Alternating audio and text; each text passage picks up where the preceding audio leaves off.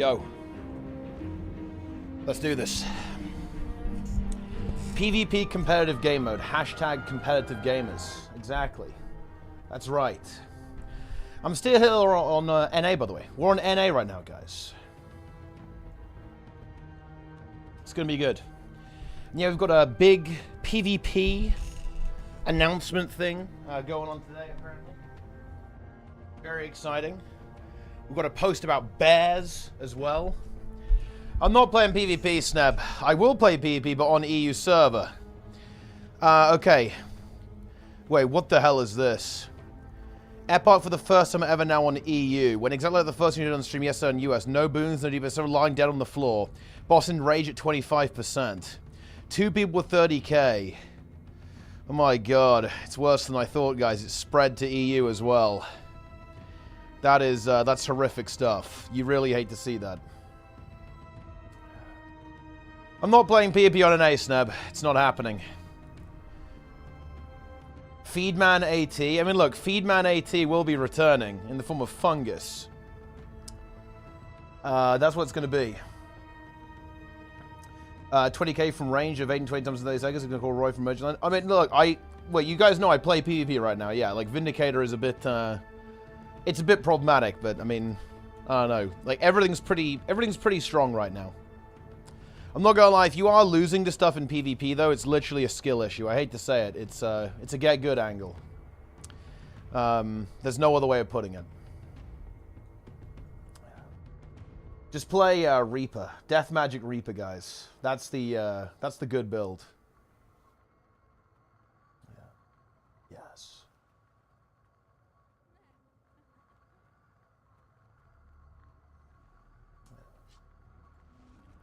Duo with Snub. PvO feels better than meta-wise. I think the meta right now is absolute cancer, to be honest. But, you know, maybe it's the good cancer.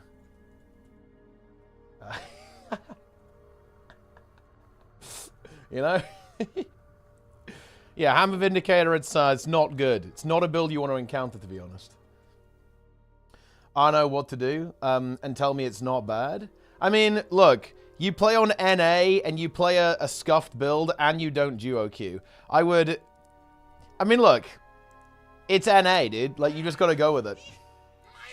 Infinite CC? Well, I mean, yeah, because... I'm not gonna lie. You have to dodge. You know, that's definitely a bit of a dodge moment. And you have to, you know, you have to pick your moment. You gotta pick when you go in, guys. You can't just, like, run in and feed. And the thing is, like, you really...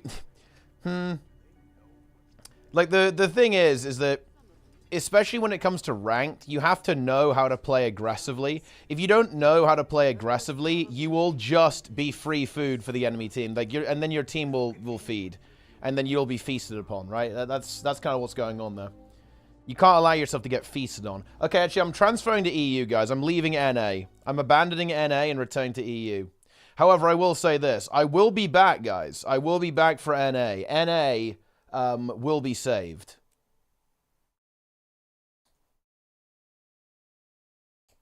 Never touch it again. Wait, Sneb, you committed to doing the minimum games every season, right? Like, that's how it is. Yeah. You said you'd do it every season.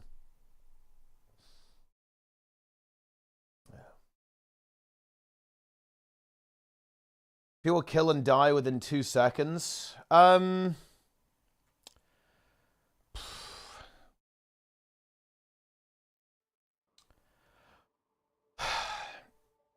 At low level, I'd say yes. At low level, the time to kill is really fast. But that's because...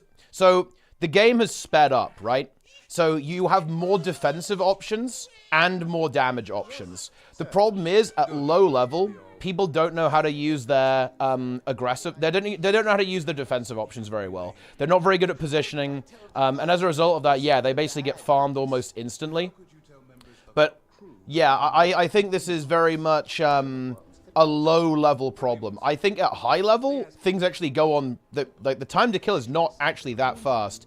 Like, battles can go on for quite a long time, actually. But, yeah, at very low level, like, the time to kill is incredibly fast. Like, at entry-level PvP, it's pretty brutal, for sure.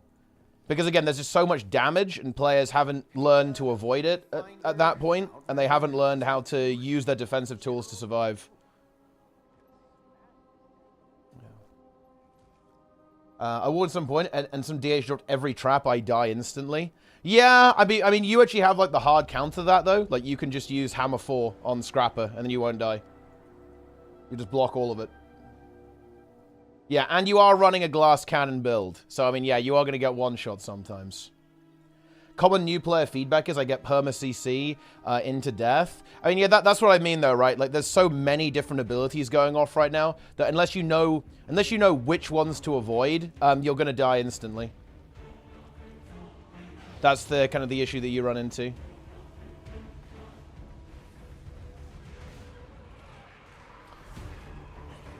Hello, gamers. Stubborn and Connie, guys. Exactly, yeah. And you know what? I actually think that's kind of a UI issue, Trig. I think people don't realize they have condies and then just tick out, right? People literally tick, and they don't even realize it. They don't use condi cleanse. Yeah, people completely ignore stun breaks. They don't use them, and they don't realize that they should use them. Or, like, when to stun break as well. This is 100% true. Like, I do think that a lot of issues with PvP are mostly at entry level, to be honest, is where people really get farmed. Because I don't know, I've been playing some solo queue, right? And I'm not gonna lie, felt alright. It didn't really feel that bad, if I'm being real. I played an AT with Syndrana as well, and I'm not gonna lie, yeah, the game wasn't bad. You know, it could have been a lot worse. Then my internet died, and we got kicked out of the tournament, but, you know, the enemy team paid me, so GG.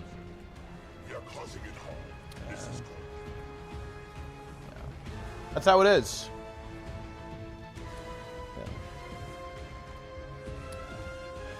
Yes. And it won't nerf the things. There will nerf untamed traits more so nerfing maces and hammers. They'll just kill the spec. It needs to hire people who actually play PvP. And you're in luck there. Because, you know, funnily enough, like, Trig plays PvP, so does CMC and Roy, and Grouch, actually. So, basically, like, you know, all of ArenaNet does at this point. Get the new Giga Internet? I did, but, you know, apparently there's still some issues with the infrastructure in my area, unfortunately.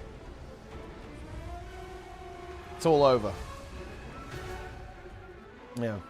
It's fully over. You know, I think UI actually is an issue here. Like, people don't realize that they have a billion condies on them because they can't see them. So they just, like, die and go, like, what the fuck happened? Right? If condies were, like, in the middle of your screen, I think people would actually... I think that wouldn't be nearly as much of an issue as it is right now.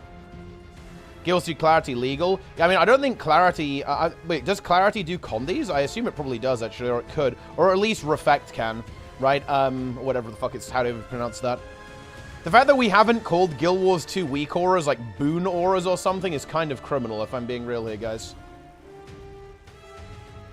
Yeah. I'm not on NA, I'm on EU now, guys. We're going to do EU Epoch, the Breaker.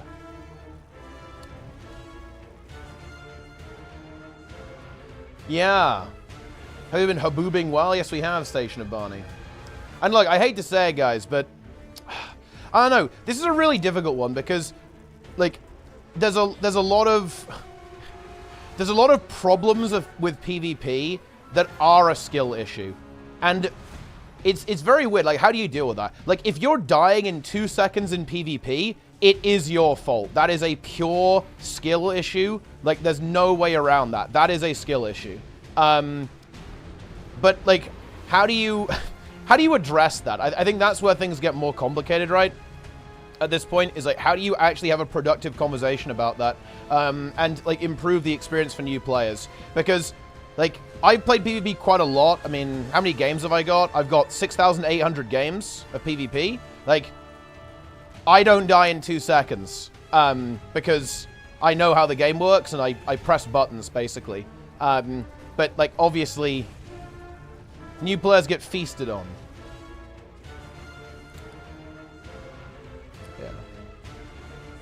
Yeah.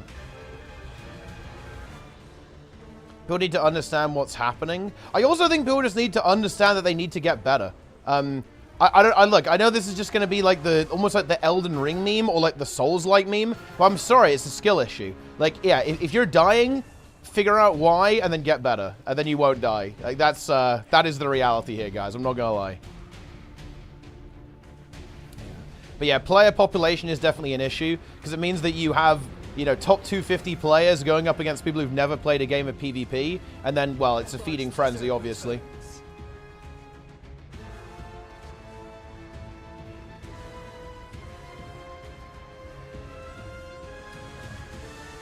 Yeah.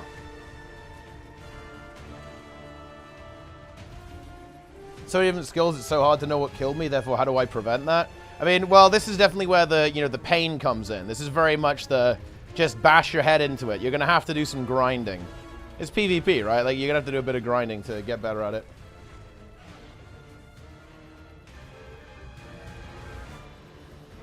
Ooh. PvP is not worth getting into. I mean, I don't know. I mean, it depends what you mean by that. Like, I think it's fine.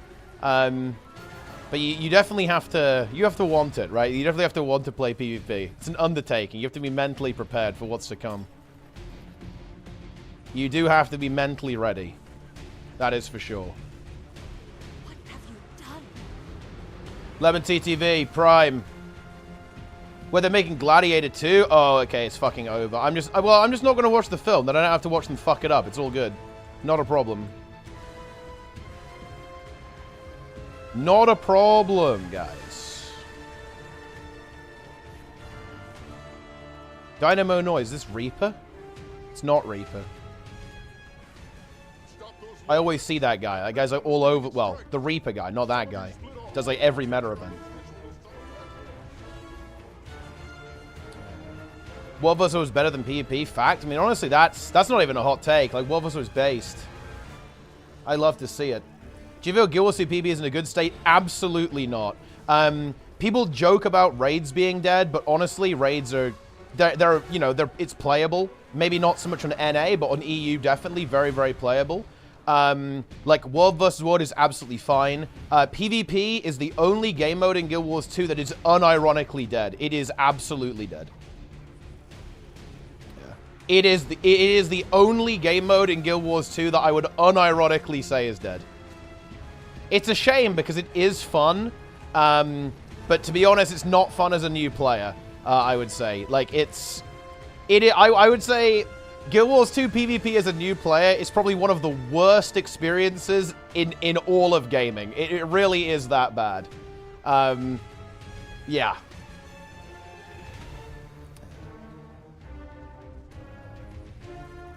When the time to kill was higher and fewer skills and damage was sold, but the massive burst joke or Fiesta is so damaging as a whole. Well, okay, but here's the thing though. I feel like I don't actually view it as that.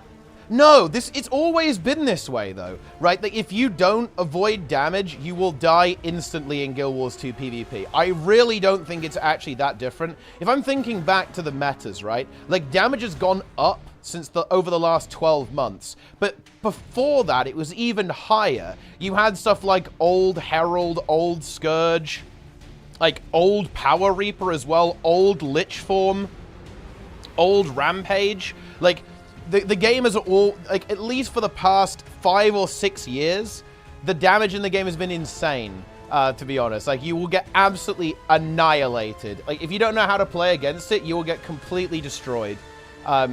I don't think it's actually super different. Yeah, like old one-shot Soul Beast as well. There's always been builds like this. Like, Fresh Air Ellie is like an absolute pug destroyer. Kind of always has been. They get wrecked with little no build on a core spec and then leave. Yeah, I mean, there are actually some core builds that are pretty okay, I think, actually. Like, Core Guard is obviously playable. I think Core Warrior is playable. Core Thief is probably playable. Core Mesmer is... I think Core Mesmer is, I mean, maybe not great in PvP, but I think it's playable, for sure. Core Necro is actually pretty good right now, actually. Core Necro is very playable in PvP currently. So there's only, like, some options that you can go for. Core Ranger, I think Core Ranger, well, compared to other Ranger builds, it's pretty bad, but it's definitely playable. Oh. Did the wrong achievement. That's fine, though. Bunker Chrono in the esports time. Ah, yes. That's the true good old days right there. I actually have boons. This is great. This is like the EU difference, guys. I actually have boons here on this server. Feels very good. How much unexpected was today's Wolves on PvE stream? I think not unexpected at all, actually, because they told us in, I don't know what it was. There was a blog post. Maybe it was the studio update. But there was actually going to be an update regarding PvP. Yeah, regarding PvP in July. So yeah, we actually did know this was coming, which is kind of cool. Games don't die for no reason. Oh, it was just completely neglected, right? It was like absolute neglect. Same thing with World vs. World. Like PvP and World vs. World were just completely neglected, like ignored by the developers in every possible conceivable sense. And also, it was very underdeveloped on launch as well. Like no proper leaderboard on launch is pretty bad.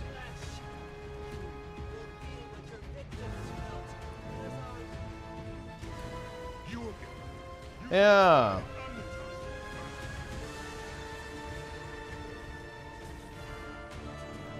Have I seen this? I'm going to read it very soon, actually. Second year of HOT, late 2018, 2019. I mean, look, I think, Angels, at the end of the day, Angels is right here, by the way. The amount of damage is kind of, yo, Blobs, thanks to the tier 1 and Lincoln with the raid. Appreciate it, boys. No, I mean, Angels is just 100% correct here, guys. Like, the amount of damage in PvP is... okay, so... Here's the problem with here's like one of the really big problems with power creep, is that when you have power creep, you often have speed creep as well. And speed creep is actually the real enemy. Like, abilities doing a lot of damage, I actually don't think is a problem inherently.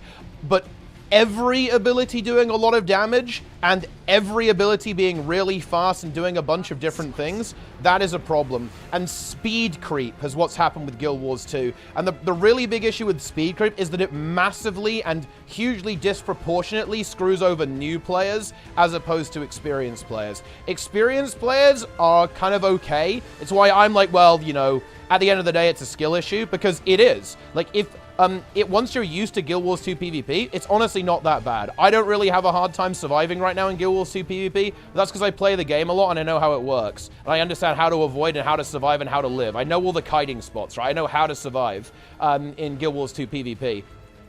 But the thing is that none of that information exists for newer players. So the issue that you run into is that speed creep completely fucks the game. And speed creep has ruined the game, for new players at least. Because, yeah, you just die in 2 seconds. Kisiano was talking about this, how Mocklock said it's like a shooter game. He's honestly not wrong. Like, if you're a new player, you will have to, like, deal with 3 months of the adaptation period where you're just, like, figuring out how to survive. Yeah. Enjoy.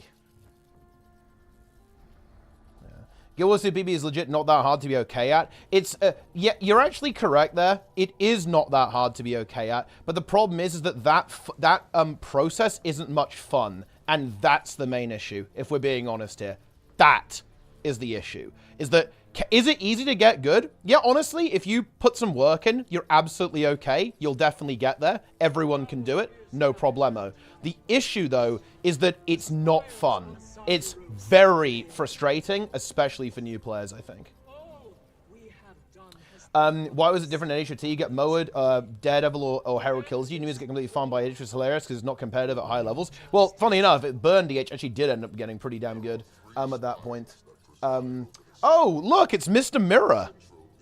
This little Yeti. Dude, why does this guy have so many fucking ults? Okay, look, straight up, guys. This is what mental illness looks like.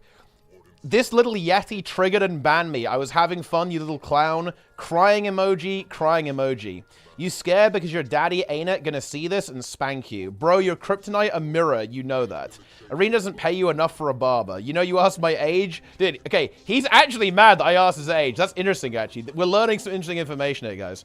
But I don't care. Your age, your brain age is 5, including autism and brain damage. Crying with laughter emoji, crying with laughter emoji. You are so pathetic, you know this game is sucks. Being a bitch is your personality, and you admitting you playing this game for money. Dude, like, I did tell him that I play the game for money, but that was to make him angry. And, well, look, all I can say is, guys, I've still got it. Your boy still got it, guys, okay? I did make this guy very angry, and you know what? I don't regret it. I regret nothing. I hope he stays fucking mad. Cry harder. Yeah.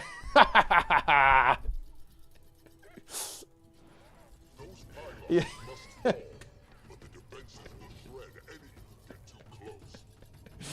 Oh man. Still getting used to this. Yeah, what Angels is saying here, yo, Envy in the chat, by the way.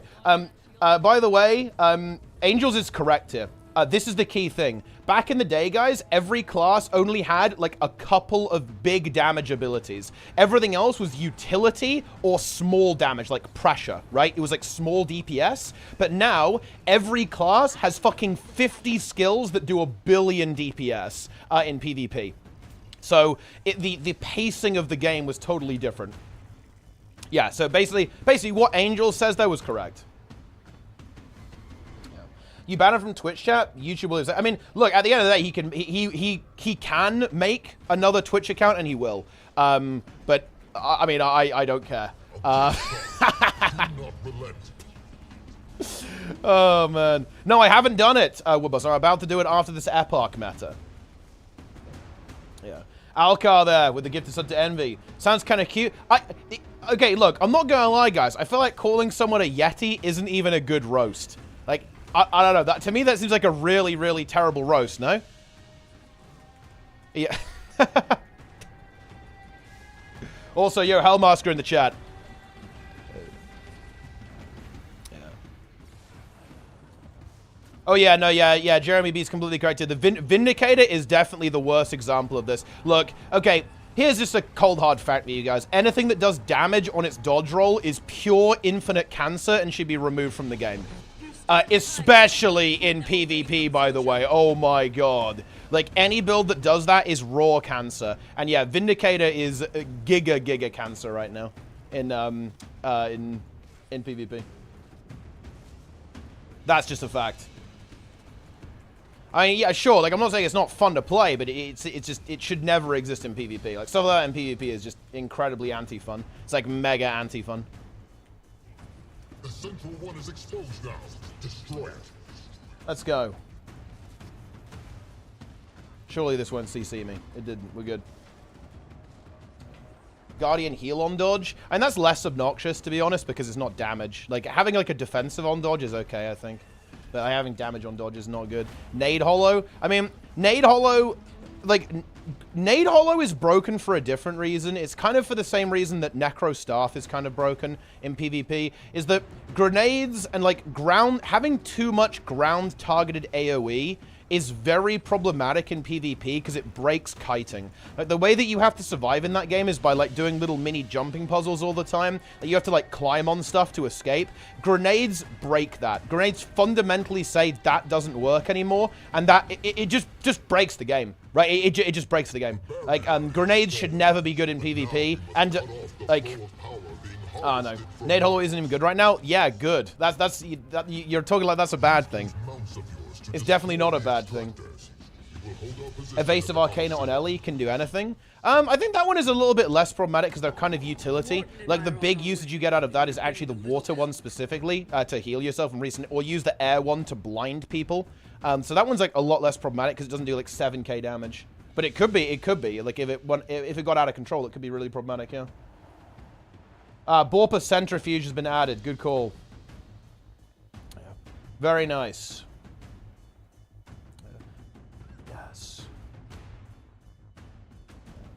If they just bite the bullet and ban some elite specs in PvP, that way PvE can be fun and PvP balanced. I mean, I think they should just, like, I think they have to ditch the idea that every elite spec has to be good in every game mode. I think this is no, that can't exist. Like, realistically, Scourge should never be good in PvP. I don't think there is any version of Scourge that could ever be healthy in Guild Wars 2 Conquest. It's never existed. Scourge has always made PvP worse in every way whenever it's been good.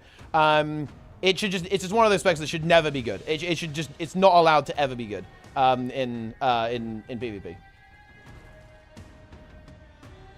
But yeah. Here we go. Pump. A hype train is closed. Night lights with the Prime. And also, wait, who else subscribed? Someone else did it. I'm going to find you. Andok de Azriel. Thanks for the Prime. Love to see that. Very nice. Keep the subs going, guys. Hype train begins. I want to see some serious subs here, guys. Sub goal 420. Sneb does next season as well, ranked on NA solo queue. Except he's forced to play off-meta builds. He has to play only core specs, guys. 420 sub goal. Sneb queues. Core specs only next season, ranked PvP NA. Lockout skills and traits on a monthly rotation. Force people to come up with cut-down builds. Honestly, no, I don't think that's really that fun. It's that's fun as like a little mini game because it's basically what Codex Arena, right? In Guild Wars 1, but not as a main game mode. There's a big one over there. Nice. We're going to take the fight to them before they can regroup. Here we go. We face the crab. Level 1 crab is here. I descend. Gatekeeper Vilgos, aka Sneb.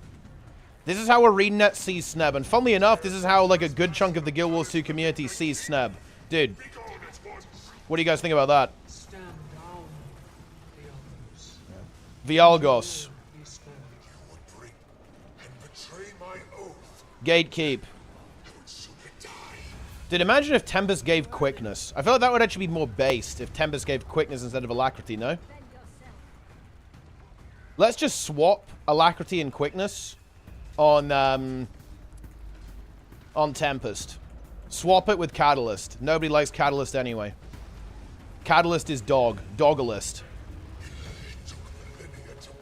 Maybe Tempest gives quickness and alacrity. That could also be content.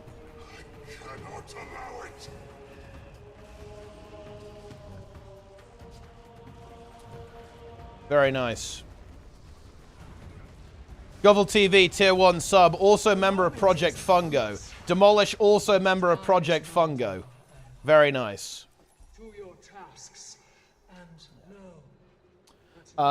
Sebastian, I'm still part, and I said no, I'm still pause. Then Arena sent me an email the next day. Yeah, so I don't. Sneb could maybe talk about that a little bit, but to be clear, there is absolutely no fucking shot Sneb like fucking snitched on you, Envy. There's absolutely no way. I think Sneb's here. He can maybe give some details on this. Like Sneb's doing a bit of research right now. But trust me, I know Sneb. He's one of my best online lads. There's absolutely fucking no shot that he snitched on you. There is a 0% chance that happened. It's a bit of an unlucky coincidence. Yo, Nozav XL with a Prime. Appreciate that, my friend. Welcome back. Yeah. Failed Embryo in public today. Was even trying to call it Kamazo and listen to a 50-50 pass-fail event. I am going to be doing Project NA, guys. That is going to be happening post-expansion. Okay.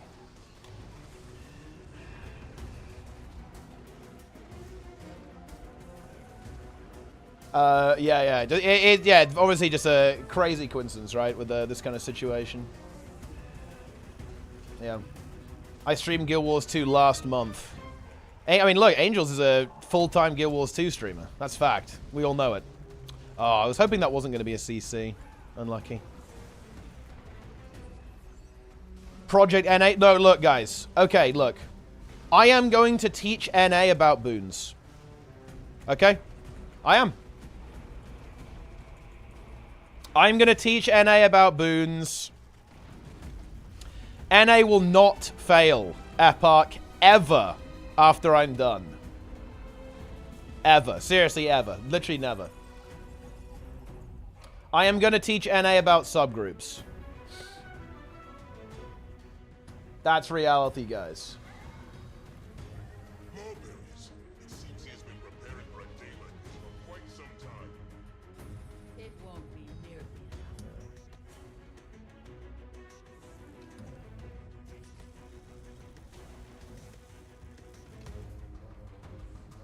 What barrier is this that's locking them in? We have seen this kind. It is likely powered by these pylons. I don't fail Epoch with the minority. It fails on NA. It's pretty rough stuff. I've seen it happen. I've seen it happen a lot. Ah, Reformed is joining. Reformed. We're both alacrity providers, though. This is not good. Reform needs to play Harbinger. Reform UK, that's who Angels is voting for, that's for sure.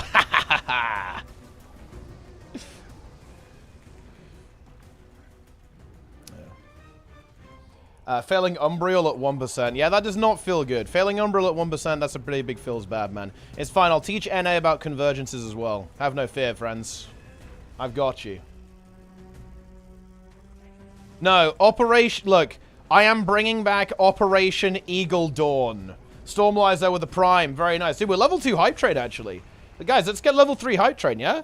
Wait, dude, we need like a big oiler. Are there any oilers in the chat, guys? Anyone could like just gift 50 subs to get to level 7 hype train real quick? We just made that happen. 50 gifted subs. Let's go. I was still playing, dude. Eagle Dawn is coming, Envy. It is coming. Operation Eagle Dawn is gonna be en route. Yeah. Yeah, Bakash teaching NA about boons and subgroups. Listen, it's all good, guys. Yeah, we got to summon Guild there, man. We got to get him in here. Yeah, Jesus Christ. Yeah, nice. It's time. NA is dead. No, NA will live, guys. NA is going to be 50k DPS on every single player very soon. Crafty K, Prime. NA, well, no, EU PvPer, Crafty K. And also, I think, Raid Seller as well, if I'm not mistaken. Very nice. Alcar gives 2 subs, leveling up the hype train to level 3, guys. We still have time for the oiler. It's time.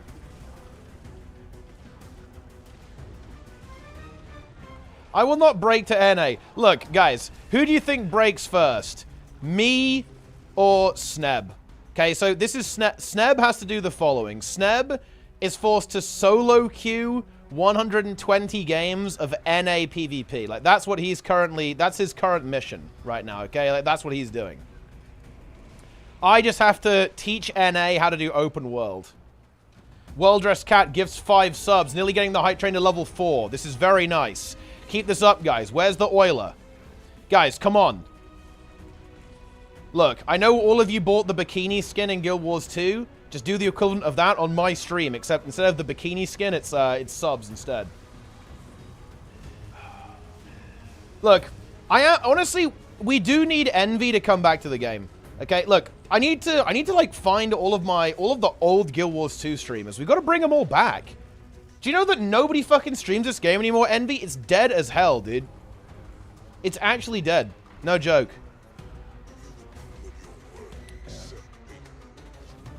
We gotta bring him. We gotta bring the gang back. You know what I'm saying?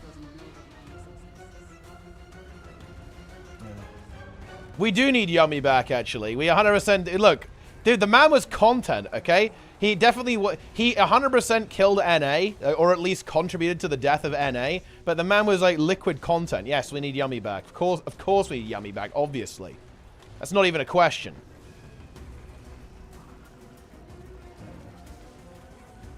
Yeah. Oh, wait, Trill was playing Guild Wars 2 PP. Yeah, that's pretty cool, actually.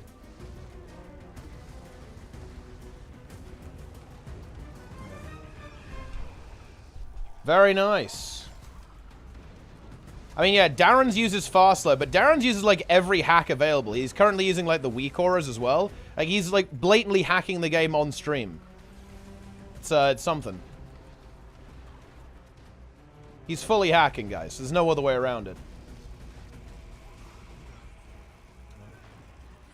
It turns out PB Legendary Armor is more engaging than the open world set. I mean, yeah, you don't have to do rifts for it, so, like, there's... Anything's better than that.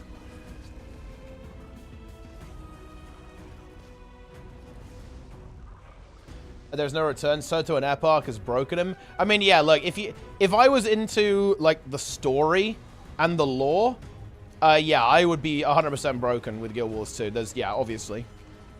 It hasn't gone super hot, let's be honest.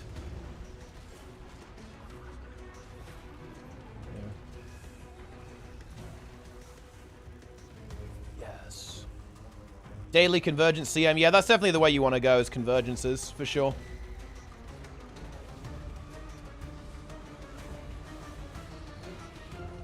What is the DPS meant to show 2 bars here? Because I've got a setting that always shows me, so I can always see my damage. Are you going for Race to World first and the War Within? We're no, definitely not. We're going for Hall of Fame, which is top 200 world. But like World's First is World's First is not like World's First in Guild Wars 2. Okay, World's First is fucking serious business in WoW. So you've arrived, as I'd hoped. Unconventional methods, sure. Guys, level 3 hype train. We need like 2 additional subs for level 4 hype train. Let's go, yes? Come on, Oilers, wake up. Another bound to It's time. For you, I will not even offer surrender. Paying for all the players and analysts just for 1 World's First. Honestly, worth. Actually worth. Frog. Freg.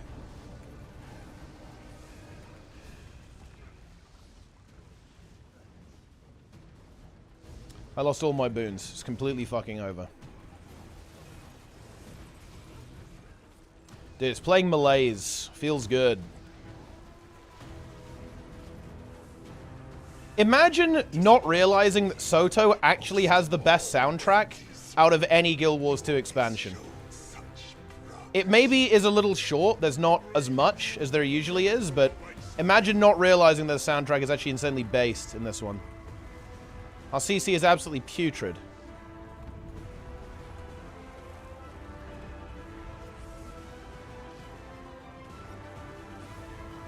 No, EOD's soundtrack is not even that good. Like, the only reason you'd think the EOD soundtrack is actually exceptional is if you're a weeaboo. Like, that's, I'm sorry, that's just fact. Like, if you're a weeb, I get it. But the thing is, what if you're not a weeaboo?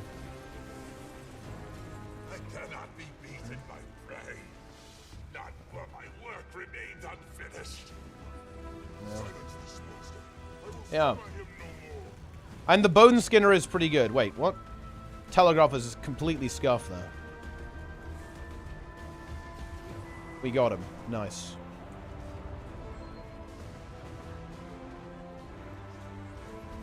Reformed.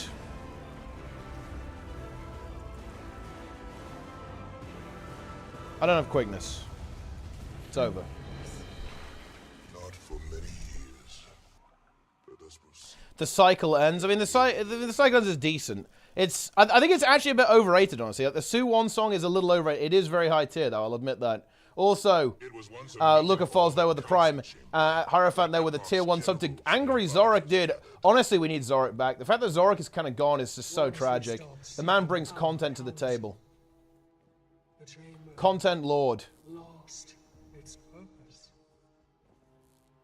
It doesn't Do you think I failed as a leader because Linka thought Wicked Frogs was NA? That's interesting, actually. Wait, why would he think that? The throne room is atop the central tower. We must hurry. It's too dark in here. I can't Very see where nice. I'm going at all. It is just ahead. Epoch. Follow my voice. The Breaker. He is here. We actually don't have that many people. Wait, is this? Does this player give quickness? Oh, they don't. To enter my It's over. home. Zero coordination meta. Yeah, we actually have zero. We don't have a tag, guys. Did we lose this? Did we lose? He turned into the same monster he always Let's see. You understand nothing. I alone am fit to rule, and you are fit only as Let's see what we got. we have to seal those lips. You must like pain. You must like pain. Well, some people do. We don't judge here.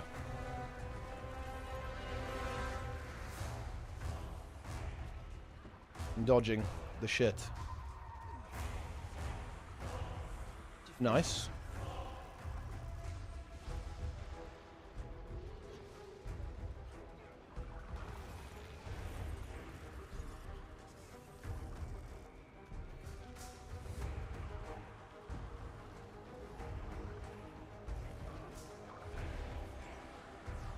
We have to seal those rifts, or we'll be overrun. Nice. Dude, I think we're going to win. This is actually free. Surely we don't lose. There's no way. This is piss. Man, this is honestly one of the worst pieces of content ArenaNet has ever released. Goddamn. Like, I don't know about you guys, but to me, this is worse than the tunnel. Because at least the tunnel kind of looked cool, right? Like, the tunnel looks pretty damn cool, if I'm being real. You know, like, there's a giant enemy at the end, and it looks kind of sick. This is just lame. It doesn't even do anything. Look, the boss isn't even... Look, he's just AFK. Doesn't even attack.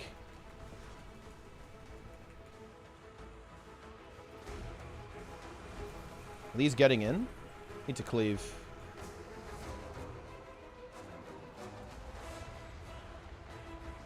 The war within this would be a spider? I think you mean a crab, actually. I think that's what you mean. Be a huge crab. What time is the PvP stream? I'm thinking about 2 hours. Actually, about 1 hour from now.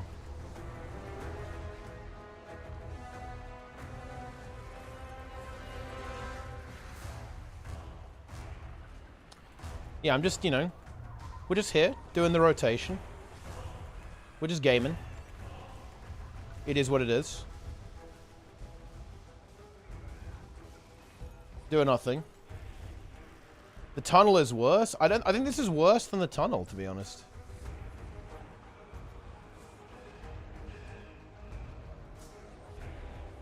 It's actually worse than the tunnel.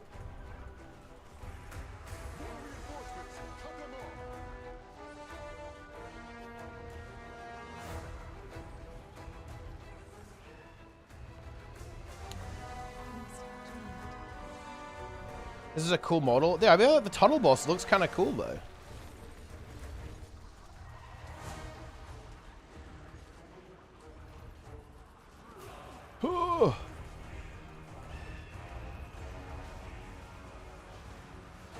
We're pumping.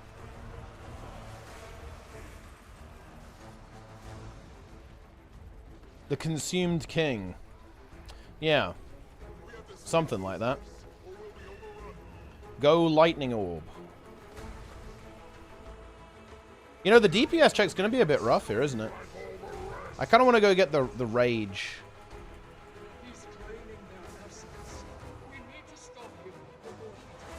I'm getting the Rage. Oh, I got eaten. That feels bad. I've been consumed.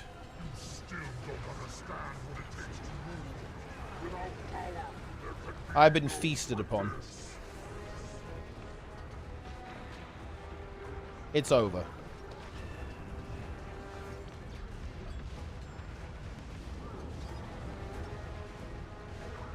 We're going back.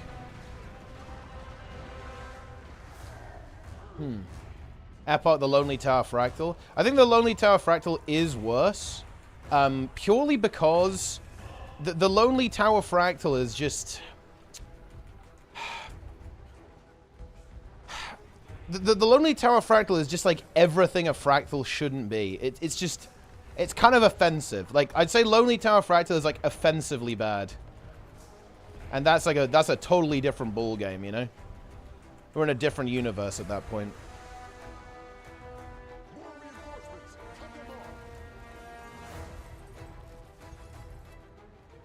Surely Wing 8 won't be this bad. I certainly hope not. It would be very sad if it was. Oh, these are kind of getting in, huh? I'm going to attack them. Send my orb out that way. Enjoy the orb. 66%. We're actually failing the DPS check right now. Or at least it's extremely close. So we need to get a move on. We need to do more damage, guys. More DPS. It's the only way. What have you done? It's pretty chill, though, you know? Not really a lot going on here. Just blasting. Just pumping the boss. Benjamin, tier 1. B-pot. It's a good call. Good choice of a mode. Very nice. Oh, shit. Dude, 5 stacks got in. I think we actually lose because of that now. I think we lose.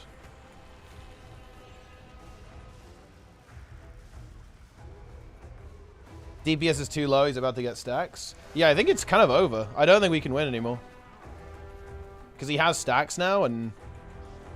I think that's just going to kill the damage. I just don't have quickness ever, either. Does not feel good. DPS is low. I mean, DPS is insanely low. I don't think we have that many people here, though. That's the thing. Like, at the start, there were really not that many people here.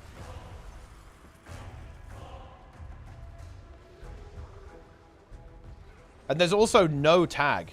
This is unusual. You don't see this very often. There's, like, literally no tag here.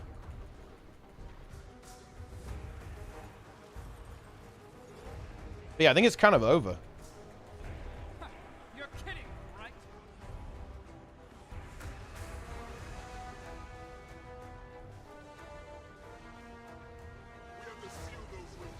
Play Harbinger, Linker. Give me boons.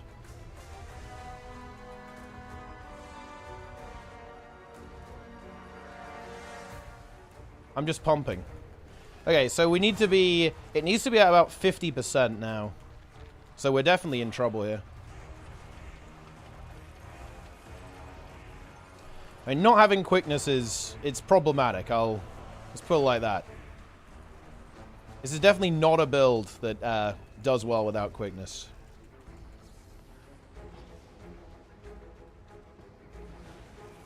Snab is doing air park on NA.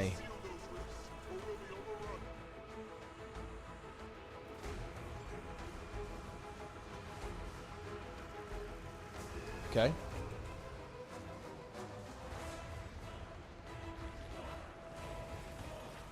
Let's keep pumping. 2k DPS matters. I mean, yeah, 2k DPS, guys. It's a lot. Which one is Gluttony? It's like the orange one. Oh, no, it's like the yellow one here, actually, isn't it? You know what I like, guys? They still haven't fixed Lonely Tower, have they? Right? Like, is it? I think it's correct that Despair never spawns on tier 4. It only spawns on tier 1, right? They just haven't fixed that. There's like an entire mechanic missing from tier 4, and I guess technically CM as well. I assume they're just never gonna fix that. They're just like never gonna make that happen ever. That's my assumption at this point.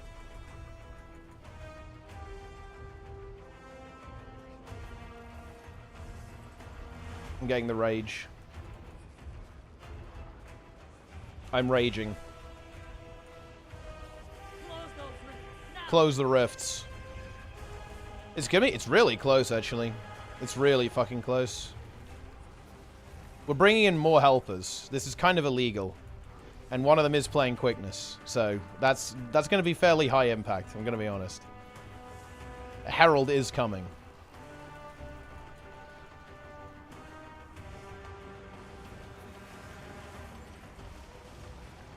There we go.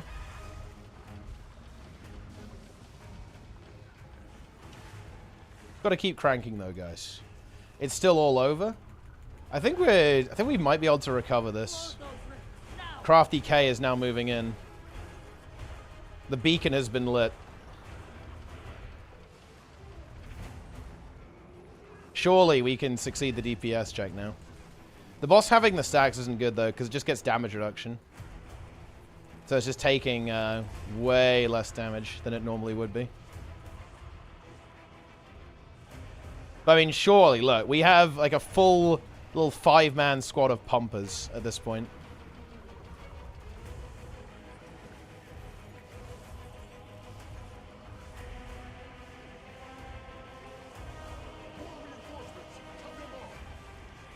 Go. Okay, we've got 4 minutes. Come on, I believe. No, I think Rage is the best in open world, Link. The Gluttony doesn't work the same, yeah. Okay, we have boons now.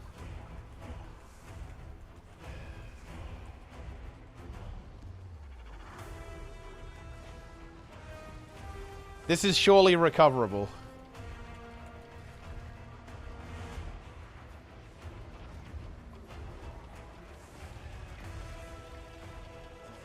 %, 4 minutes. Close those rifts now.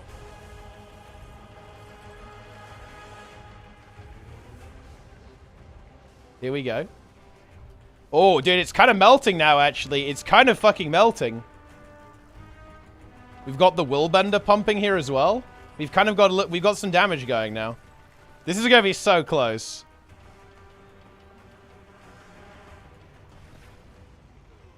We are pumping. Oh, people are getting consumed though. That does not feel good. Oh, that's bad. That's really bad. Like, all of us got fucking consumed. We lose like 30 seconds to this, I think. We've been consumed.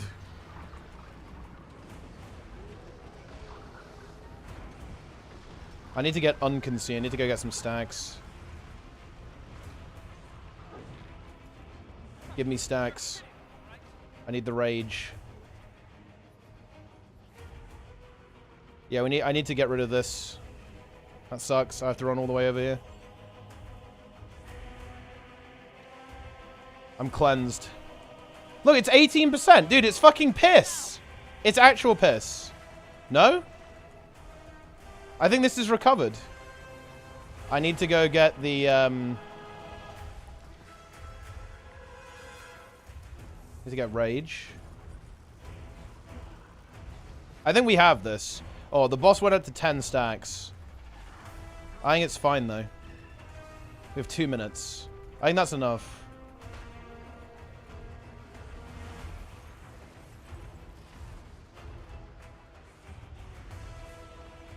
It's actually so insane. Dude, we added... This is so wild. We added 3 people who play the game well to the group. And look what happened, guys. It goes from completely no hope to an immediate win with 3 people. I don't think people realize how impactful you can actually be in the open world. That might be an interesting video topic to talk about, maybe. I think, do you know, I think that one of the reasons why people don't try an open world is because they don't think their contribution matters. This is something that Snebs talked about a little bit, I think. And he's very right on this. In my opinion, I think people really don't understand how important you really are. Like, this, make no mistake, guys, this is me and my subgroup are probably doing over half of the group DPS combined. Like, with just the 5 of us. Probably over 50% with just us. In fact, no, definitely over 50% with just the 5 of us. And there are, what, like 40 people here. And I think we're very... Oh, whoops. I kind of AFK'd there. Like, we are very comfortably over 50% of the group's DPS, I'd say. Pretty easily.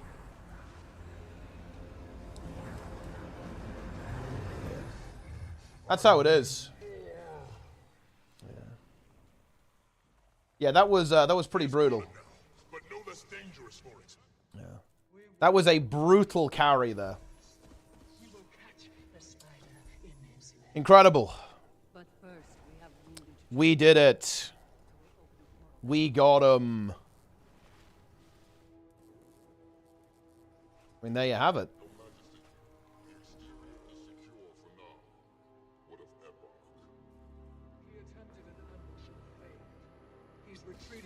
GG. Then let us press our Quickness of lack of my RNA, we said. Yeah, maybe. Yeah, maybe. Every spies there I leave the full squad and make a second squad, getting 15 more people. Oh, yeah, that's a good call, actually, yeah. Yeah. You failed the pug epoch. We did not fail. Look, that was a win. That was a huge win there, actually. And awesomeness might have the log. The breaker. Epoch is a breaker, to be honest. You know, you have to respect this encounter, guys. You do have to respect it. Oh, he actually has it. Here we go. Oh, it only shows us, though. You honestly hate to see it.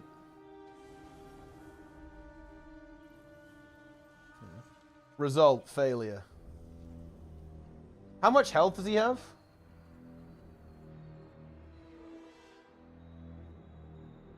Yeah. Doesn't it doesn't have like 400 million health, guys? Well, yeah, exactly, yeah. If we know, yeah, if we know the boss HP, but I don't know the boss HP.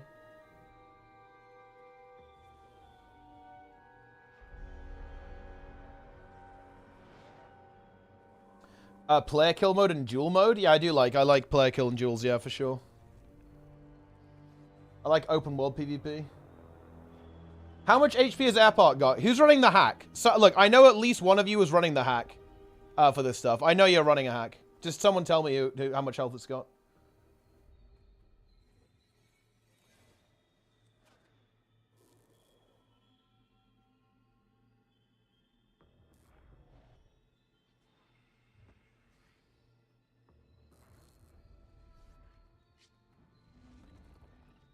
Okay, so we did a total of 68 million damage to the boss. So we did 68 million damage, guys.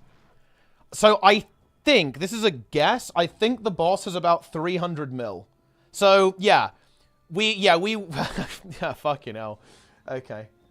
So yeah, we were not 50%. But we were not 50%, but only because the guys came in so late. In terms of DPS, we were probably 50%. But bear in mind, Crafty K, when did he join? Yeah, look, Linker came in halfway, and Nico and Crafty K came in literally 60% of the way in. Yeah, you can look at the graph here. You can see what's going on, right? And you can see, look what happened, guys, when Nico and Crafty K joined. Look at the steepness of the curve, how it immediately starts going faster. That's actually so funny. I got consumed twice as well. Feels bad. I got feasted on. Unlucky. Oh, yeah. Yeah, and the boss had stacks. Had 10 stacks, and we still made it go faster. Yeah. So that's very interesting, yeah. So I think, yeah, with all 5 of us, I think we were actually 50% of the group's damage. Because just looking at this overall, I would say... Wait, what the fuck is this? Oh, yeah, damage taken, yeah. I'd say overall, we were probably about a quarter to a third. Snab's calling. Yo, Snab, what's going on, bro? Hello. They're big mad. Wait, who's big mad? Okay, I joined a map and they already had a tag and I honestly didn't really notice it. Yeah. And so I was like, join yellow tag, let's go. Big boons, big DPS. Let's kill Epark, yeah. Yeah. And then somebody was like, no, join the other tag. And I said, respectfully, no, we have big boons and damage. We're making subgroups. We're going to go. We'll be the hit squad. You guys can take care of the ads and stuff. We'll deal the DPS. And then somebody was like, a boon squad doesn't work here. And I was like, what? Yeah. I was like, Lamau, no. Yeah. I said, respectfully, the only time I've ever lost this was when I was not the tag, so I'm not tagging down. Yeah. And then they made a fuss about it, so I said, okay, well, they're probably going to fail if we're not here, but I'm just going to go start a different map if they don't want me here. So I just left. And then they were mad that I left. Snab, it is like the most NA thing ever. Epoch is a huge issue. It's actually broken EU as well. EU would have failed if I didn't bring in the boys. I told everybody this would happen, and they're like, no, Snab, you're being over dramatic. I was like, it's no, a breaker. Guys, literally. It's fully broken. As soon as the blasters stop playing this meta, it will never pass. I mean, I'd say it has actually broken both servers at this point. Both servers cannot complete Epoch. Yeah. Well, win some, you lose some, I guess. Yeah. It's pretty fucked up.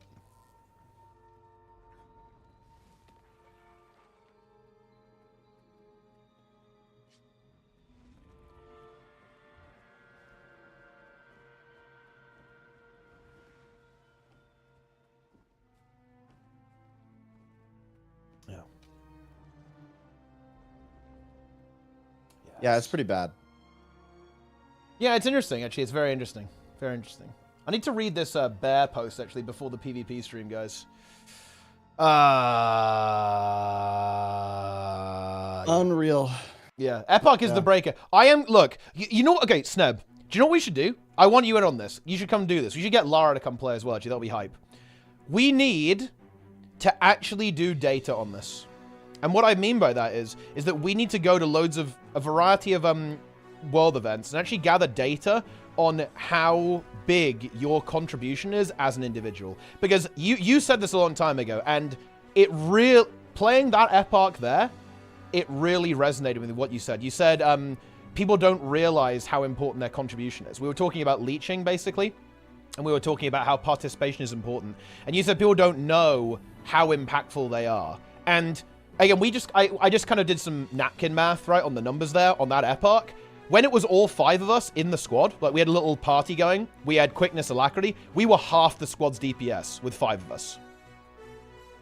And I think people don't realize that you can do that, right? Like, if you actually put in some effort, maybe you play with a friend, right? Or something like that, or, you know, a couple of friends, you can hard carry any open world event with, like, 5 people. Like, I'm pretty sure you could do it on Dragon's End. If you go to Dragon's End with, like, 5 people, you will absolutely devastate. Yep. You know? Yeah.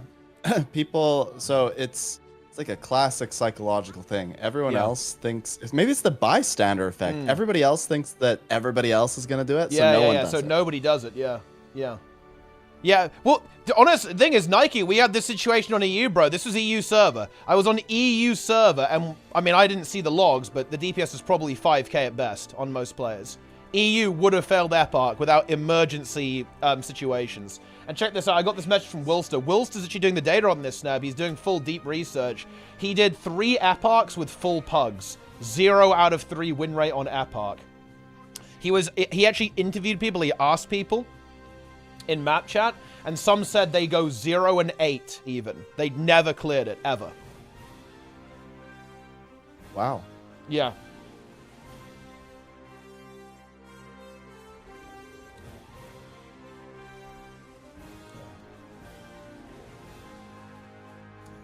Yeah, there were way fewer people there. That was kind of a dead map we were in on, right? They were like, that was actually a dead map. So that's a little bit of a different situation, but yeah. Yeah, I think it's actually a huge issue. People have no idea what actually. Oh man, Dude, sorry, I'm just having just this like saying. massive brain problem. Oh. I hate putting myself in the LFG now because I know that when I put myself in the LFG, I get people that will not talk, will not communicate, are not interested in doing anything, will not do mechanics, and won't have any damage or boon impact.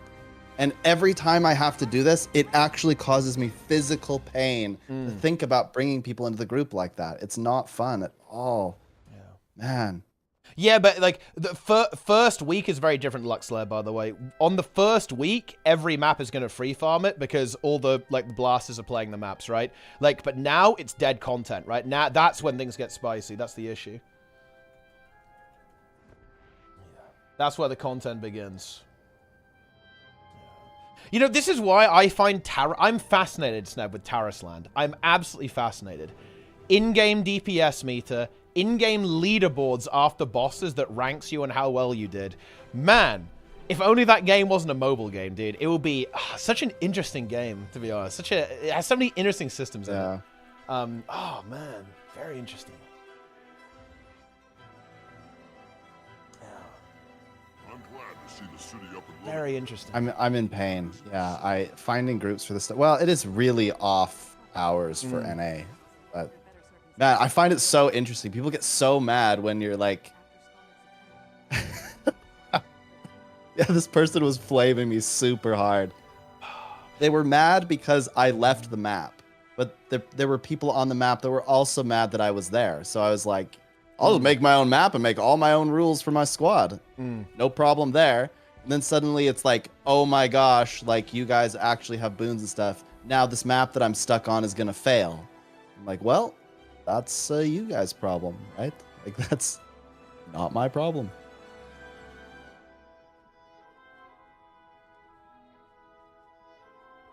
Fortunate.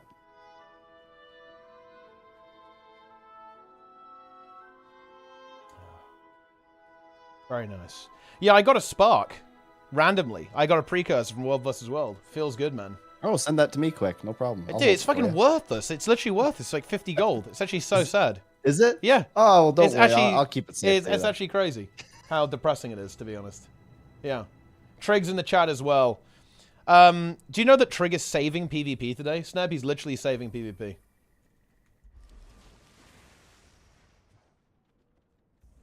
Yeah. Enjoy. Saving? Really? Yeah. Yeah. So, actually, before I go read this bear post, actually, because I got to read this Coden post, got to learn about the lore, guys. Sneb, describe your experience of solo queue PvP on the NA server. That's horrible. Yeah, I actually absolutely detest PvP in every way. And to be clear, because everyone's going to say this anyway, you can't hurt me. I know that I'm not good at the game. I get it. I get that I, quote, need to press my buttons and all that stuff. I get it. But it's not even fun. Like, I don't even know how to explain this to you. It's so unfun to play PvP, it's actually painful. I don't get why anyone finds it fun at all. It used to be really fun. I have 6,500 games of PvP played. Yeah. I played the hell out of PvP. But it used to be it was not, like, it's just filled with, like, one-shot builds and, like, extreme amounts of CC. And, like, when I made a mistake, I got punished for it before. But now if I make a mistake, I just die. And I don't find that fun at all.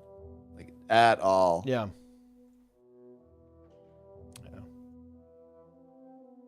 Disperger. Voice is putting Disperger. That's not a good sign. And I'm going to be playing PvP soon, you can all actually. say skill issue and whatever. I don't, it doesn't matter. Yeah. There's a reason why the population is so low, and it's because it's not fun to play at any skill level. I mean, even the top PvPers, like half of them barely play anymore, right? It's not fun, and that's why people don't play it.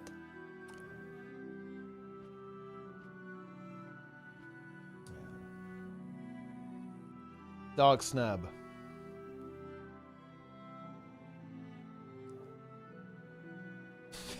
Yeah, I actually don't know what they could do. I guess maybe the new game mode could help revitalize it, because maybe it'll have a population influx. But man, Conquest is so unfun.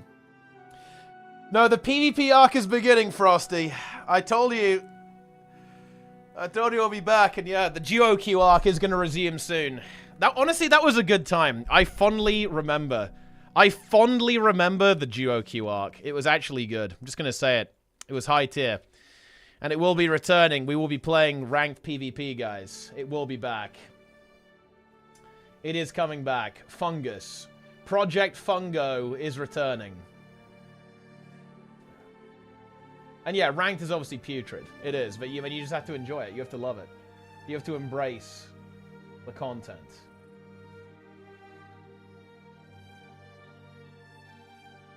You know what I enjoy? Tempest. So many people are playing Tempest right now. It's great. Yeah. I mean, Tempest is good.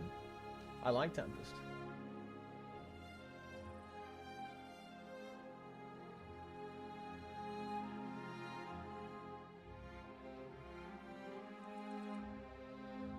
Yeah.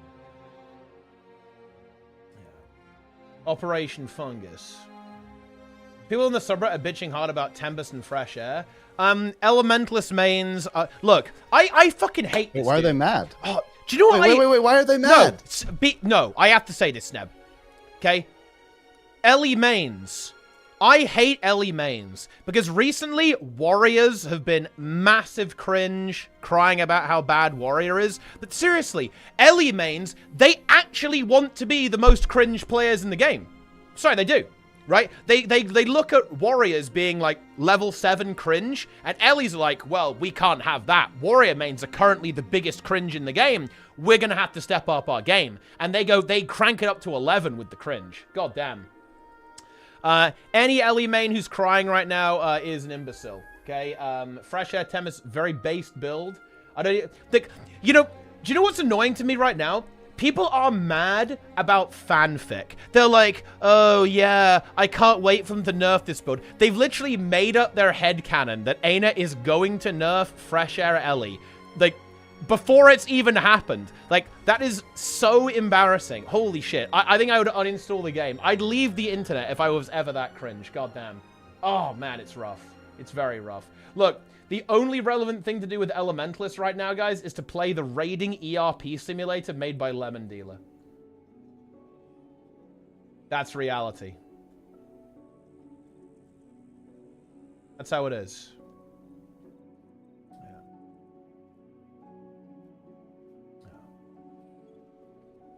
I love Tempest. Yeah, it's good. Tempest is so good. It's base. It's so fun to play, and it has a lot of value in providing a little bit of aura stuff and It's just tanky. Soothing It's mist. just, Yeah, it's good good. build. It's a good build. And even better, you can like adapt the build slightly depending on what's going on or what your team's like. I like that. I think it's fun. Yeah. You know, I saw a video about Warrior in PvP today, Snub. And it was complaining that trash builds lose to good builds. I was like, well, I mean, I don't know what to tell you. Like, yeah, it doesn't make any sense to me. Like, well, yeah, no shit. Like, obviously, that's gonna happen. Once again, I'm gonna say it. Yeah. It's about perception. Perception is reality. People are blaming builds and stuff. They're not entirely wrong. Not entirely wrong. But they're not necessarily pointing at the correct thing. You know, if people are saying that they're losing to specific builds, it's a bigger problem than that, I think. But yeah, like for me, PvP, the big problem for me is I feel like every match I go into is an absolute coin flip on whether I win or lose. And this is because, well, one, I'm not skilled enough to absolutely carry a match. But even if I was, there'd still be an RNG element to it because the matchmaking is so poor, because the population is so poor. And yeah, like it just makes it unfun. It makes it even worse. Every match is a coin flip. I could get somebody that's top 100. I could get a duo that's top 100. Yeah, pretty much. I mean, yeah, that's exactly. I think that's a really big problem in PvP. Yeah, is that when you're new to the game, you will literally win on a coin flip. It will not. Your skill is kind of irrelevant. Like until you get relatively good at the game, you have zero impact on your matches. Yeah, like you will basically have a 50-50 win rate.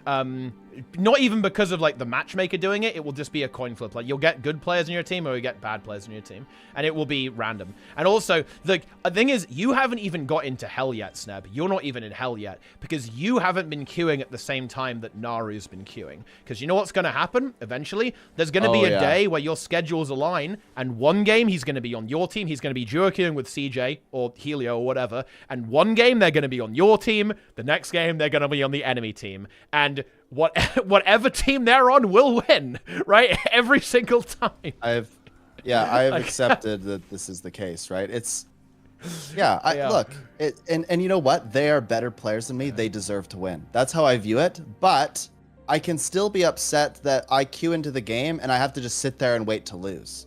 Yeah. Like, can I not? I feel like that's a valid criticism, right? Going, oh man, two of the best players in the game ever are on the other team, and I've got some guy that just installed the game and a guy that said, hey, is Core Ellie any good?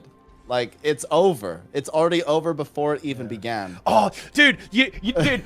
Okay, this is actually a huge problem, by the way. Boyce brought that. This is a very meta issue, but this is fucking cancer. If you're clever, okay. So the game's matchmaking algorithm doesn't like to put I know people... about this. Dude, this is so bad, actually. So what you can do... Okay, the game doesn't like putting, like, loads of thieves on the same team, right? So, and also, people are bad at thief in ranked, so you don't really want a thief in your team in ranked. Realistically, statistically, it's going to make you lose. So here's what you do. You duo queue on thief with two good people, like you're both playing thief. That forces a thief on the enemy team, and then you re-roll to like the hyper carry comp, and you auto win every single game because it like forces thieves onto the enemy team, and then you just go ahead and re-roll immediately. You do like a thief like fucking Vindicator combo, or like Helio was doing, like he would go to support Crota. There was a thief on the team as well. It's like actual immediate win, right? Like every single time. It's actually it's kind of a problem because it's it's basically like legal match manipulation because obviously the game allows you to do that, but it's so fucking brutal, to be honest. It is so brutal when that happens. I'm not gonna lie. It is, it's rough. It is very rough. Yeah. It's unfortunate. Yep.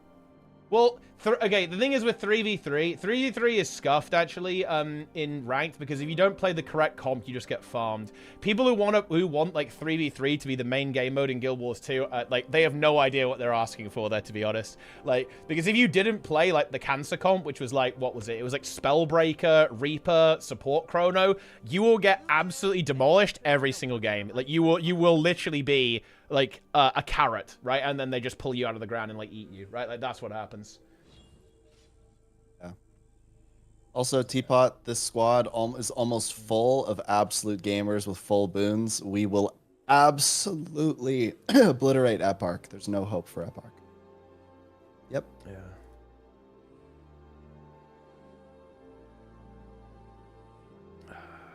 I mean, we're doing the Wyvern right now, and it'll die quick. Nice. Am I just feeding by playing Thief and Ranked? If you're good, no. If you aren't good, yes. And I think Thief is actually one of the ones that's actually much better if you duo queue with it, to be honest. Like having a friend to kind of play off with Thief, I think is really good. To be honest. Because then you can kind of get the back and forth, like the combo going on. It's really good. If you don't do your one roll properly, then you're a summer ant. Yeah, pretty much. You do nothing.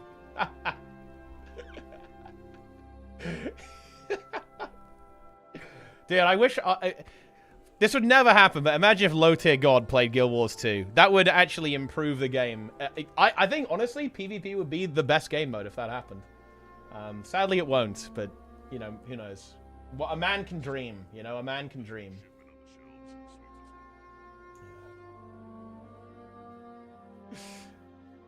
PV needs Bic back. Okay, best friend they give us Hell Does I. Avatar? No, that's true, actually. Avatar's in Fungus as well. Yeah, very nice. He'll get banned too often as well. Yeah, but he just keeps coming back, though, right? It's fine. He'll come back. 1 and 3 and people just don't like Conquest, want something simpler. Like, again, dude. The thing is, Conquest only sucks because there aren't enough people to play it. Like, Conquest is just absolute dog shit when you have skill mismatches. That's the issue. But I don't know. Okay, hang on, though. Like, hear me out, guys. Isn't League of Legends probably dog shit when you have skill mismatches? Am I crazy in this? I feel like... Okay, let's imagine that you have, like, a really good player who's playing mid. Or jungle or top or something. Like, surely that, like, ruins the game as well, right? Like, absolutely ruins the game. Like, if something like that happens. I think it's the same thing, but in Guild Wars 2. Yeah, it will happen probably way less, because, like, 1 billion people who play the game. But, like, I don't think Conquest is to blame here, not inherently. I think, like, any game like that, any team game is just going to get ruined if you have a skill mismatch. Because, like, one person can influence the game and, like, ruin it. You know what I mean?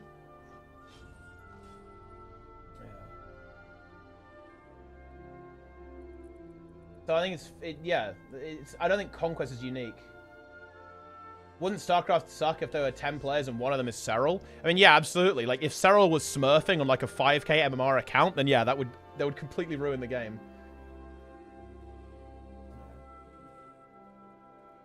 But if it were taking your average boy skills to games to skill, it's not going to be pretty. Exactly. I mean, yeah, like, maybe Conquest is worse, and that might be the case, but, I don't know.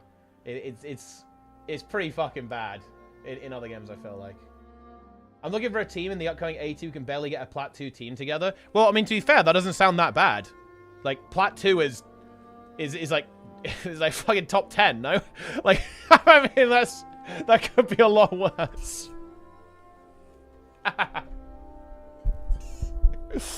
No.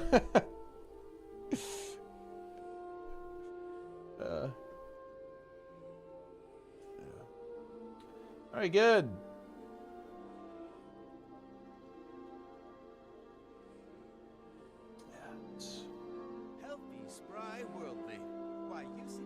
We are going to do... Oh, man, the Tempest do so much damage. I love it. Yeah, it feels good. Oh, this is so good. I love Tempest. It is so fun. Yeah. It is good. Who would have thought?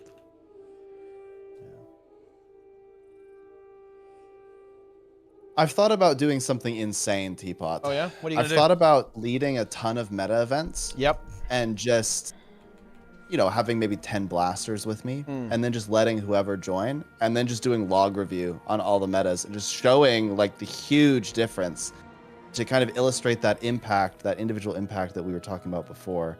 Because it is absurd. Like, people memed me forever about it. They laughed at me and thought that I was just making things up. No, it's really bad. And this is why it feels like a ton of people have just gone to separate communities. People don't want to play with random people anymore, like at all. Like a big problem I'm having right now in Skane Gang is that statics have become very closed off. We used to be able to just kind of pick someone up from the LFG, but the skill disparity is so high now that people aren't interested. And I don't blame them, but it's just a really awkward situation because it makes it really difficult to get new folks in. Navaril tier 1, nice. I mean, yeah, I think that's kind of a problem with the mature player base, right? And when I say mature, I don't mean like old. I mean like it's just been around for a long time. Is that, you know, that does tend to happen. If more endgame content was more pug friendly, yes. Like, if you don't have a pug scene, Malumi, your game is fucking dead. That is just the reality of it. This is true of any game, but yeah, if you don't have a pug scene, your game's dead. Because it means that new players can't get in very effectively, and that means you're stagnating. You're not growing, you're staying the same. And I think this is very much the case with, I think the PvE scene actually, and the PvP scene in Guild Wars 2, is that it's all the same players getting recycled. You're not really getting a lot of new players into the game. And of course you lose players all the time, right? Like players quit, they've had enough and they move away.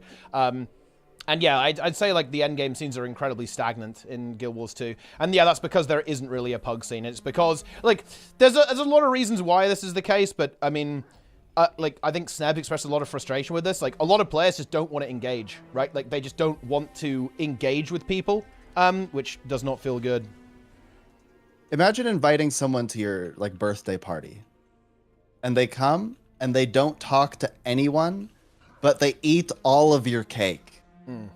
That's the pug scene in Guild Wars 2. It's just like you were invited to the party. Why don't you join in on the party? And they just look at you and like their eyes like go dark and they just eat your cake. That's what's going on. So essentially you just gave them free cake. Yeah. And eventually you don't want to invite them to the party anymore because you know they're just going to join and eat all your cake. The people wanted min-max. I think that's insane. If you don't want to waste your time, don't play video games at all. Okay, this is actually one of the comments. Look, I'm gonna, you know what? I'm not gonna get frustrated. Yeah, I'm actually gonna engage with this in like super good faith here. So what's gone wrong here? You have failed to understand why people behave the way they do. Like, it's not that they don't want to waste time. Like, min-maxing and having a good composition or like a good strategy or like good execution, it's got nothing to do with wasting time. In fact, it's usually slower. Like, if you wait for, you know, if you want to get a full static together, right, and do like super high efficiency, there's a lot of time investment there, right? Like, that's, you know, you've got to do like the planning, you got to do the strategy, you got to practice your rotation, right? That you've got to, like, you know, work together as a team, you got to get to know each other. Like, that's not time efficient, but it's fun. People like doing this. Like, this is what people always fail to understand. Like, it's not about clearing the content faster. It's not even about clearing the content, in fact. It's about doing something well. It's about executing something well and yeah, optimizing. It's about doing something efficiently and correctly. They like it. They actually like doing it. And yes, that means if you don't want to play that way, it means you shouldn't be in their group. That's the really important insight with this as well. Like, if you're looking at someone, they're going, wow, they're doing all this optimization, that doesn't sound fun at all, you should not be in their group. Why would you want to be in that group? You clearly don't want to play that way, right? Like, why would you want to? Why would you want to join? Look, every time somebody says this, I just cringe because it doesn't make any sense to me. I'm not asking you to min-max. I'm asking you to play with me. I'm just asking you to talk to me at my birthday party. I'm not asking you to like make sure that you're the best birthday party goer ever. I'm not asking you to like, break dance on command. I'm asking you to just wear a party hat and walk around and talk to people. It's just like it's not min-maxing to want to play with a human being who's going to engage with you and like want to engage with the mechanics of the game. I just want to play the game with other people who also want to play a multiplayer game. It's not min-maxing. Like right now, I have a subgroup with every profession ever, every healer, alacrity, whatever, right? There's like a million different things. Like there's a scrapper, a willbender, a herald, a ranger, right? There's just tons of different people. And all we did was try to somewhat organize so that we could do this event well. We're not going to break world records. We're not running the best composition in the world. We're just, you know, we're just trying to play together and have a good time. But the issue that we run into all the time is people don't even want to play. They don't want to play at all. They want to AFK and leech your stuff. They want to put no effort in and then flame you out because it fails. There's people that join and do less than 2k damage when theoretically they could auto attack with a core warrior with a greatsword and do like 5k. Like it's absurd. Yeah. What do you do? Yeah. I think there are many players that take video games too seriously. What do you mean by that, though? Right? Like, and also, who are you to say that? Right? Like that's the thing. Like you know, it's funny. There's such an irony here because I think you're frustrated that in a way people want to play the game a certain way, but you're doing it. You're telling people that they aren't allowed to play the game the way they want to, or that, oh yeah, that's taking it too seriously, or that way of playing the game is invalid. Who are you to say that? Right? I don't think you're allowed to say that. Nobody is. Like, everyone can engage with games in whatever way they see fit. And no, I don't think you can say that people are taking it too seriously. Like, that's entirely on them, right? That's entirely their opinion. Like, if they, you know, if they want to take the game seriously or not. Like, for example, okay, look, over the past 3 days and over this week, I'm going to be playing Mythic Plus, like, probably like 6 hours a day, every day, because we want to improve our rating. We get 0 loot for this. We get nothing, and it's really hard, and we're just going to fail and lose over and over and over again. You might think that sounds absolutely miserable, and that's totally fair, by the way, but we want to do it because we think it's fun. And thing is, you can't tell me that it's not fun. You can't do that. Like, you just can't do it, right? I don't know. Like, look, I'm going to use Hellmasker as an example here. I think what Hellmasker does is absolute torture. Going for every achievement point like that, I could never imagine. But you know what? I find it kind of impressive at the same time. I admire it. I think it's cool that that's what he likes to do and that's what his goals are. But they're not my goals. I think it would, like, if somebody forced me to do that, I would call them evil, right? I don't want to do that. But I think it's really cool that Hellmasker wants to do that. And I wish that more people had that attitude. Just because you don't want to play how other people want to play doesn't invalidate their playstyle or yours. You just have different playstyles. And guess what? If I join a map and everyone on the map is like mad because I'm trying to have good boons and DPS, I'm going to leave the map. And then when the person flames me out because they call me petty and a bunch of cuss words, I'm going to kick them from the squad. I can do whatever I want. It's my game. And you know what? I'm just not going to... I'm going to play how I want to play and enjoy it peacefully with people who also want to play the way that I want to play. And there's nothing wrong with that. Sneb is toxic. That's true. Yeah, I have come into toxic. I just don't take any crap from people. I just meme them back if they're being stupid about stuff. Dark Sneb has risen. No, Dark Sneb is here. Yeah. Oh, you honestly, boys, you got to tune into his PvP streams, man. I don't know if you saw it because you got DJ and sleep schedule, but seriously, he had some crazy shit going on in A. Like, there was some wild shit going on in A, boys. Like, it's content. I want to see boys kill on A. There was a game that was like really close, and Oh, I saw it. My no, ally. yeah, he left the Did point. you see the one where the guy left the point? By the way, he was a a warrior too, as well. No, he was a spellbreaker, I think. That was his literal job, was to die on point. Yeah. And he casually walked off At and it like 495. neutralized. He literally left at 495 points. And we could have lost. You could have lost the game. You actually could have lost the game to that, yeah. Just because this guy just like left the node for no reason. Oh man, it's funny. Yeah, it's pain. Yeah. Yeah. What's your opinion on bringing a healer builds into open world meta events? Can it be impactful like a boon DPS? Not as impactful, but it can, like having like 3 or 4 healers in a squad of 50 in open world is really good, especially if it's a heal scourge. Heal scourge is very high impact in open world, I think. Or anything that can revive, right? So like a heal Tempest actually, like with like the Geyser revive trait is actually pretty good. Like Druid with Glyph of Stars as well, for example. But in general, you're better off playing a hybrid, right? So play like Celestial Blood Scourge, basically, kind of like the Plague Doctor style build.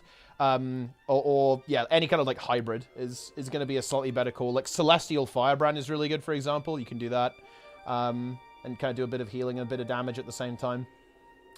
But yeah, I think it's good. If you want to play healer, you definitely should, for sure. But yeah, like the absolute hard carry builds in open world are power, specifically power, boon DPS. So like Herald, for example, I would say Tempest is actually a really good choice right now as well for open world too. Like yeah, Alacrity Tempest, like Power Herald is really good. Stuff like that is giga good. But yeah, power is specifically good because it's bursty, and burst damage is very good in open world. A lot of events, a lot of meta events too, like are very good for power-oriented builds. Let's take a look at this clip. If you're gonna play a healer, you want to play any healer that has the ability to res faster. And that's most of them, but you just got to bring the skills or traits or whatever. What the fuck? What happened here? Wait, how is this possible? What? Wait, he started attacking the clones. Oh no. Okay, then wait. And then he leaves as well. Go to the training walls back. Okay, here we go. Oh no, guy dude. comes in for the Fucking res. Nest builds a fucking training wall. He's gonna get the res as well. This guy's oblivious. Oblivious. Dude, please. Look at him. Look at him. He looks so lost. He blinks away. What the fuck? What am I? Yeah, that's unfortunate. Yeah, like, you honestly hate to see that. Yeah, I mean, what he doesn't do anything. Oh man, that's yeah, that's something. Yeah, leaves in shame. The clones bamboozled him, I think. You know, he got baited. It reminds, look, I mean, look, don't I have this clip from Ranked as well? Dude, this one, I remember this one. I will never forget this game, guys, because this, like, Hollowsmith, we actually won this game, by the way. But was I playing with Nico? Oh, I was playing with Mela, actually. Yeah, Mela's playing Reaper, I was playing Firebrand, and, like, this Hollow, he went far on respawn, died within seconds, and just did that for the entire game. It was like actual chain feeding. And look, he just does it. Look, on respawn. Look, he's going across the map again, guys. Look at him go. He's back in immediately. It's crazy. I just want to have chill people to play with, and I hate it people in regular LV regulars get insane over a person underperforming or making mistakes. That's just not how you should behave, and yeah, sure, that's my opinion. I'm not sure what to talk about. Training for M+ is fair to do, I never said anything else. Min-maxing with your group of friends, too. Well, I mean, wait. I would want specific examples. I don't know what you're talking about. This very seldom happens. It does happen. I want to validate that it does happen where people get really upset and whatever. And this is a function of people not knowing how to communicate well. People should set their expectations up front, and if you don't follow them, it's your fault. But if they don't set their expectations and they aren't clear, it's their fault. I don't think this is like as big of a deal as people often say, and I don't really know what you mean by min-maxing. When I go into a random LFG, my goal is to be able to kill the boss and not be there for 6 hours. And so I'm gonna make subgroups. I'm gonna want everyone to have boons. I'm gonna ask if everyone knows what's going on. If you lie to me, you're kicked. If you make a million mistakes, I'm gonna try to swap you off the rolls. But then if we can't do it, and you said that you could do it, and my explanation or my expectations were clear, then you're probably gonna get kicked too. And okay, I'm not gonna like flame you out. It's just that's what the expectation was. And the thing that is, was set. I hate to say it actually, but Nike actually says something really important here, and he's completely correct. If you're getting called out for playing badly in raid groups, you have to be genuine garbage. As much as I hate to, look, I know that sounds a little bit harsh, but dude, the way people say this, when they say, oh yeah, you get called out for underperforming, people make it sound like you get flamed for doing like 3k DPS lower than the benchmark, right? Nope. Nobody cares. You're only gonna get flamed if you're doing 3k DPS, right? Like that's kind of like the threshold. Like in pugs, if you're doing kind of bad DPS, nobody's gonna care, right? I'm sorry, they just don't, right? The only time people are gonna get flamed, and by the way, guys, I'll go really far on this. I would say that flaming people is never okay, actually. Even if someone joins your group and they do 3k DPS, you should never flame them. You can definitely talk to them and say like, hey, this is an experienced group. This might not be the, the place for you. Maybe phrase it a bit better than that, but you get the idea, you get the sentiment. I think you can do that for sure, but you should never flame someone. It is never okay to say like, oh yeah, you're fucking garbage, right? Like, uninstall the game. That is never acceptable. It's never productive and it's never acceptable, right? To do that. But that's not what's going on here. Like, if you're getting called out for performing badly in a raid, you are gonna be doing like 5k DPS. Like, that is the type of situation that is gonna cause that kind of behavior. It's not gonna be, oh, you did kind of mediocre DPS. It's gonna be, no, you either completely failed the mechanic and you obviously have no idea what you're doing, or you do so low DPS that it's like you're racing the healers, right? Like, that is when you're gonna get flamed. And the thing is, like, that is one, incredibly rare, but also like very easy to avoid, right? Like, just do more than 5k DPS and you'll be fine.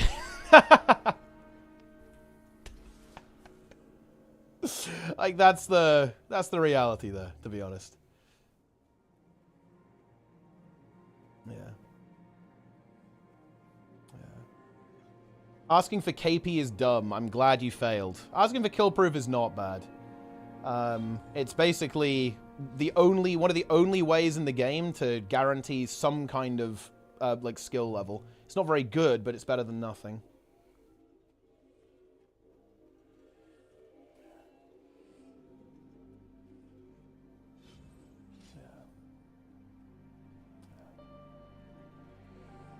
Some dude raged at me at a lockup time on Science Surf CM. Wasn't even elitist posting or anything like that. I mean, fractals are weird though, because like, fractals are the only place in the game where people actually do like speedrun tech in pugs, right? Like, that's kind of the thing that's going on here, right? People unironically do speedrun tech in high kill proof fractal groups. If you're joining, let's say, like a 20k UFE, 30k UFE group, people are going to expect you to do speedrun strats. And if you don't, they're going to be mad. And that is strange. I don't necessarily disagree with that. I would never do that. Like, if I join a pug, I'm not expecting speedrun strats. So I'd kind of admit that. Or I wouldn't even admit, I'll concede, or whatever word you want to use. Yeah, I'll say the way people play fractals at very high kill proof is maybe a little problematic. I would definitely recommend, if you want to do like actual strats, don't pug. I would never do that, in the same way that I would never do that in Mythic Plus. Even in relatively high key pugs, I'm not going to be doing the same tech I do with my Mythic Plus static. That's just not, it's just a recipe for disaster, if we're being real here. Like, you just shouldn't do that overall. So yeah, sure. I don't disagree with that, to be honest. Yeah. But yeah.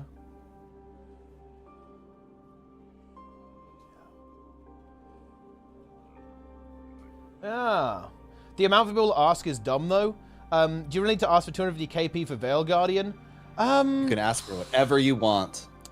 Whatever you want. It's a really good question. Like... You know what? You can think it's stupid. It doesn't matter. It's irrelevant. Do they really need to ask for that? No. But are they? Yep. And they can. And it doesn't matter.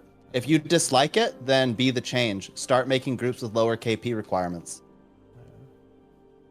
Like, what's the response to that? If you dislike that people are making groups like that, then start getting people to make lower requirement groups. And that's how you change it.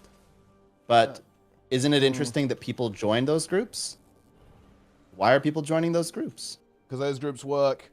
That's why. Same argument is the way they want to play the game in clear content. Yeah, but here's the thing, though. There's a big difference here, Leonardin. It is not... It is a very, very basic requirement to want, like, quickness and alacrity. Like, that's pretty realistic in my mind. I feel like it's not super realistic to be expecting people to do actual min-maxing in pugs. Like, again... the community isn't really there for it, right? Like, in WoW, sure, you can actually get really good pugs and M+ and raids and stuff like that, but in Guild Wars 2, I'm just not sure how realistic that is, to be honest. But it's pretty realistic to ask, I would like to have quickness and alacrity, right? Like, you know, that's pretty legit. Like, I don't know. Is the PvP a buy in AT class as a win, or does it not count as a win? I'm actually not sure about that. I think it counts as a win. I think, for your record, anyway. If people behave like you propose, not flame people, gaming super chat, I actually find the Guild is great in that regard, so people get insane. I'm criticizing those people, no one else. Yeah, and the thing is, I'm saying that doesn't happen very often, whatsoever. Like, I don't think that happens. Hell, I'll tell you a little secret. It really doesn't happen very often in WoW either, to be honest. I do think that toxicity in video games, especially MMOs, is, like, hyper overblown. Like, again, there is one thing I will concede here. I am a tryhard, and because I'm a tryhard, my exposure to toxicity is massively reduced. Look, if you compare my experience in Mythic Plus to Jester's, it is night and day. And it is because I am a disgusting tryhard in World of Warcraft, so I win basically every time. I don't deplete keys. Jester absolutely does. In that regard as well. But yeah. Yeah, Phil LFG with the troll raid saying Queensdale Bridge event to combat raid cells by finally getting ArenaNet to notice it. Raid cells aren't a problem. This is the thing. Like, you're wrong here. Why are you mad about raid sellers? You're okay. No, I'm doing it. I'm triggered. I'm triggered. Yeah, I can't do it. No, wait, no. Let me do it because look, it's the same as people getting mad at Sneb for advertising his statics, right? You're mad at the wrong thing. You're mad at people using the LFG in a, I guess, like a slightly unconventional way, instead of asking, why is the LFG dead? Like, you're mad at the wrong thing here. You're mad at raid sellers when you should be mad at the LFG fucking sucks. Yeah? Oh, it's even more than that, Teapot, though.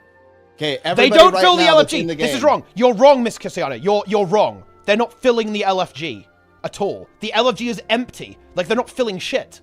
You're just wrong. It's incorrect. There's like 5 of them. Yeah. The LFG like is one empty. group. Okay, everybody right now, do it with me. Do it with me. Press Y or whatever your LFG tab is. Go to the LFG, go to Central Tyria, and go to Squads. That's way more pervasive. Way more than the raid sellers. Come on, guys. Come on. There's a million jumping puzzle, AFK nonsense. It's the exact same stuff you're complaining about. They're basically selling your jumping puzzle. Nobody ever complains about that. Why are you mad about raid sellers? No one cares. Yeah. It's such a small part of the game. Yeah. It doesn't matter. Completely correct. I actually really like I like the jumping puzzle analogy there as well, because I think it really highlights it for sure. We're saying the Wolves are included. If you're not 8K plus Wolves or don't join my squad, how is that inclusive? That would actually be fine, yeah. Like, and again, it's not, I hate to say this, but inclusivity's got nothing to do with it. It's like, these people want to find people who share their goals, share their playstyle. I'm sorry, that's the way it is. Nobody would use world versus world rank as a yardstick, because that's just like, it's like a meaningless grind, pretty much. Also, it's a very, very slow grind as well. It's not in any way relevant with this. But yes, if you want to join a GVG guild and you say, I don't care about World vs. World and I don't want to GVG, then they're going to say no. Yes. It's not about it. You're like, this doesn't make any sense. Like, why should people be forced to play with you if you don't share their goals, you don't share their view on the game and how to approach the game, and you don't share the same interests? It makes absolutely no fucking sense.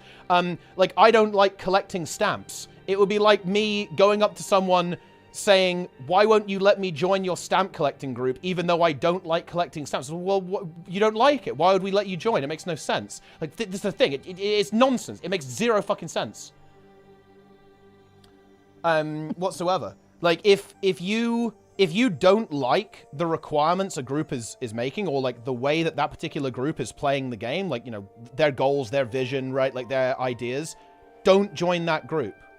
Make your own.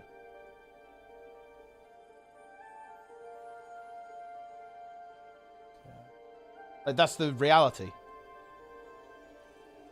And yeah, if for the World versus World like thing, if you had like a trial for a guild and you're not a good fit, they'll kick you. Yes. But there's nothing wrong with that. Like, why people aren't forced to add you to their guild. People aren't forced to play with you. Makes no sense. You're not entitled to be included in any group in any game ever. Yep. That's just the way it is. I just okay. So this is Dark Sneb speaking, by the way. But whenever people say this, I just go, "You're just mad because you want to get carried through something." That's like that's what it feels like. I'm not saying that's necessarily what's going on, but whenever people are like, "Oh, you should take me no matter what," I'm kind of like, "Well, but why?" Because, like, are you really gonna have that good of an experience? You're just gonna get the reward, but you're not gonna learn anything. This happens time and time again in Skein Gang. Somebody's like, "Oh yeah, I can definitely do it," and then it turns out that they're just not at that skill level yet, so they don't learn anything, and they don't actually improve. You kind of need to play with people that are maybe just slightly better than you, or that are around the same skill level, so that you can improve. But you're not going to improve if you're just getting carried by 9 people. Like, why do you care about joining the super elite groups? Like, let them do their thing. They don't harm anyone. And if you're like, man, I have a problem with them asking for so much KP, then make a group and ask for the KP that you think is reasonable, and you're going to get people that have that KP join your group. Yeah. Right? Yeah. And let me quickly actually reply. This is a really thoughtful comment here. I started off doing raids with training guilds to at least get started. Trouble is, on multiple occasions, the leaders lost their patience with people not completely fulfilling roles and going insane over DPS, not doing more than 22k.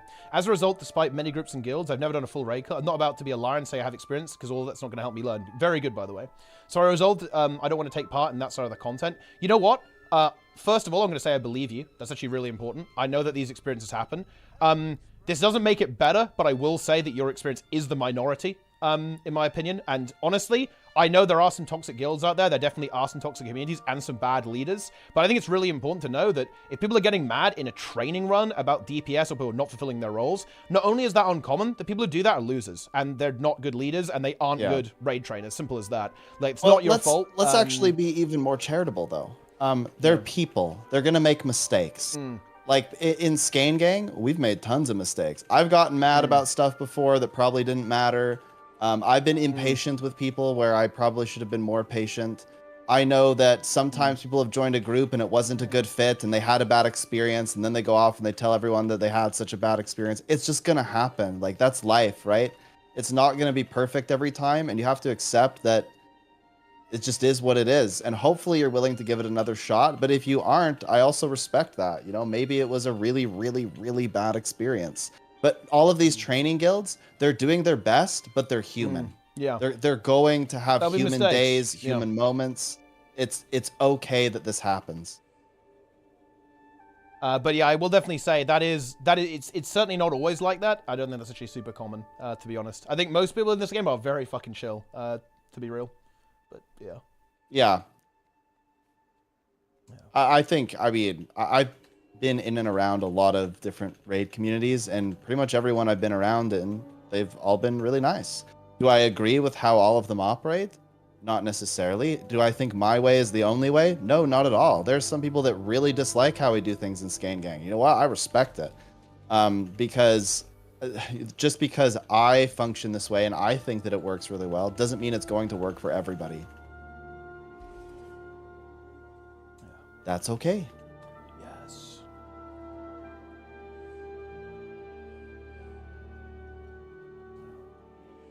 Incredible.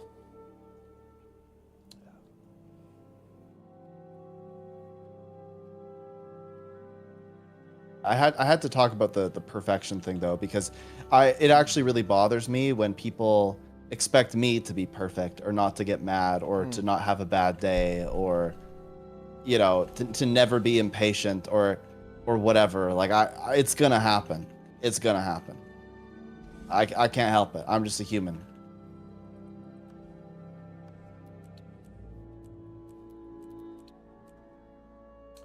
Toby JTM, thanks for the tier 1. Appreciate you.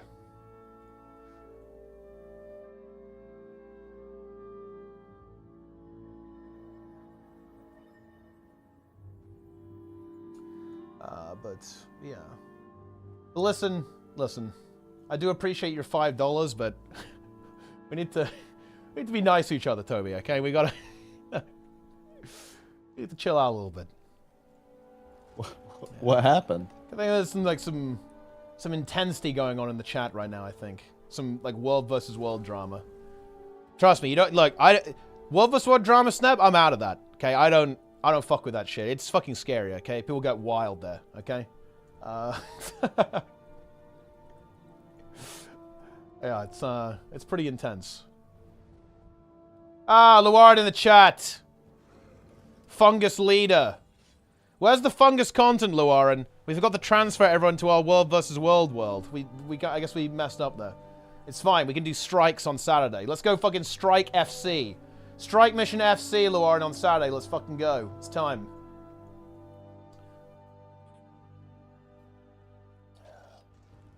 My bad, but I'll stop.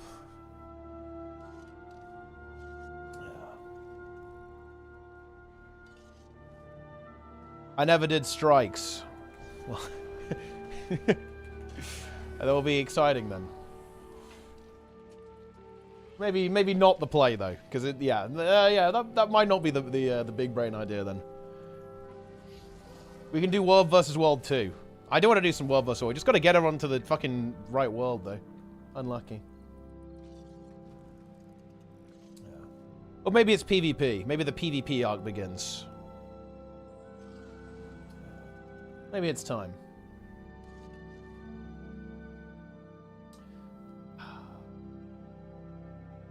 World vs. World is dead at all servers. Well, they made it an extra tier. I think that really didn't help, actually. I'm not totally sure if that was the good idea. Teapot, yeah, what's one up? of my mods. This is the first time he did the meta. He said, "Is this actually the meta?" He just stood there. Yeah. What is your response? Well, I mean, I think that's a pretty normal response, I think.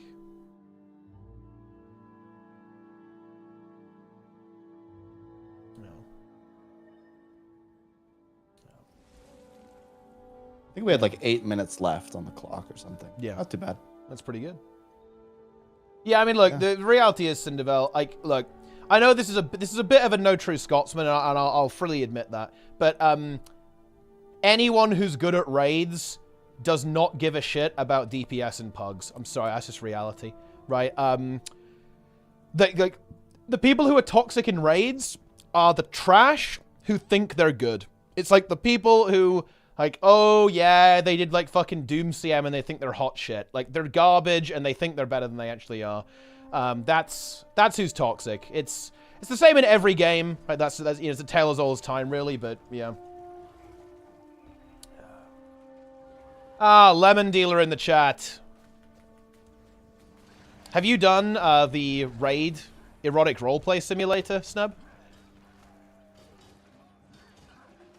And if not, why not? No. Yeah. Is there a Derpy Moa hidden ending, by the way, in it? Surely there must be. I've played it through a couple of times now. I did the Mirage path, and the I did do the infantile mode path as well. So, you know, we've been there, done that. Oh, this is bad, actually.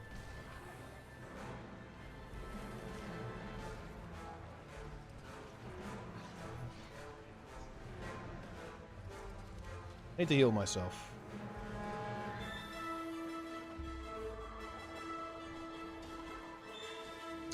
Not good.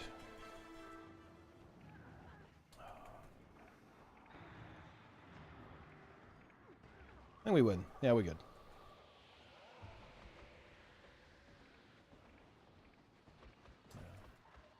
Selly Harb. I think it's power, actually. Oh, man. This is actually one of the things that annoys me the most about World vs. World. Like, playing this as a streamer is like... Okay, so just to be clear, guys, let me explain what happened there. That guy is going to follow me around all the time now. Like, he saw when I logged in, he immediately came to the borderland, and he's going to follow me around the entire time. And I'm actually not bothered about it for me, to be honest, but the problem is that there's loads of losers like him that will do that and make everyone I play with's life a misery as well. Like, this is what really annoys me, to be honest. It's super annoying. And there's, like, a bunch of losers who do this to, like, every streamer. It's insane cancer. It really drives me away from the game mode because I don't want to paint a target on people's backs, right? And it happens every single time that I do this, by the way. It is so fucking cringe when people do this.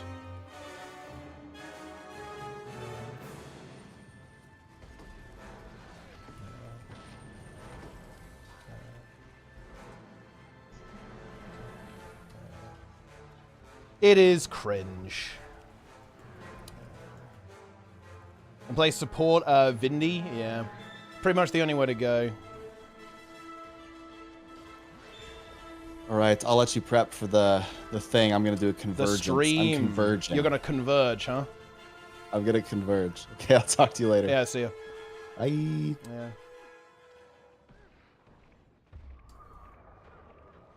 But yeah, it's a bit unfortunate. Not much we could do there, really.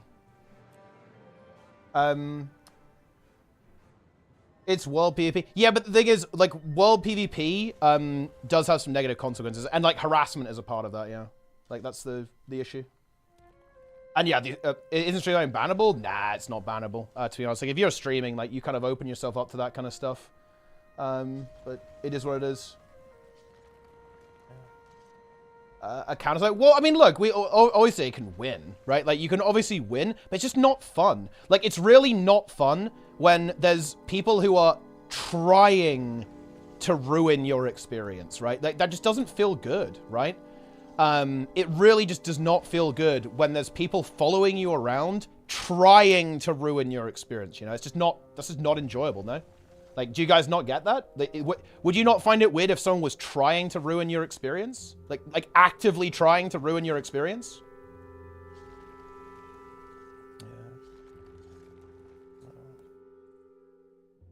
Yeah.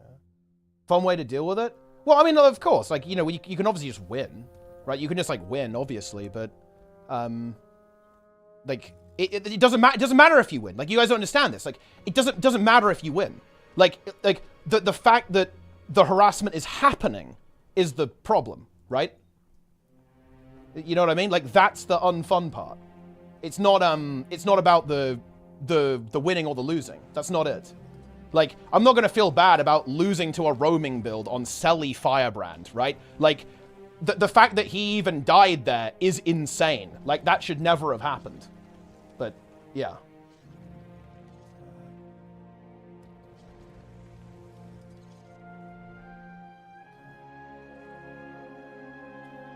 But that's how it is. They told me, no, trust me, they don't.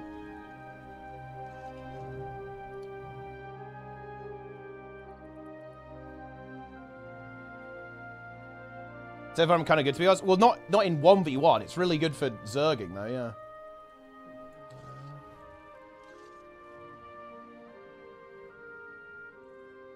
But yeah. Yeah, I'm into Lara. Yeah, Lara got harassed immediately on entering World vs. World by SA. And also, someone with some pretty unpleasant stuff as well. Wasn't good. It's definitely not a good part of World versus World.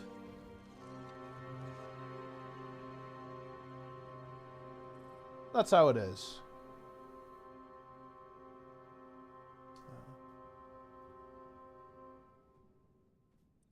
No, you guys don't understand. It's not about unfairness. Wait, how do you not get this, Siraxa? It's not the point. The issue is not the unfairness. World PvP is unfair. Harassment is the issue, right? That is the problem. Like, are we not getting this?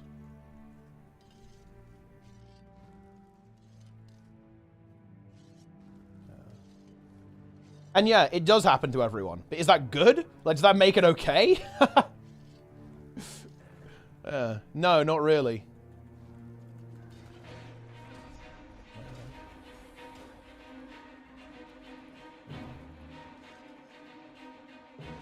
gw2 stream is on. Ah, very good. We made it.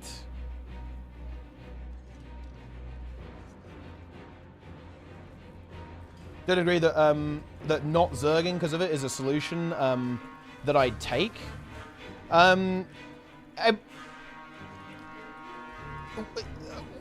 That's not what I said, though. Why aren't you listening to me? I just don't like painting a target on people's back. Like, when I play, if I play with other people, it immediately marks every single one of those people for harassment, right? That feels super bad from my perspective. Like, I don't want to do that. I don't like... this is part of being a streamer in World vs. World, but everyone I play with is a target to be harassed. Like, that is something that I do not feel good about doing. No? Like, are we not getting this? Why is that a problem? Why do you not understand that I view that as a really negative thing? Is that every single person I play with is a target.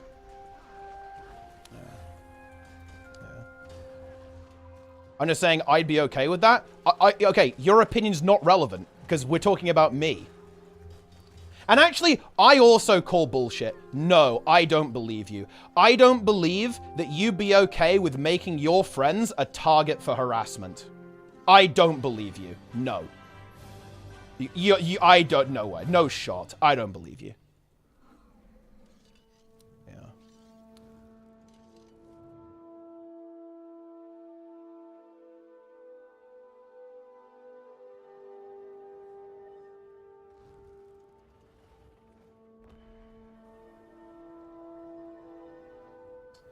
Few streamers and devs strong together. Very good. All right, stream time.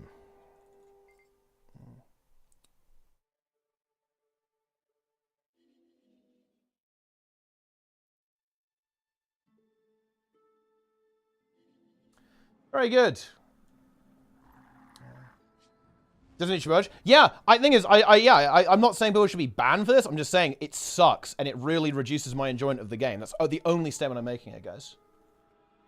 I'm not saying people should get banned. I don't think anyone's even doing anything wrong. Not with regards to the TOS. Kind of like an asshole thing, but hey, that's world PvP, right? Like it kind of that's the price you pay. It kind of enables that behavior to an extent. Question, sir, if I may. Speak freely. How do I tell the good cryptis from the bad cryptis? How could you tell members of your crew from members of the inquest? Uniforms, typically, sir. That's how it is. They ask you help. Isn't being a target a purpose of PvP? Like, all of a sudden, you seem to have, forgotten the ability to understand English, right? Like, being attacked is world PvP. Like, do we not see a really big difference between people who will actively try and ruin the fun of everyone you play with, and open and PvP? Are we not seeing a slight difference there? Like, are those things the same in your mind? Skill and your Yeah. valor, companion. Yeah.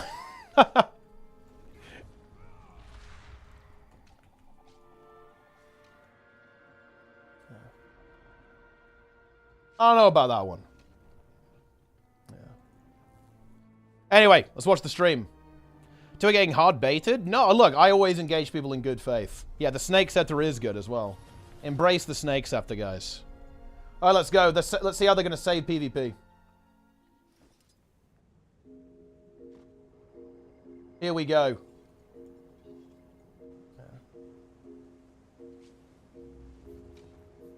Yes.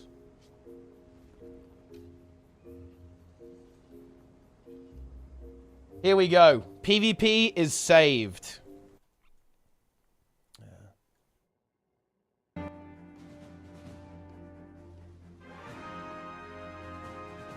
It's time. Show will begin soon.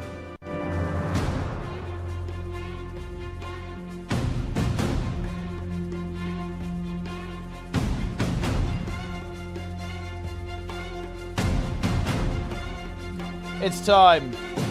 Rat Jam. Guild Wars 2 competitive mode update. Adding Jin. Dude, if they do that, that would be fucking troll. Holy shit. Imagine Jin Monthly's final. Monthly AT final, Jin's Dominion.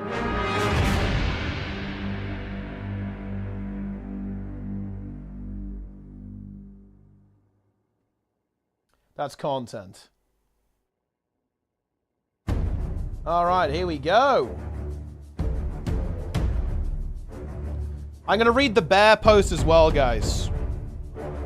Wait, by the way, guys, are they saying that, it's the end of the wizard story here? Is that what they're saying? Like, people at my Discord saying it's like the end of the wizard story. What's going on?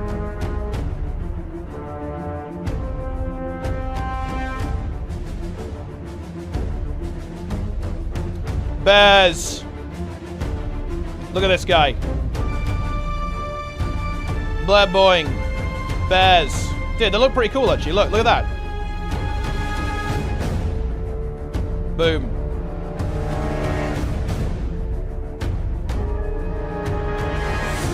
Queen Janna, my queen.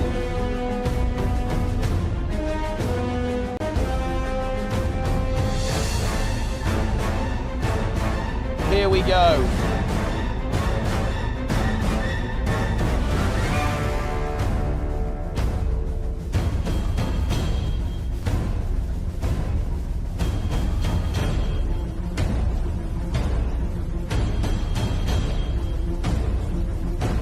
Goose Jam. Yeah, this song is a bit of a banger, actually, isn't it? Side tip. ArenaNet chat is dog shit? Wait, what's wrong with it? What's the problem? Looks alright. We've got some remotes going on here, guys. Bongo. Do not put any frog emotes, guys. Wait, dude. Wait, he tried to put OS frog and got immediately banned. Why do they still do this? Wait, it was deleted. A mod actively did that. What? Why? Wait, why are the emotes getting deleted? Angel W.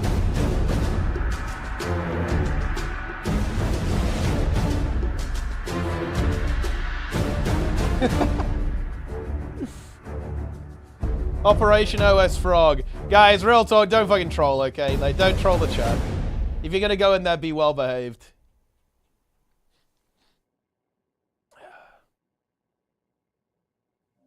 Yes. Frog. Frag. It's pretty loud, actually. They fear the frogmen. They do fear the frogmen. That's right. They do.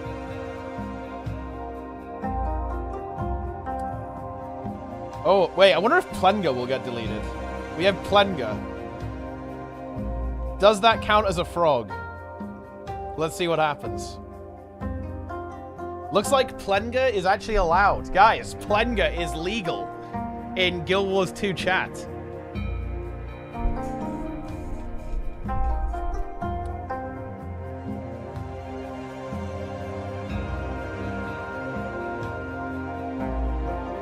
Nice.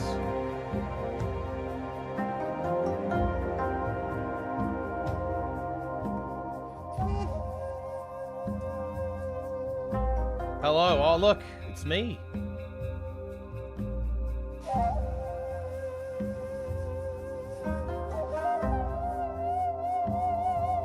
It is indeed.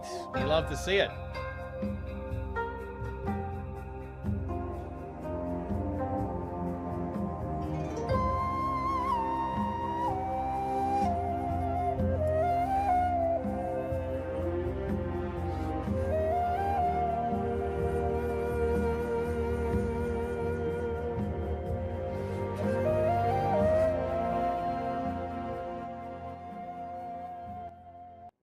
Here we go.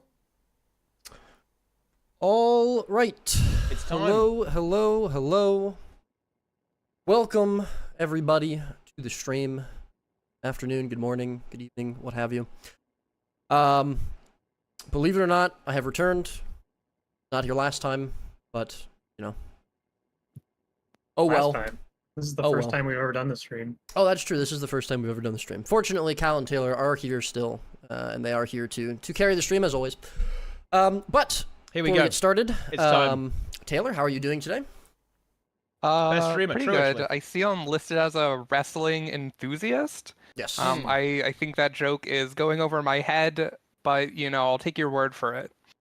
I'm hiding the chat. Okay, that's good. Yeah, I think my favorite part of the stream is when we pan to the CMC scene Guardian and I can see main. what titles Roy has given to The everybody. chosen one, Breaker of Chains, Cohen. Yeah. Nice. Anyways, so we'll let Cal give an intro, and talk a little bit about what we're doing Very today nice. on the stream. I actually kind of forgot we were doing the stream today. I've been spending so much time playing the rating simulator that got posted to Reddit recently, so I don't even know why we're here. I don't know what we're doing, but Cal, That's a good one. take it away.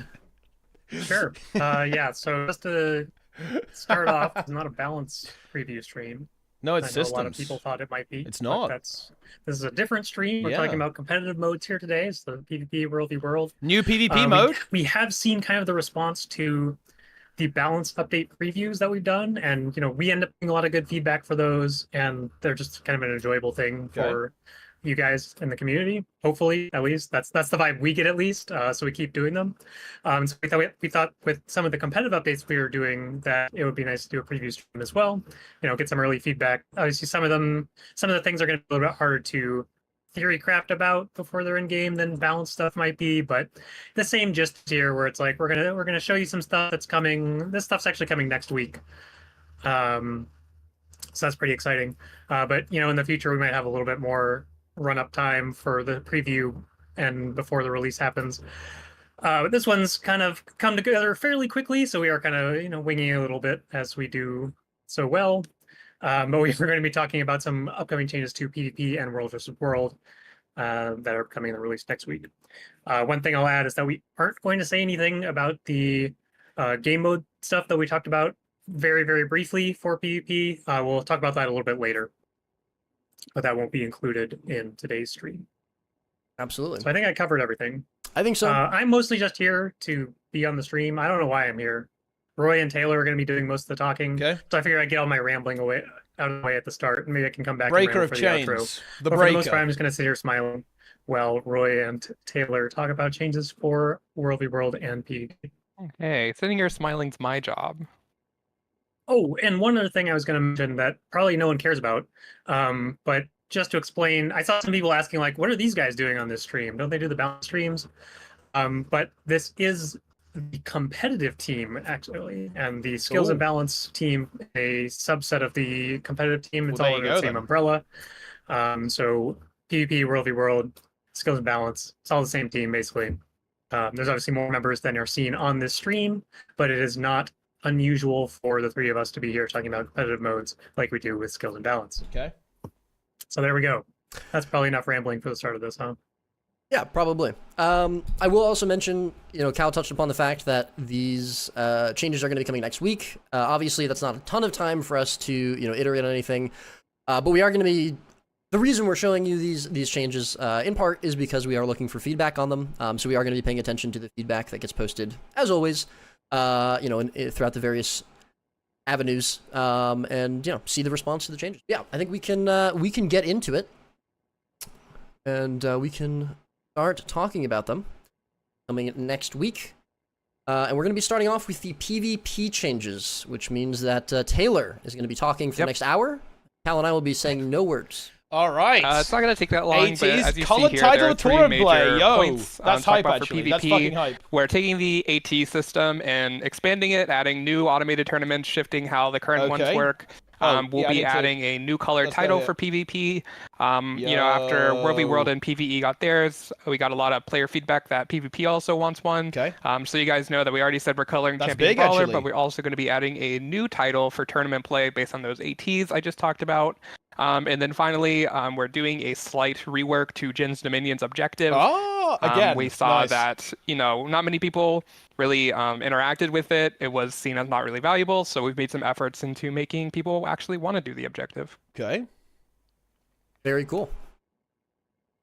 Yep, so this is the first slide on ATs. Oh, they've this is gonna killed the talk about both nighttime farm dailies and a new ATs. weekly tournament. The biggest thing for dailies that you guys Ooh, need to that's know big. is that we're So they're still reducing the really amount that happens frequent, from 8 to but 4. they're just killing but the these ATs are nighttime now ones. going to happen asynchronously on each region to happen more in their prime times. Yeah. So you can see that I've listed the times for EU and NA here. Yep. In UTC, and then NA is also in PDT. So if you're East Coast, you can work backwards on what those times are. But basically, the EU ones are going to happen every 3 hours in a block of 4. And then NA is going to happen weekly every 3 AT hours for is a block of 3, 150 and then we also have gold? one that's offset a bit. That's because we see a high amount of off hours play on NA, especially with the Oceanic. Wait, and you player get base. shards. And so this Dude, one's the rewards on positioned that is for huge. them because we did see signups happening for them with the old AT system. And The so we're rewards going to there are be juiced, guys. That's monitoring juiced. these times, especially the Oceanic one, to look at their signups, make sure if we have them in the right place. But these are the times we're going to go with. And the bigger note here is that we're adding a new weekly AT. It's going to happen every Sunday, sorry. And as like the dailies, it's also going to happen asynchronously. About 3 hours after EU happens, it'll happen on NA. So hopefully be a better time slot for both regions. Pretty close to when the monthlies happen because people are used to being able to log on for tournaments at that time. So that's going to happen every Sunday. There'll be no QP entry for these. And the gold rewards are increased compared to like a daily tournament. You can see here that first place gets 150 gold, so 150 gold a week, that's pretty good. But even the 9th through 16th place gets 25 gold, pretty comparable to just winning a daily AT. So, the value for just signing up that's and kind of playing, huge, pretty actually. good. That's massive. And we're also included Ascended Shards of Glory and PvP League tickets as a way for, people that don't really want to grind rank that much, but still want the PvP rewards. They have this option to sign up for the weekly tournament and help get some of those currencies to help their grinds in a different way. Yeah. I cannot wait for us to all play ATs together. Because I'm sure We're that going to get the ArenaNet team back together. Okay. ArenaNet team, we'll get Joshua Grouch, not a Grouch Davis, to join us. And we just need one more. Yep, going to be stiff competition for you guys there. Yeah, we made me top farming 4 them of the first AT ever on NA. So just throwing that You out. can do it again. Not have Taylor and I on your team, though. Yeah, neither of you guys worked here yet. All right, very good. Moving on to the NA. automated tournaments updates continued slide. Look at that, guys. Yep, big variety slides. tournament. So these are going to be even more tournaments that are happening. So right now the monthly happens every 4th Saturday, which gives us more time to do other things. So we're going to add a new variety tournament that's happening every 2nd Saturday of the month. It'll occur at the same time as the That's monthly. big. These are not asynchronous. It happens at the same time as the monthly, and it's mostly because there are prestigious rewards attached to these. You can see that there's going to be a special title based on if it's 2v2 or 3v3, and the permanent champion's rest pass. So kind of like the gizmos that come in monthlies, we want to make sure that they're not being fully gate kept, which is why they happen at the same time on both regions. But as you can see, it's going to alternate between 2v2 or 3v3. So the first one is probably going to be in August. I think we missed July, so it'll be 3v3. This is the return of Duo of Destiny for 2v2, new title, there we go. title that happened once, and so people have more chances to get it. And 3v3 will have its own title as well when it happens. And then you 3v3 title. I believe it's Triumphant Trio. Oh, Okay. dude, this is pretty So- hype, actually. Pretty good. If you like that, then great. Other than that, Tournament of Legends is returning, as we mentioned before. It's if I going to don't run. like Yeah, what Well, if you don't that like it? It's just unfortunate. Life happens. But Tournament of Legends currently scheduled to run every 6 months. We're not ready to announce where the first TOL is coming, but announcement's gonna be soon, so keep your eyes out for that. This will occur the 3rd Saturday of the month at the same time as MATs. So the month that TOL happens, the 2nd Saturday you'll have the variety, then you'll have TOL, then you'll have monthly, pretty big. And if people remember the last TOL, the rewards weren't great because they haven't been updated for a while. The 2nd place got a precursor, which is like that's 30, 40 unfortunate. gold now, which is Yeah, not that's, great. So they have been that's rough. pretty juiced, unless you get the updated. Dark Precursor. I think second place basically gets like a precursor, a gift of fortune, and a gift of mastery, and like third place and everything under also gets like pretty good rewards. So that's going to be exciting, and just the tournament itself is going to be exciting. That always sees a lot of people come back to play. A lot of sign up. So it's not optimal to decline the top 4 match anymore. It's not. I might have done that the last TOL because I wanted my gift of mastery and not a precursor. Okay, that's good. That's good. Very good. Yeah, TOL. Those are really cool changes, actually. Like, that's a lot of tournaments now. Very hype. Very hype. I'm sure that'll happen, just like the weekly ATs. So we can go to the next slide. Moving on. Next slide. Away from the automated tournaments. Yo, whoa, what is champion that? of champions. That's a picture. That's a screenshot. Yeah. An image on a PowerPoint. So this is the new color title for tournaments. This is At the great, top, actually. It mentions Check what people this. already know. Champion Brawler is being colored. It'll be the same color that you see here. It's going to be retroactively. Guys. Everyone that has Champion Brawler will get the color title. Everyone in the future will get the color title. And so we're doing a new system for the Champion of Champions first title. Through fourth get something, get a title. That's big, actually. It's going to be based around playing in MATs more than once. Like a lot of the time, if you get first, you get your title and a gizmo, and then the reasons for coming back and doing it again aren't great. And if you don't get first, then you don't really get a lot. There's not, if you don't think you get first, it's not really a great reason to play. So we're going to be giving these proofs of glory to first through fourth. So you have to place high to get some, but if you don't get first, you're still gonna get progress as this achievement. You see that first will get 30, second will get 15, and third and fourth will get 10. And then at 120 proofs, you'll get the title, Champion of Champions. So the fastest you can get it is with 4 months of first place. Or, if you're just pretty consistent to get third and fourth, but you can't really get more than that, then after a year, you'll still get the achievement. Yeah, I like it. Very and good. Then the achievement's repeatable, so you can track even after you get 120. We know a lot of people will hit this number, but then they'll still want to play. There's not really an extra thing you get for it, but if in the future you'd be like, I have 300 proofs of glory, and you want to brag about that, then you certainly can. Link it in chat. Yep. Yeah. Al, any quips? He's got nothing to say. CMC's out. Is this the end of the PvP session? I will note that this is not retroactive. People that have already been winning first, you will still need to sign up and do it. We want this to be a reason that people play more MATs, and so you gotta play more for this. You don't get progress. You're not going to get credit for things you already did. We want this to be a driver for more engagement. I like that. I mean, these are all really good changes. I expect one at the end of the next slide. And now we come to Jin's Dominion changes.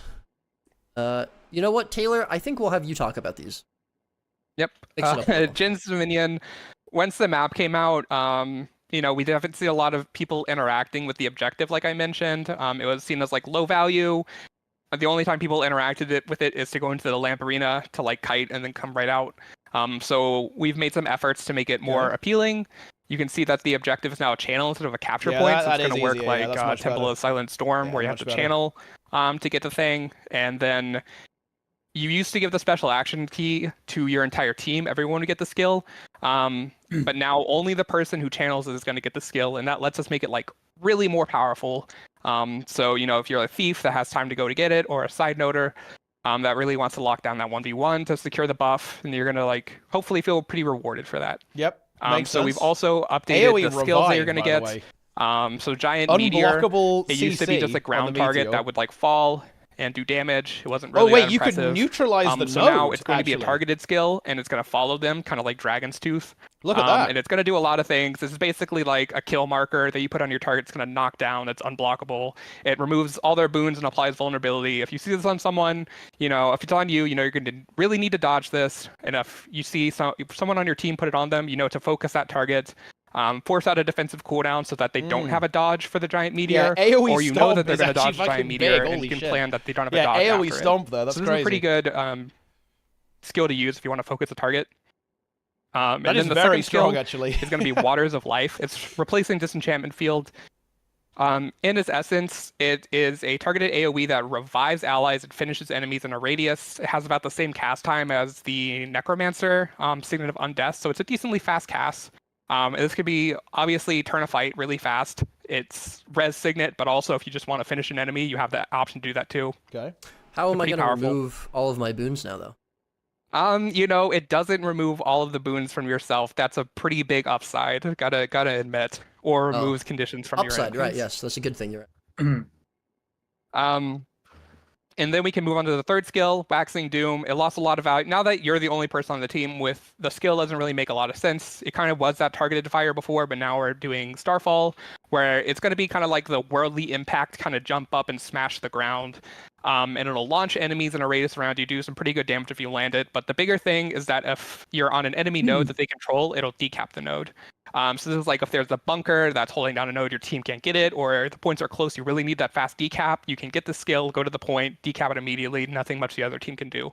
So hopefully all these three skills are pretty interesting and valuable, and people will start interacting with them like the objective at gens. And the last point is that leaving the lamp arena will apply teleport sickness with a scaling duration like Skyhammer. So people are used to Skyhammer. This is kind of to both prevent people from going in and out of the lamp just to kite, but also prevent people from being able to go in and out of the lamp easily to just like one-tap people to stop them from channeling the objective. You know, if you go in and out, the first thing is pretty short, but after it goes like 10, 15 seconds. And so if you can't 1v1 the person trying to channel, you'll be in a pretty sticky situation because then they can just, you know, you're trapped in there with them. Okay.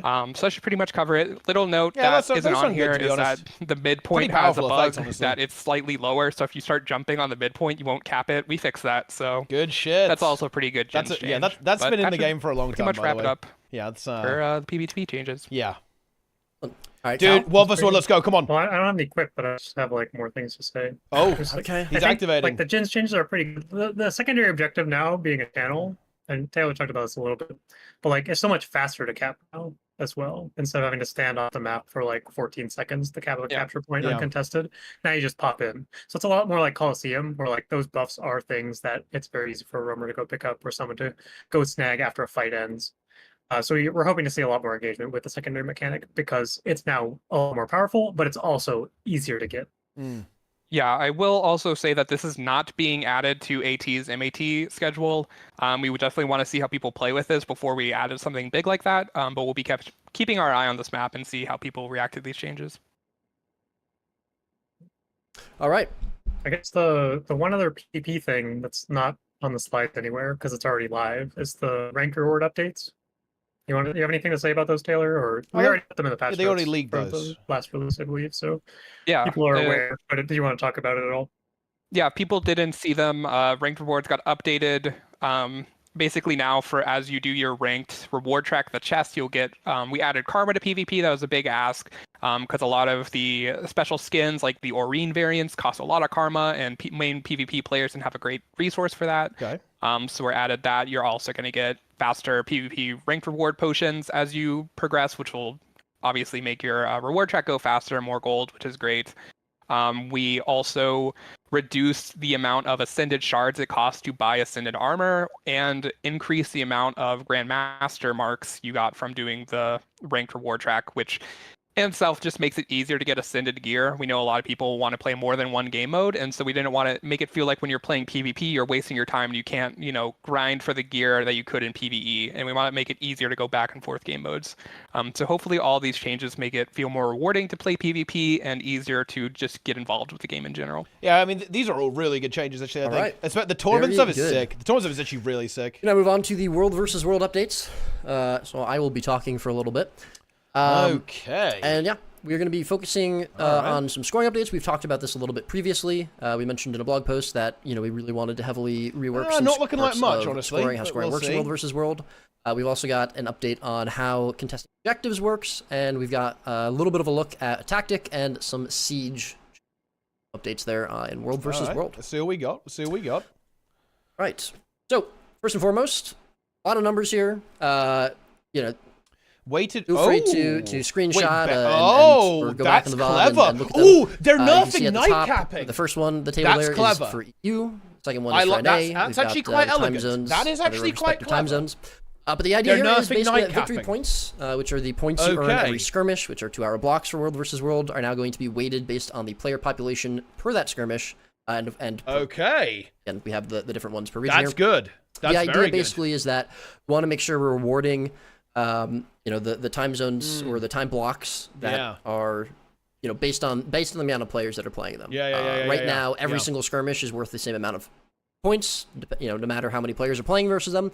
We don't want to, feel as though we're taking away points from players, but we also want to make sure that we're and they can do this dynamically an because of equal world amount of points restructuring. based By the on, way, guys, they can actually make it depending on what matchup you're in. These are numbers that we're planning on tweaking if needed.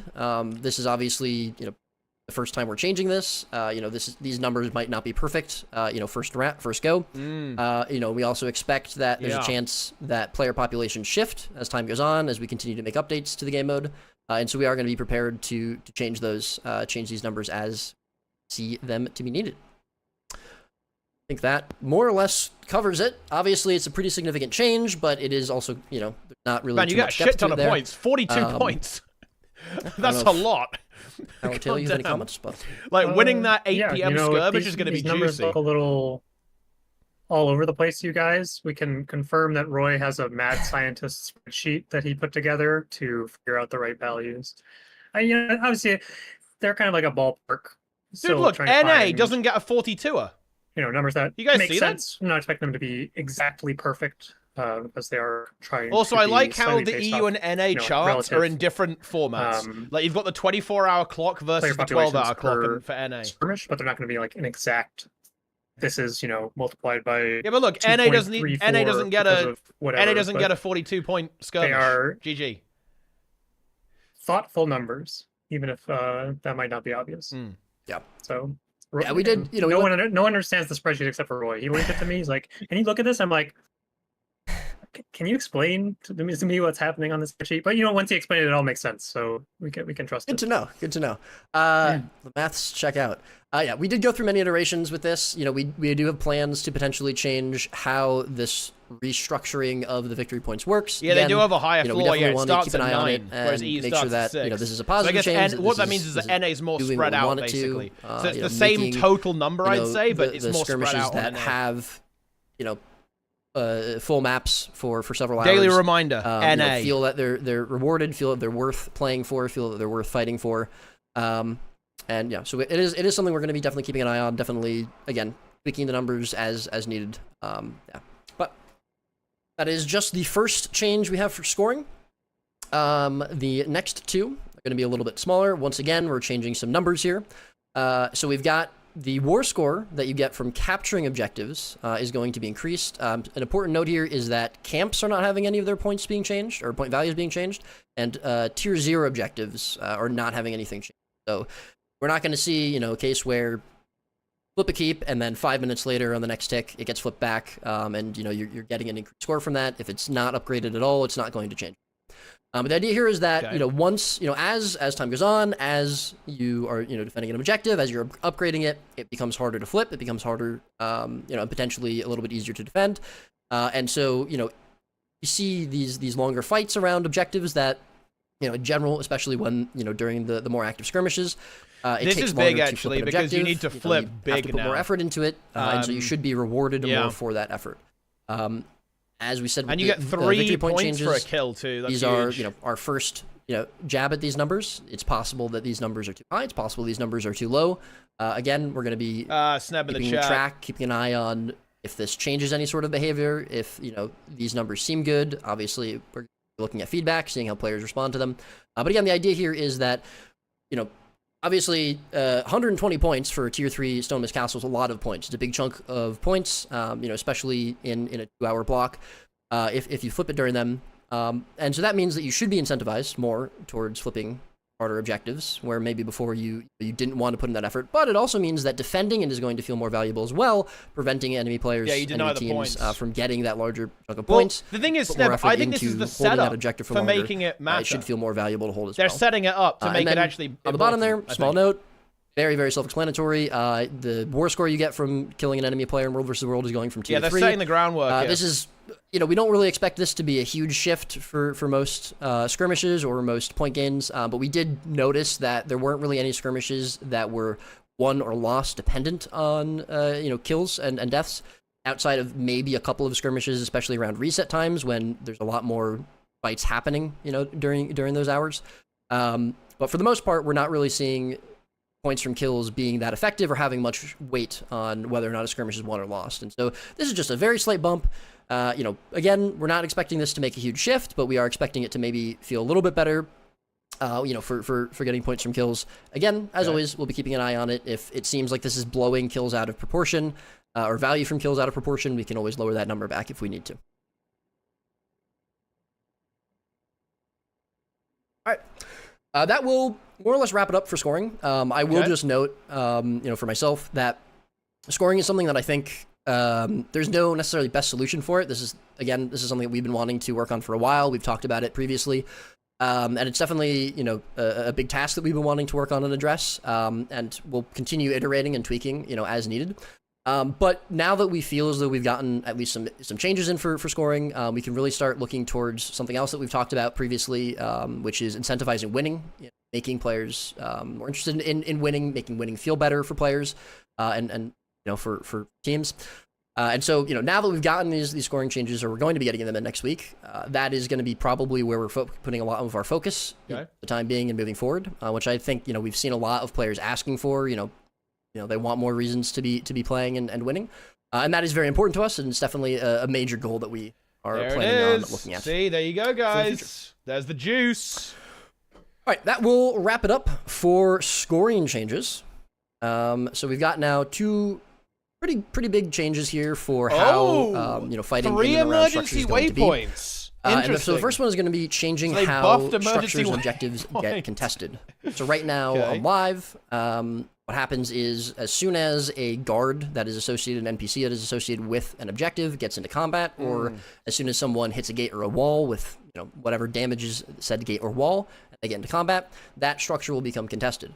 And so this is somewhat problematic for structures that are tier 3 that have waypoints in them. It's very easy for a single player to tag, as is commonly known, a gate or a guard on a tier 3 keep or a tier 3 SMC, and prevent that waypoint from being used for the duration of that repel event, 3 minutes, and then go back and just do it again on repeat. This isn't really healthy behavior. This isn't really, what we feel should be enough to contest an objective. And so we're changing it. So very nice. Putting guards in combat, attacking guards, killing guards is no longer going to contest objectives. The only NPC that will contest an objective is the Lord. So if you do get into the Lord room, obviously, especially on keeps, you've gotten through several layers of defense, you've gotten through several walls and gates. Getting that Lord into combat is going to, just as it is now on live, put that objective essentially in combat and contest it. These are good the other changes. way to contest an objective is going to be by damaging a wall or a gate under a health threshold. Right now, that health threshold is 98%. As with every number in the stream, we can tweak that if needed. We're going to be keeping an eye on how that number feels. But the idea here is going to be that, once again, we don't want someone to be able to just run up to a gate, hit it with any ability, put it in combat, basically do 1 damage to it, and contest the objective for 3. And so now you're going to have to at least commit some time or some actual siege to be able to get those walls or gates down under the threshold for contesting the objective. It's important to note, right now, there are crossed swords that appear on an objective. You can see that in the screenshot a little bit, right on the center icon of the objective. Those swords, normally currently alive, they appear 30 seconds after the objective gets contested, 30 seconds after the objective, or the repel event for that objective starts. Obviously, now there's going to be a bit of a delay between, or there would be a bit of a delay between when those swords pop up and when an enemy group is actually basically sieged up and on a gate or a wall. We want to make sure that defenders have as much time as possible to, see objectives being contested and respond to it. And so those cross swords are going to appear as soon as the event pops up. So there's not going to be that delay anymore. There's not going to be 6 rams on a gate ready to go and already having the gate at 80% before anyone even notices that the objective is contested. So defenders should have, a good amount of time to respond. We want to make sure that they're not feeling as though, they're losing any value or they're losing any ability to respond to objectives. Okay. And on the same vein here, in regards to responding to objectives, we're taking a look at the emergency waypoint tactic. And so now the emergency waypoint tactic is going to spawn not 1, not 2, but 3 waypoints when you pull it. The duration of the tactic has not changed. It's just going to be an additional couple of waypoints. You can see in the screenshot there, that's going to be the green keep on Eternal Battlegrounds. They're going to be, the additional 2 waypoints will be relatively close to the Lord's Room, relatively placed around the Lord's Room. We can certainly change the placement of these waypoints. I'm not moving. We feel like we need to. If we feel like any specific placement is being abused, you know, in a bad way. I'm going to actively cover all of them. Hang on. A lot of times what we see is an enemy group will break into a Lord's room. They'll be on the Lord. You know, defenders, whether they've been focused on defending another objective, they've been focused, you know, they just weren't aware, you know, maybe of the attack, whatever it may be. And they take the emergency waypoint and they basically spawn into a huge Zerg, a huge group of players that just kill them off repeat. There's nothing really they can do because obviously their normal waypoint is contested. And so we want to make sure that that doesn't really happen. You know, you shouldn't feel as though responding to an objective immediately leads to your death. So now you'll have the ability to take 1 of 3 different waypoints. We're hoping that this results I'm back in the gym, boys. Some, you know, good communication between defending 3 groups. emergency waypoints. You know, linking a specific waypoint, you know, saying take the north waypoint, what have you. Yeah, it's a good change though. It means you can't get like insta-farmed, right? It's good. Basically forcing attacking groups to have to pay more attention to where defenders are coming in, and not being able to just stand on top of a single spot, a single waypoint, and basically just farm defenders coming in. Because again, we want to make sure that defending feels good and so you're able to defend objectives. I believe that more or less wraps it up for those changes. All right. Roy, is this your favorite objective? What's the choice of screenshot here? Honestly, this keep is really good. This is it is not my favorite objective. I know what Roy's talking about. It is actually one of the better I'm not sure what my favorite objective would be. And before anyone says, no, it is keep. not Roy's Refuge, because in fact, that was not named after me. It was named after a different Roy, unfortunately. And actually, maybe, you know what? It's probably Cohen's Overlook. The changes are good. I think that's my favorite one, named after my favorite Guild Wars 2 designer. One of the ruins. One of the ruins, yeah. I love the ruins. I was actually added against my suggestion. So just going to throw that out. Oh, really? Like wow. No, actually, the reason that I picked the green EB keep, I was originally going to do blue, but when I spawned into the map, I was put on the green team. So that's the objective that I went to. Yeah. You can differentiate between these waypoints, right, Roy? They all, their names are slightly different. They're not all the same name. So if someone links it, you can know which one. So the names are going to unfortunately appear as the same for the first release of this, but we are planning on updating the names, so each one of them is going to be different for the following release. Okay. So, you know, we will, you know, there is going to be, it is going to be potentially a little bit harder to determine which waypoint is which. But again, if you link a waypoint in chat and someone takes it, they'll be able to just go to that direct waypoint. How does names, Roy again, sound annoying? They will be updated that for the is following bullshit. release. So there will fucking be delete those messages. Roy is God. Roy my king. We'll be able to tell which one is which in that following release. Just didn't get the text. And worst case, you know, you take the wrong waypoint, you die. You can just luckily take the other waypoint. Yeah, take it again. So not huge. Yeah, again, the duration of this tactic is not going to be changed, and of course, that is something that, you know, if this, you know, just honestly, makes it the people who so don't much, like Roy are probably the people who want solar back. The God Emperor. We can definitely look at as well, reducing the duration of the tactic. All right, we can move on. Sedius is gooning for Roy right now. We're going to be taking a look at some siege. Oh shit! Changes. We haven't really had a lot of siege updates recently, and so, you know, we're taking a look at some. Haven't really had touches in a while. Nothing mostly going to be supply seems cost weird changes. Hopefully, we see a little bit more siege used in certain ways, or potentially a little bit less. Maybe they were a little bit too strong. But before we get to that, we're going to be talking about some boons, everyone's favorite topic. The supply is going down. Specifically, boons not applying to siege. Alacrity is not going to be able to be applied to any siege. We feel that cooldowns on siege are specific to that siege. Oh, wait, hang on. Operated flames don't have iron. They weren't really balanced around having alacrity. Okay. And having alacrity just makes it a little bit too strong, both for attacking and for defending. This is something that's going to affect both. It's not going to affect just one or the other. Yeah. So if you have alacrity, it's going to get removed when you get on a ram or, you know, a catapult or what have you. If you are on a piece of siege and someone applies alacrity to you, it is not going to apply. Similarly, no boons will be applied to golems other than swiftness. Okay. You know, swiftness feels good to have on a golem, so, you know, there's not really a reason to take it off. But the rest of the boons, you know, we don't want applying to golems either. We just feel that, again, golems are very, very powerful tools. Okay. Mostly used for attacking, and boons on them are going to be just a little bit too strong. Next change is going to be that flame ram health. This is going to be a little bit of an interesting one, is going to be lowered by 50%. So obviously that's a pretty significant change. In terms of flame ram health, 50% is a big number, a big change. However, if they are manned, they're going to have Ironhide applied to them, which is 50% damage reduction. The idea here is that we don't necessarily want to make it, you know, we don't want putting up flame rams, you know, just see them wiped out immediately if you're trying to destroy a gate. But a lot of times what will happen is, you know, you'll have a couple of defenders on an objective, and maybe a group comes in to respond, you know, and a group has gotten through outer, so they put rams up on a gate. The defenders are able to wipe the attackers, but the flame rams are still there, and there's only a couple of defenders left. It takes a really long time for them to kill those flame rams. It takes a really long time to destroy them just because of the high health pool. And so we want to make that a little bit faster. We want to make it a little bit easier to clear out attackers' siege for defenders. And make it easier for them to get on to the next thing that they want to be doing for defending, whether it's repairing gates, setting up more defensive siege, or what have you. So this hopefully is going to make that feel better. If those numbers seem a little bit out of whack, we can, again, as always, adjust them if we need to. But this shouldn't also take away any, ability to be hitting gates with rams because of the Ironhide applied when they are manned. And then, as I said earlier, you can see that the supply costs for several pieces of siege have been adjusted. Guild siege golems, we felt were a little bit too easy to get value from. They're an extremely strong, maybe the strongest piece of offensive siege. And they have a very low supply cost, so we're just going to be bumping that up a little bit. That's just the average of both alpha golems and omega golems, so right in the middle there, which is nice.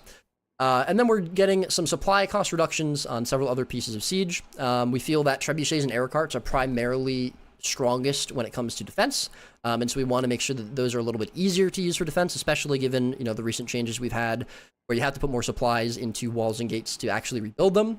There's going to be obviously a bigger drain of supplies there, so we want to make sure that having an objective have its proper defensive siege isn't going to cost you as many supplies. Getting defensive siege back up after attackers have come through and maybe cleared some out isn't going to cost as much. You have more supplies to put in to those gates and walls if you need, or for whatever else you might need. So hopefully this will feel good for primarily we're looking at defenders with this, but again we're going to be able to keep an eye on it, and as always, if it need to be adjusted, we take a look at those. I believe we can move on to the final slide, which actually wasn't really talked about in the main point there, unless again, Cal or Tail, any comments? Tail, you've been being very patient. I appreciate it. No, it just looks good. They're just chilling. Oh, great! I will note that the note on golems, it says boons and things like super speed and stealth are not boons. Thus, correct. Not included in this note. That is correct. Okay. Taylor, how are your trebuchet skills in World v World? Are you going to be ready for the lower supply cost? I mean, as a PvP player, I don't get why we can't just have like a circle. You click where you want, then it moves itself. Pretty good system. So Treb would be too easy. Way too. Trig easy. uses the Treb on Kylo, guys. Right, he mains the Treb. To the final slide here. This is something fun stuff. PvP is getting a lot of rewards. We felt a little bit bad about that, cool. so we got some rewards here for World versus World. There's eyes on it, guys. Specifically a new weapon set. You'll notice that these do look a little familiar. They are going to be basically new versions of the hero and Mistforged hero weapons. This is a corrupted version, a demonic version, if you will, of that weapon set. That's the concept art there. You can see. And so we're just adding a new Jess weapon is set gonna here like to World this stuff. versus He World. likes eyes. There's two ways to earn stuff. these weapons. He absolutely one loves is it. going to be through. Look, there's a spear too, by the way, guys. Check that out. There's a Get spear. them through the Mist-Hardened lockboxes, which were lockboxes that we added last year to World versus World on a new vendor. Or rather, the keys are on the new vendor. The lockboxes you get from doing achievements. And so you have a chance to get a weapon chest for these new weapons from those boxes. Important to note is that those versions of the weapons are exotic. They're still account bound, but they are going to be exotic. However, if you have a lot of World versus World currencies, if you have some of those rare hero weapons from the hero weapon reward track saved up, or if you just have you complete some reward tracks, get them instantly, and you forge them together with a couple of various different World versus World items, you can upgrade that hero weapon to its corresponding corrupted version, and because obviously that's a lot of resources being committed, it is going to be an ascended version of the weapon, kind of similar to how the hero's weapons and the Mistforged hero weapons have different rarities. They've got rare, they've got exotic, they've got ascended. We're going to be doing kind of a similar thing here, just different acquisition methods for those weapons. But yeah, once again, not too much depth there with this. Just a new weapon set being added, a couple of different acquisition methods. The entire there chat is filled with TRIG. I will say, World because this versus would World not is be a removed proper from the game. Roy stream without it. This note is not here, but we are going to be updating some gathering nodes in World versus World. Thank goodness. Probably my, of course, the best change. An herb synthesizers, depending on, heard it both ways, are going to have a chance to drop the varietal seeds needed for ascended cooking. You will still need the requirements completed, just like you would in PvE versions. achievements for Send to Cooking, but as you travel across the borderlands, the mists, and you get those sweet herb synthesizers, you will have a chance to get those varial Dude, seeds. the synths, let's go! Which is very nice, very sweet. But yes, I believe that will wrap it up for the World vs. World changes as well. As we kind of mentioned before, not talking about balance for the stream, not necessarily, really long stream, to just get a lot of these changes in front of y'all. And as Cal mentioned at the beginning as well, we are going to be releasing these changes next week, which means, wouldn't necessarily have a ton of time to iterate on things, but we are looking, for earlier feedback on what you're seeing here. Obviously, a lot of these changes are going to be things that need to be played with, especially with the World vs. World changes, which are relying on a lot of numbers, that just, we're going to need to see how the live audience is playing with them. But we are going to be looking for, initial reactions to them. So please give your feedback on, as always, forums, Reddit, wherever. And we will be looking for that. Yeah. That's really cool. That's actually very cool. Good updates. And World vs. World still needs that competitive stuff. Did you ask me something? Wait, I like how they just went No. completely silent. No. I'm just letting the silence go. I've wrapped up. I'm good to go. That's my favorite part of doing a stream is like every once in a while the audio just cuts out for me and I can't hear anyone that's talking. So I just sit there hoping that something will happen so that I can not interrupt anyone. Yeah, all right. Taylor, I don't know if you have any final thoughts you want to give for the PvP changes you talked about already? Yeah. I mean, I just have a question. Like, do you guys, 3v3 tournament is coming? I'm busy. Oh. You're busy okay. every single time that it fires. It's I repeating. think I'll have to check my calendar. Anyone in chat want to join me? Triumphant Trio, we got this. Yeah, let's go. CMC, rank 1 NA. Send me a DM, anyways. Let's make it happen. Yeah, pretty good. Cool. Yeah. All right. Good stuff. Okay. Cal? No. I just have nothing. He's got nothing. He has nothing. All right. Very good. Well, yeah, that's going to wrap it up. Once again, these changes are coming out in just a week. Next week. Oh, yes? No, wait. What? You can finish your spiel and then I'll say something. All right. I was just going to say, with the balanced preview streams, we'll have the forum posts for all the changes that we've displayed here on the forums, but because these changes are coming out next week, and we're basically just copying the release notes here, you'll be able to see those on the release note pages next week. So those will be coming out. So there isn't going to be any forum posts specifically for this stream, but the VOD will be up, and I double-checked that the audio is going to be there, so I don't think I made any spelling mistakes on this stream either. I don't think I messed up the slide, so I'm hitting 100 right now. CMC, the breaker. Yeah, all right. Cal, please. Isn't it batting 1,000? Is the 100% batting average is actually really bad. It is, yeah. Throw that out there. I'm terrible at baseball. Oh, okay. That's fair. I'm actually really bad at baseball. Mm.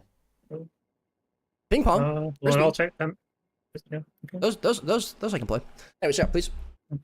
Well, I forgot what I was gonna say actually. Fair enough. Awesome. Taylor, do you have anything that you forgot to say, or have you forgotten anything you wanted to say? Well, I'm gonna say the line, and you said it's your line, but I'm gonna say it first. Take us out, baby. Here we go. Get ready to queue for those new ATs, and we'll see y'all in the mist.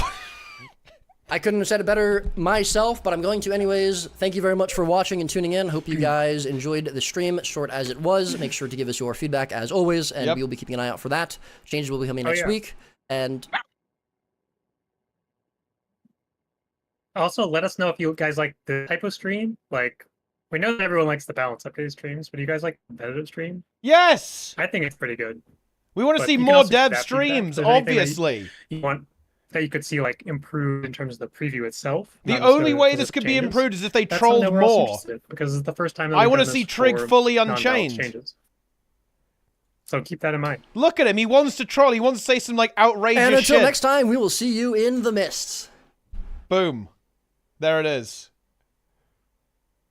It's over. Well, there you have it. It's over. Yeah, I mean, all that stuff looks good. Wait, guys, why has no one made B-Trig yet, by the way? Guys, come on. Someone in the chat, do it now. We have, what do we have? We have B-Roy. We have BMC. We have B-Grouch as well. Come on, guys. We got to get this going. We need B-Trig to be added to the game, I think. Lame. Imagine giving a colored title for people who are winning a certain amount of PvP rank match for not calling the top ranked titles. Bro, you know why? That's not lame, not a melon. You know why that's not lame. Wait, hang on. Oh my god.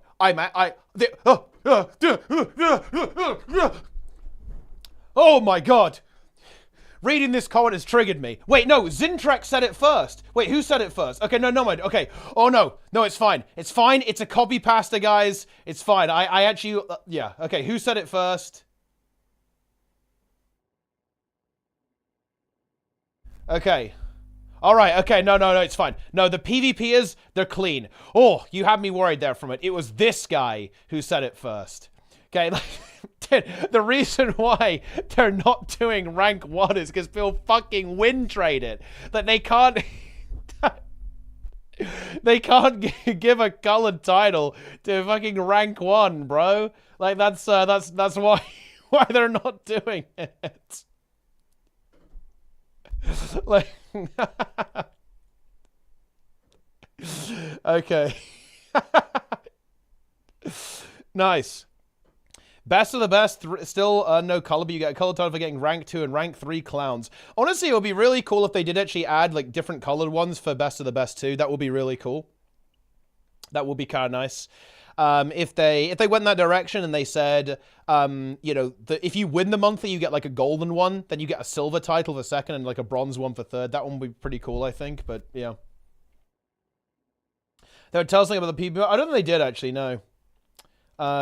Yeah. What's this? Wait, we got Sarah CM? Sarah CM's going on. Dude, fucking Crunch is in this group, dude. Crunch! Yo!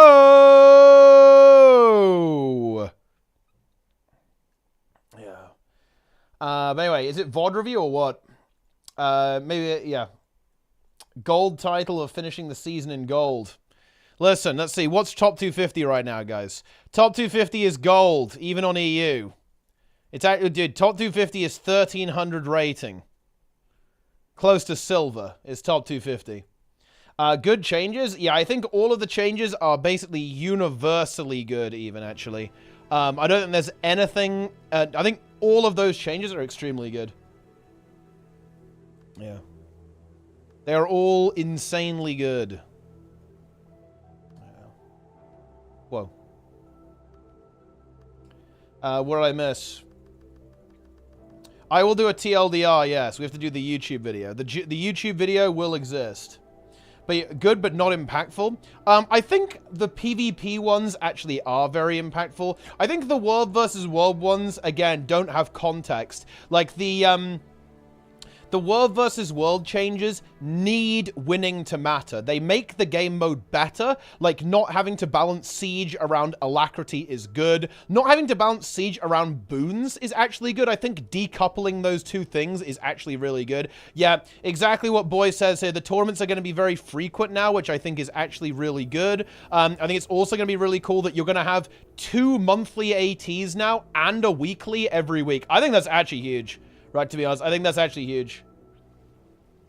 I really like it. I really like it. Yo, Darren's with the raid. Appreciate that, bro. Monthly IT permapass is giga cringe.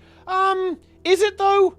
Like, is it really? I feel like surely that's not the main thing, right? Like with the 2v2 and 3v3. Surely the main thing about like the monthly is always going to be the title. It's always going to be best of the best. And it's always going to be the gizmo. I don't think anything else matters. But yeah, I think the weekly AT is really, really cool. I think having essentially two monthlies is going to be really, really cool now with the 2v2 and 3v3 and then the monthly. And then you also have Tournament of Legends every 6 months as well. That's very, very cool. I think that is actually huge. I'm not going to say that it's going to, like, save PvP, but that it's so rewarding that surely people are going to start at least trying to farm them, right? Like, surely. I also really like the top 4 title, actually. Like, the top 4 title is really, really good, in my opinion. I'm a big fan of that, actually. That one's huge, I think. I love the idea of the fact that you can actually get something really cool for, you know, just consistently playing well, right? I think I like that a lot. Why are noob grind tiles and PvP getting cultists and tiles like God of the Arena best of the best or not? Do the daily ATs gonna have an increased reward? Because if they don't, they're dead as fuck and probably won't be solved. Monthly AT for 2, 2, and 3 is also bad because those are legit the worst gamers in the entire guild, so went by playing cheese balls. You're not wrong. But yeah, like 2v2 and 3v3 can definitely be a little bit scuffed. But I think having like a grind, I mean, look, to be fair, you have to get top 4, right? Like to make any progress towards the title. That seems pretty fair to me. I don't think that's a problem at all. That seems legit. But I mean, I think the changes are good. It's pretty hype.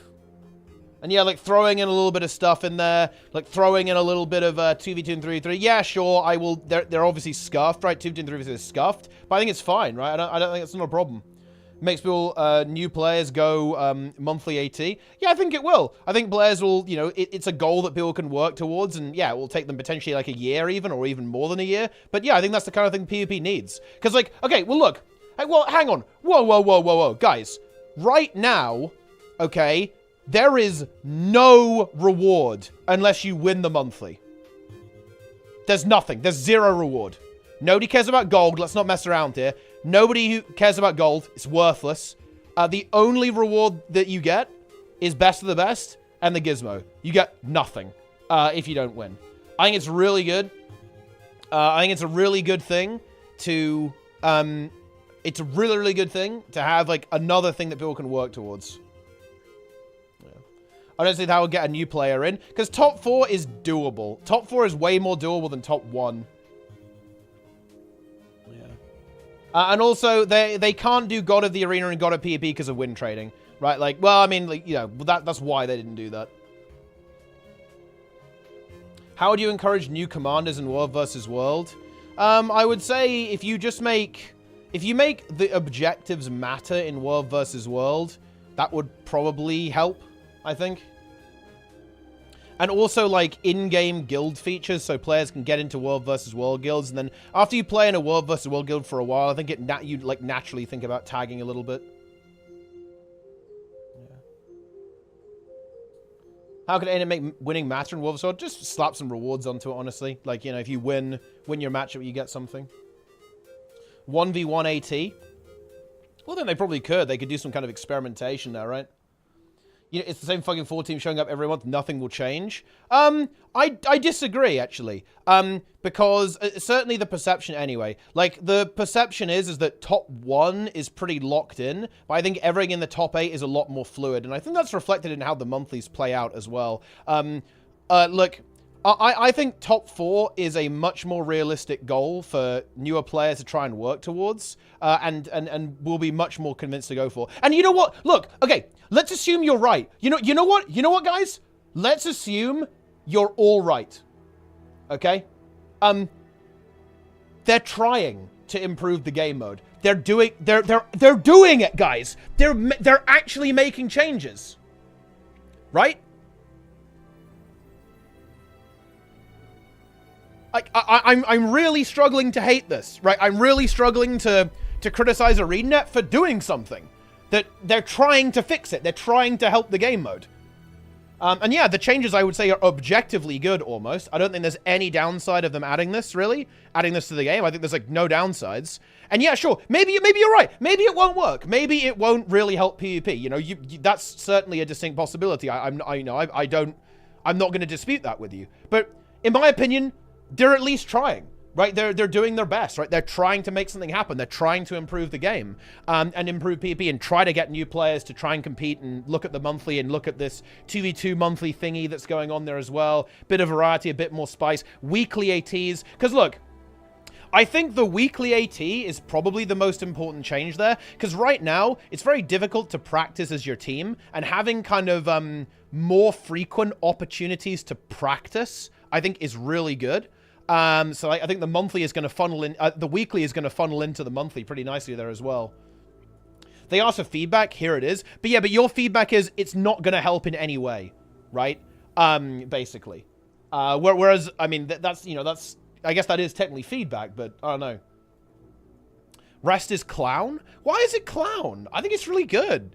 Okay, hang on. if they'd made best of the best also be colored, I feel like your opinion's really different on this, no? Like, because if you want to say that they should make best of the best a colored title as well, hell yeah, sure. I'm definitely down for that. That sounds like a great change. I'd go further. I'd give best of the best for top 4, but you get a golden one for winning, a silver one for being second, and then a bronze one for third and fourth. Like, yeah, we can 100%, if we wanted to have that conversation, I'm down for that. That sounds like a really awesome change there as well. So, I mean, they've kind of done that. Like, I think their goal with this champion of champions is basically kind of what I've described there, so they probably wouldn't do this. But yeah, if we want to go, dude, yeah, top 8, see, that's a great bit of feedback. Sure, let's say top 8 gets 5 points as well, so it takes 2 years to get it if you're in the top 8. Sounds good. Sounds like a decent change to me. Yeah, I got no problem with that.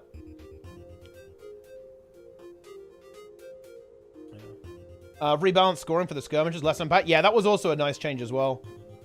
How can you not title the main for the... Yeah, sure. That's an actual good bit of feedback. Yeah, maybe best of the best probably should have a super cool color on it. Yeah, sounds good to me. New people will no one get it. Well, that's not the goal. It's not the goal for a new player. No. Here's the problem they're trying to solve, guys. Let me explain this to you. They want to create goals that people can aspire to, that like feel like they're within reach. And yeah, top 4 definitely isn't free, but it's way harder, way easier to get than top 1. And all of you guys know this, because Zintrex has won a monthly, Demolish has won a monthly, not a monthly. You guys have won monthlies, but you don't win every time, right? Like, there are probably tournaments where you go out in quarters, where you make it to semis, right? Where you get finals, but then end up don't winning, right? Like not winning. That happens all the time, right? Like the goal is not to make new players get this. The goal is for new players to have something to realistically aspire to. Like that is what it's supposed to be. And that's what I think it does. Or at least that's my opinion anyway.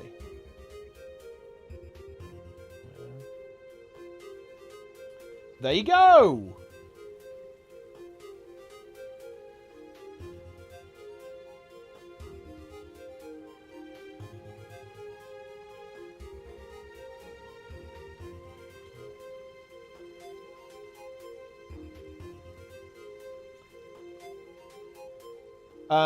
Even top 8 is going to be super difficult. Yeah, but no, this is not a reward for new players. It's a reward for new players to aspire to, right? Like, it's a reward for new players to, it's a reward for new players to work towards getting.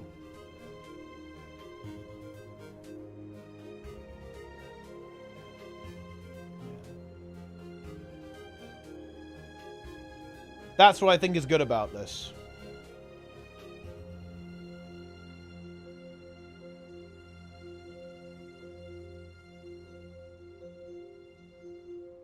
No, he goes because he wants to get the now 12 months in a row into top 4 for a purple title. I don't know. I'm not gonna lie, I'm struggling to engage with this because I think you want to be miserable. I think you want to be sad. I think you want PvP to be dying. Like, I will just call you out. I think you want PvP to be like this dead fucking worthless game mode that nobody cares about. Like, so when changes come through that I think, like, are actually really good, you just don't want it to be good. I don't know. Like, it's, yeah. I just don't, I don't see it that way.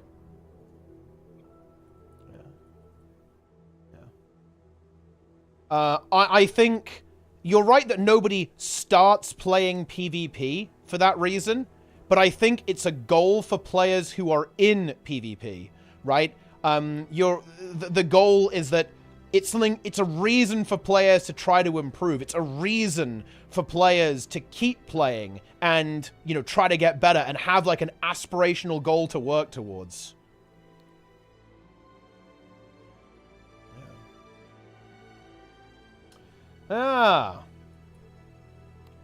Adjust the rank system first, not add weird prestige titles. The rank system is fine. They just need to, like, I mean, making it solo queue only would be something they could do.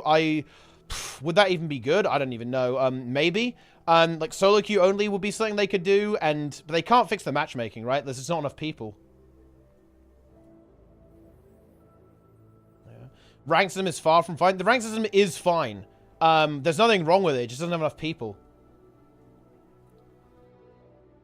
Like, matchmaking doesn't work when you have that many players. Yeah. Solo queue only is making... I didn't mean solo... Didn't tank... Didn't solo queue tank population when they tried it? Yeah, maybe it did. I don't know. But that's like one of the only things I can actually adjust, right? Make queue time 15 minutes, but no silver and plat 3. This is the biggest you think you do, but you don't moment ever. There is no fucking shot people actually want that. Like, for a start, there will be times of day where people just would not get queue pops. If you did that, so like, you lowered the gap, the maximum gap between players in a rated game. Like, if you're an even remotely good player, you'd be getting like 5 to 7 minute queues constantly, and sometimes your queue just wouldn't fire. I'm just not sure if you really want that.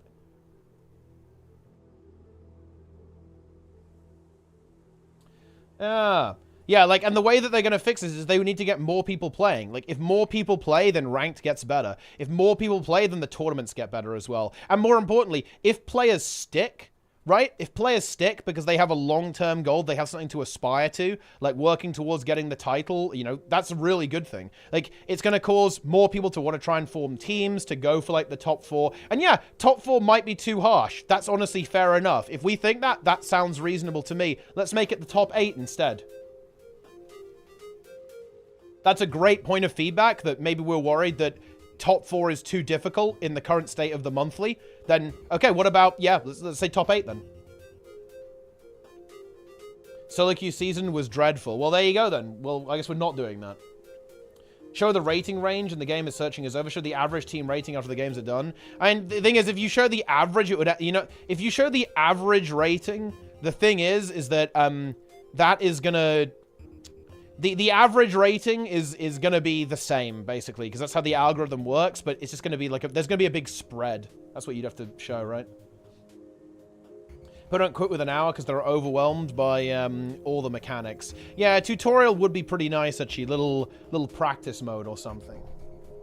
1 or 2 points for top 16. Yeah, well, I mean, thing is, though, it's 1 point. That would be 120... That would be 10 years to get the title. Like, I'm not sure about that one. But, yeah.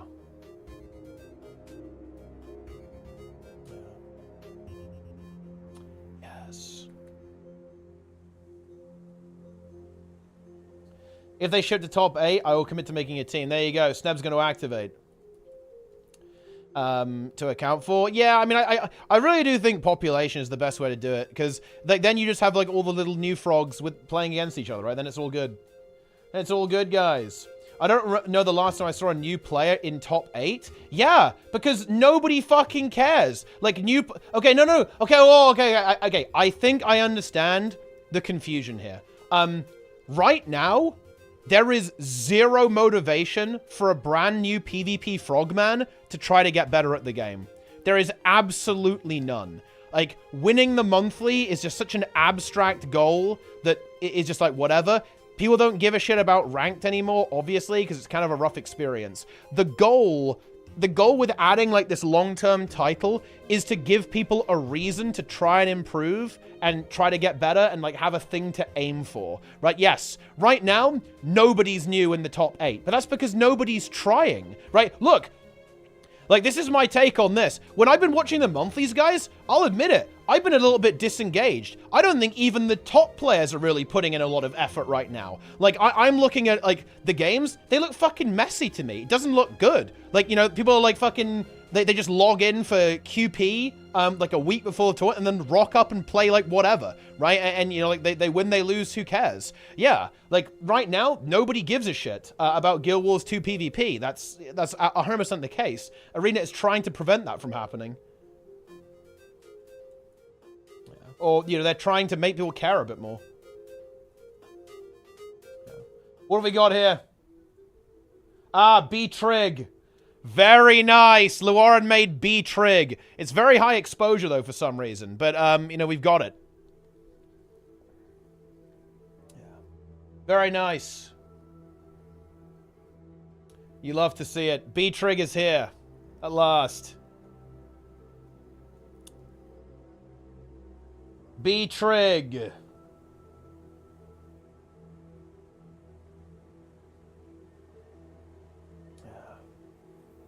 I can't. Why can't I see TRIG?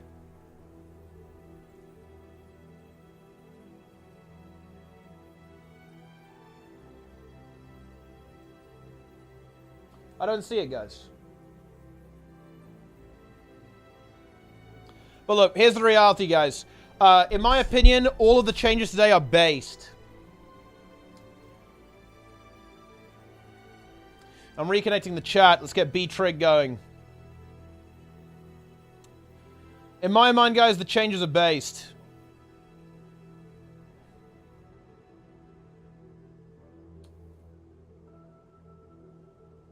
Wait, what's this? Wait. TRIG said, my thoughts about getting the tournament title wasn't aimed at getting new players in, more retaining the players we have. Players who have won a monthly, there's a little reason to come back and win again. We also want to add a good feeling to getting second through the fourth. You don't get a gizmo, you make pros to the title. Exactly, based. I'm actually surprised it's not aimed at new players. I feel like it's, well, I guess it does that as well, but I think it's also pretty cool that you do kind of have that aspirational thing going on there as well.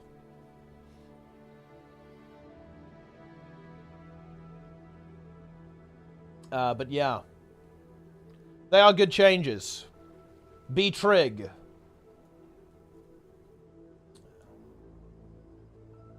We're not getting Arc Divider back, guys. It's over. It is over. Bear in mind, guys, we're still getting a brand new PvP mode as well. Like, that's dropping, guys. We're dropping a fat PvP mode. You have to understand that.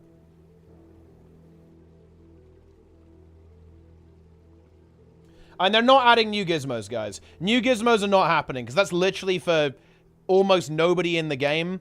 Wait, Be Mad did. Look at that. That's like TRIG. You know, like, they're not doing that. With yours and new monthlies and the new mode rental was getting more people in. Exactly. See, dude, the changes are incredibly high tier. New players in, weekly AT, more opportunities to practice, work towards the title, work towards winning the weekly AT, work towards the juice. Very nice. Yeah. I think there's no text of it, but yeah, I am going to do like I'm going to do a YouTube. We've got to do the YouTube video, guys. We've got to go through. We've got to go through all of the slides, you know? On the stream. We've got to go through the slides. We've got to play the song. But yeah, new gizmos would be cool, but it's pretty unlikely. Ben is no longer there, guys. If there's no Ben P, it's completely fucking over.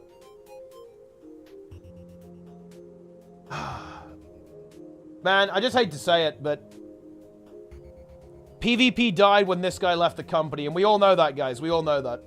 It's a fact. In a lot of ways, Guild Wars 2 died when Ben left the company.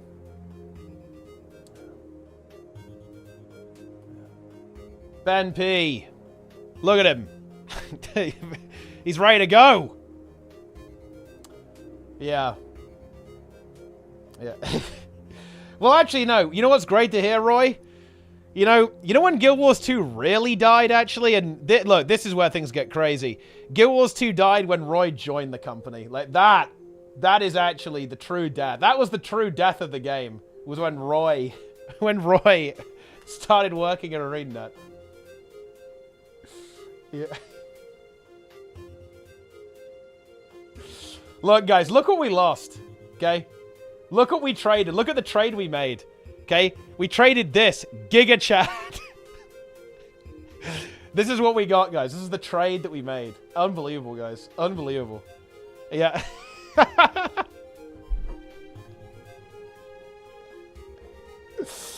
For a ArenaNet partner reason, guys, I'm obviously joking. Roy is my gathering node king.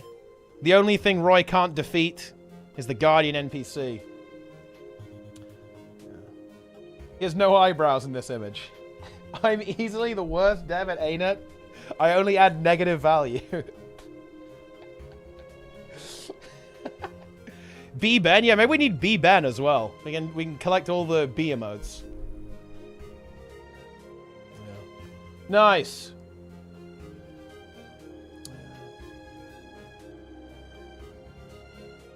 He hired me, then he left. He left the game in good hands. Guild Wars 2 is dead. Roy killed it. Guys, check this out.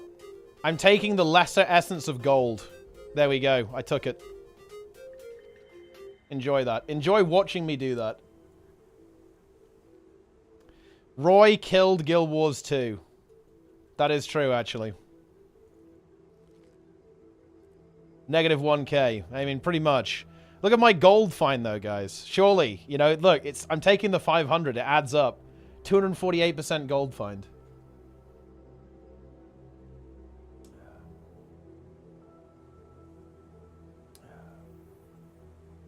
Guild Wars 2 died when Roy stopped streaming. Wait, Scales, you actually subbed to low tier god? What?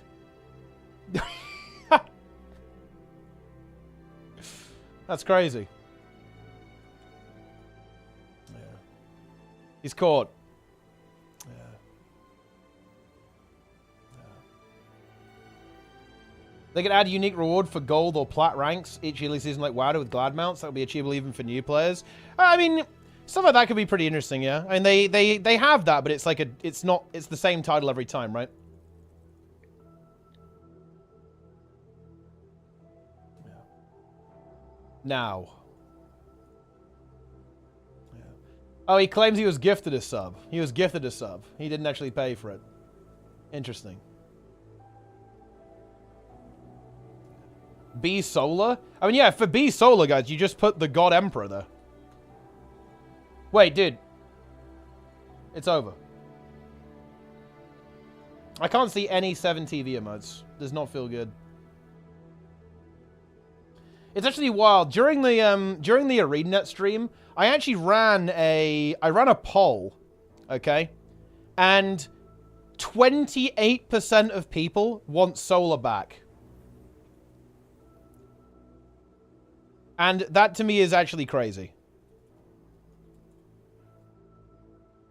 That means 28% of the Guild Wars 2 player base is insane, right? Like, they're actually insane. Yeah. And some people probably did do it for the content, though, yeah. They probably did it because it was funnier. Yeah. Yeah. They all play mech. I voted for the God Emperor because I thought it was funny. And Wolster is... I mean, that works, though, because, you know, Magnus is actually insane. He mains Dragon Hunter. Yeah. Rifle Mech. Rifle Mech. The Breaker. I do like that CMC was the breaker of chains, though. That was pretty good. Kind of love to see that.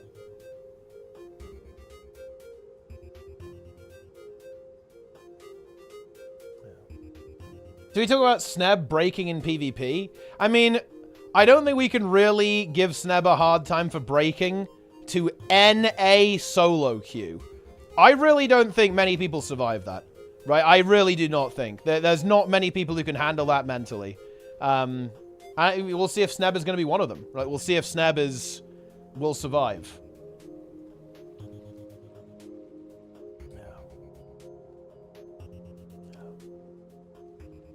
And it was content. And don't worry, guys. I'll be playing PvP soon as part of Project Fungo. I have to duo queue. There will be duo queue streams. I have to duo queue with Luaran. I have to duo queue with Nico again. Brick, probably, as well. And, well, need to get the team together. It's monthly AT time, guys. Luaran, Brick, me, Nico. I need one more player for monthly AT grind. It's going to be good. It's going to be epic. Project Fungo is coming. Yeah. Project Fungo is coming. Wait, have we got new emotes, guys? Wait, we actually have these emotes? Let's take a look. B Ben. Yeah. That was pretty good. Nice. Me and Vic are the only real Guild Wars 2 haters. I mean, yeah, that is true, actually. Yeah, B Ben is maybe going the wrong way, actually. Looks like his neck has been twisted. Yeah, dude, I like how the lighting on B-Trig is just completely different from all the other ones, too. That's pretty high tier. It's very intense. Yeah. I just saw the Sneb. Wait, whoa. Show me the Sneb PvP clip, actually. Whoa. Wait, which one is it? Link me the clip. Link me the Sneb clip. Okay, let's see what we got. Oh my gosh, this is just the stupidest game. Why am I doing this? Oh my god. This is just... They're just funneling in! Oh my gosh! This is why I don't play PvP anymore. They do not do anything intelligent whatsoever. They are just feeding the enemy. It's all that's happening right now. Oh.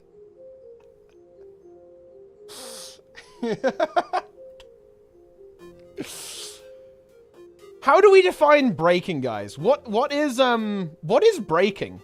Does this count as being broken by the game mode?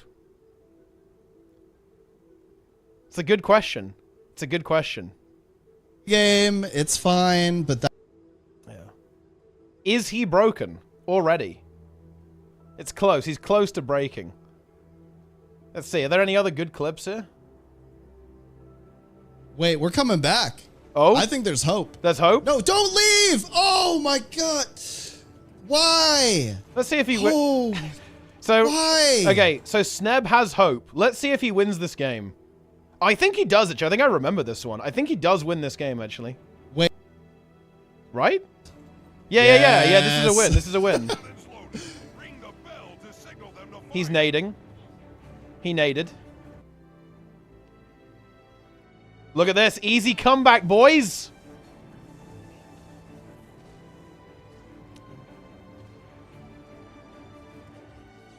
Let's go. All right.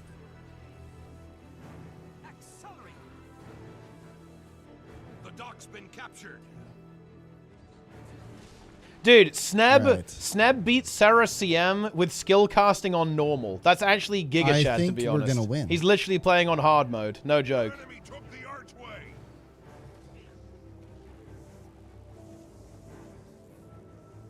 This is hope.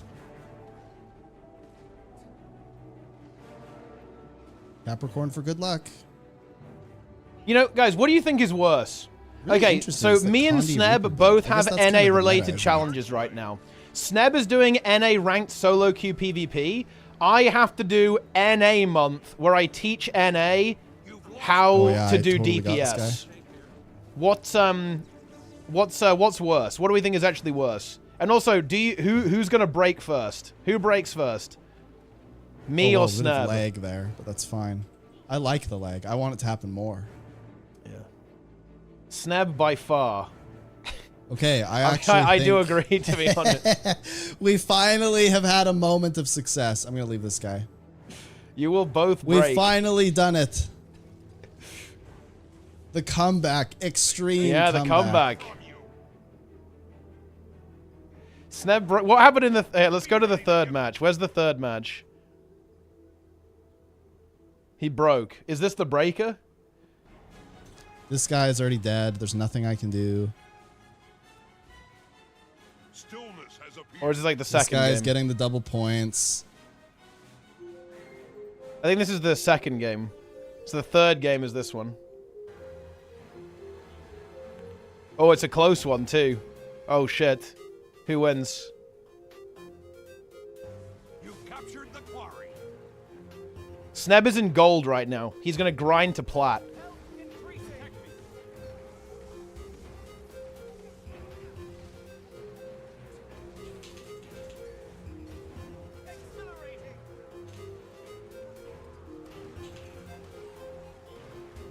Have to hit that dodge. Boom. I'm gonna stealth out of here.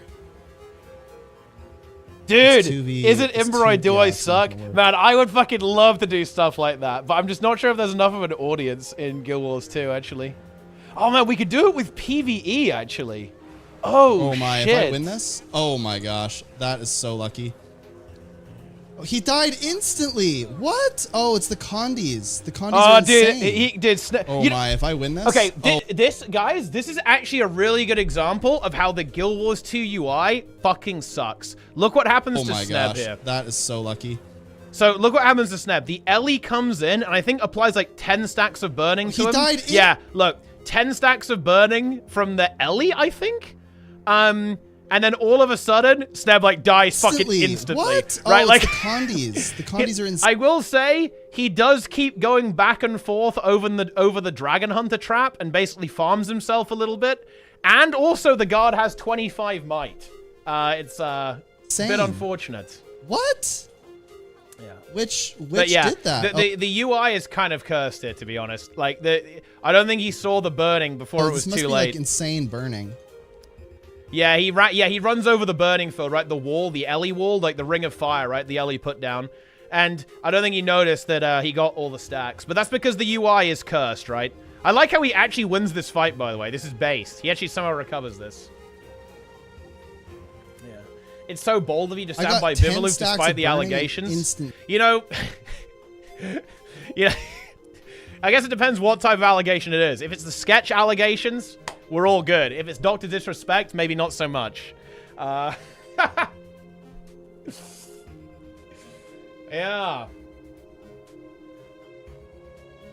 You get burning, your PC starts to burn too. That way you can notice it easier. That's true. Scrappers ain't it when you get to gold unless you're doing a side note build, maybe. I mean, I'm not gonna lie. It's build is, look, I'm going to give you guys the cold hard reality here. Build in PvP matters a lot less than understanding how Conquest works and playing the map correctly. Again, I'm going to use Boyce as an example here. Like, Boyce will occasionally run just the most, like, heinous troll shit and just 1v5 with it, pretty much, at 3 a.m., on EU, like, that happens. And there's plenty of people who play meta builds who are, like, stuck in gold as well. Like, obviously, build is important. It is. Like, build, you know, like, if you play a better build, it's going to help. It's going to be useful. But if you're stuck in gold, it's not because of your build. Absolutely not. It's completely because you aren't playing very well, and you aren't, you aren't playing Conquest very effectively, to be honest. Like, again, build is important, but it's really not the end of the world. I actually think a really good example of this was Frosty. Back when Frosty was playing the game, he got Legend pure solo queue while wearing no armor on Power Herald. Okay? And yeah, Frosty was obviously very good, but you get the point.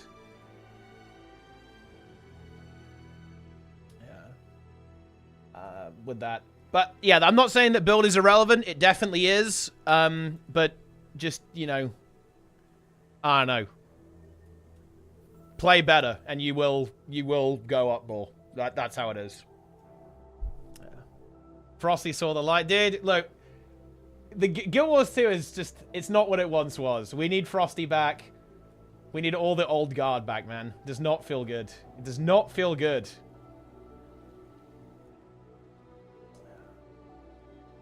That's how it is.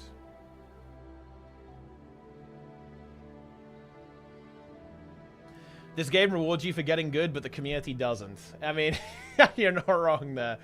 Yeah. How do I get better as a 6-month-old Guild Wars 2 player? In my opinion, the absolute best thing you can do is, one, record your gameplay and identify mistakes. And secondly, go and ask questions. Go and watch streams of top PvPers and ask them stuff. Ask people and stuff in-game. If you lost to someone, if you lose to someone in a 1v1, okay, squash your ego and say, hey, man, you want to do some duels after this game? Hey, man, you want a duo queue after this game? Like, stuff like that. What build are you running? Go and watch what good people do. Watch streams of high-ranked players. look at what they're doing, ask them why they're doing it if you can't figure it out yourself. That is how you do it. Enjoy. Yes. Play Untamed. And yeah, wait, did I say record your own gameplay? I think I did. But yeah, definitely do that. Yo, Grim with the raid. What do you think of the PvP changes, Grim? I'm actually so surprised there was a negative response. I cannot believe that Zintrex and Notamelon, esteemed members of the PvP community, didn't like the changes. Yeah. It's negative how? I think the changes are incredibly based. I know, I think most people are very positive, but just some people didn't like them. I thought they were pretty good. Yeah. Thought it was pretty hype. Everyone was ultra-based. I agree. Yeah. Yes. Happy Number. Dude, I remember... Wait, was he Happy Number or Happy No? I actually have no idea. But yeah, that guy was a content machine. Holy shit. Don't think he plays the game anymore, though. Feels bad. Yeah. Wait. Wait. Yeah, didn't he beef with you, Angels? Yeah, I think I remember that actually. What was he beefing with you about? I actually have no idea. I don't think I was really involved with that, to be honest. Oh man. Who remembers I Am One and I Am Legion? Yeah, I mean, who doesn't? That's Nemesis, one of the biggest content lords of Guild Wars 2. I think second should get 20 progress, not 15. When third and fourth gets 10, and Bible Gizmo should come in somehow. Why didn't you like the daily AT change, actually? Can you say the daily change? There's no reason I should care more about ATs than I do now. I think the daily AT change, to be honest, is just to get rid of the farm ATs. I think they don't want, farm ATs to be a thing, and they want the only ATs that actually get played to be ones where people actually play them, and it's not just farm. They're just getting rid of farm ATs, I think. But yeah, I think the purpose of dailies is to ultimately funnel into the monthly still. No, you don't have to be sorry if you don't like the changes. That's obviously fair, Zintrex. It's actually fair. You don't have to be sorry. Oh my god. Now I'm feeling bad. What the fuck?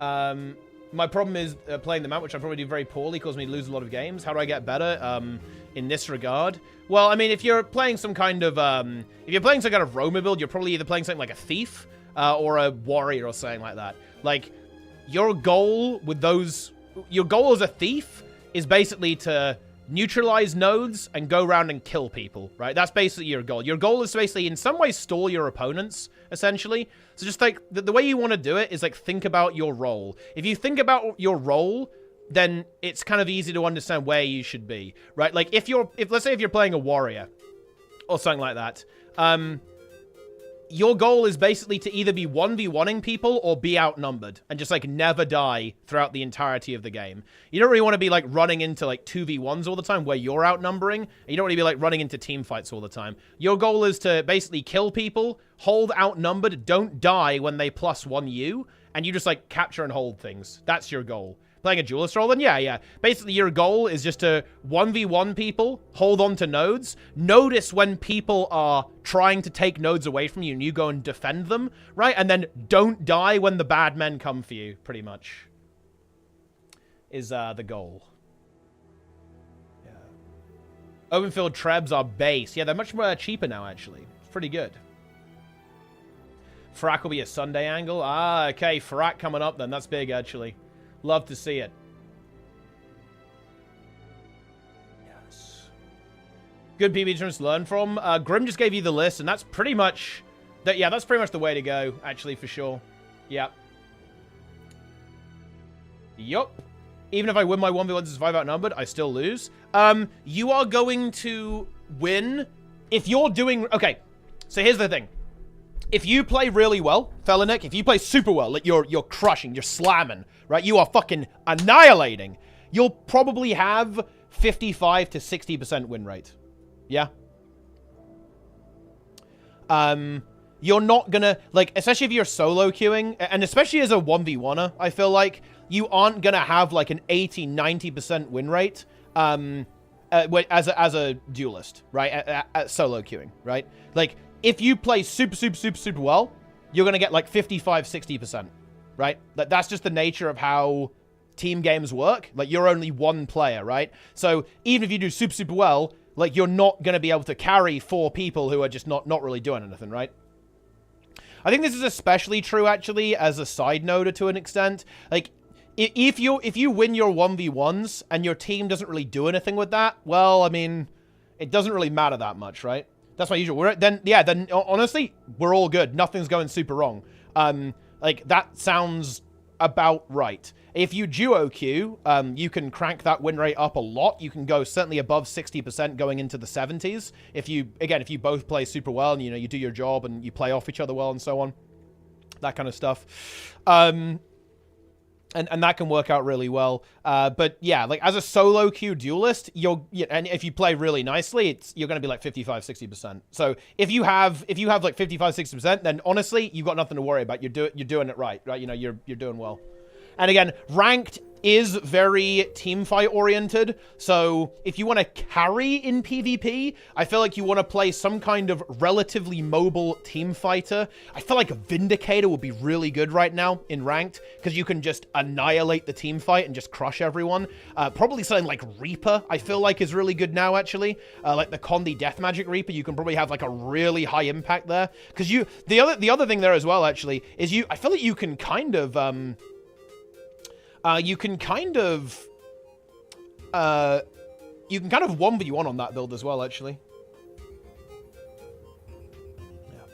Yeah. That's big.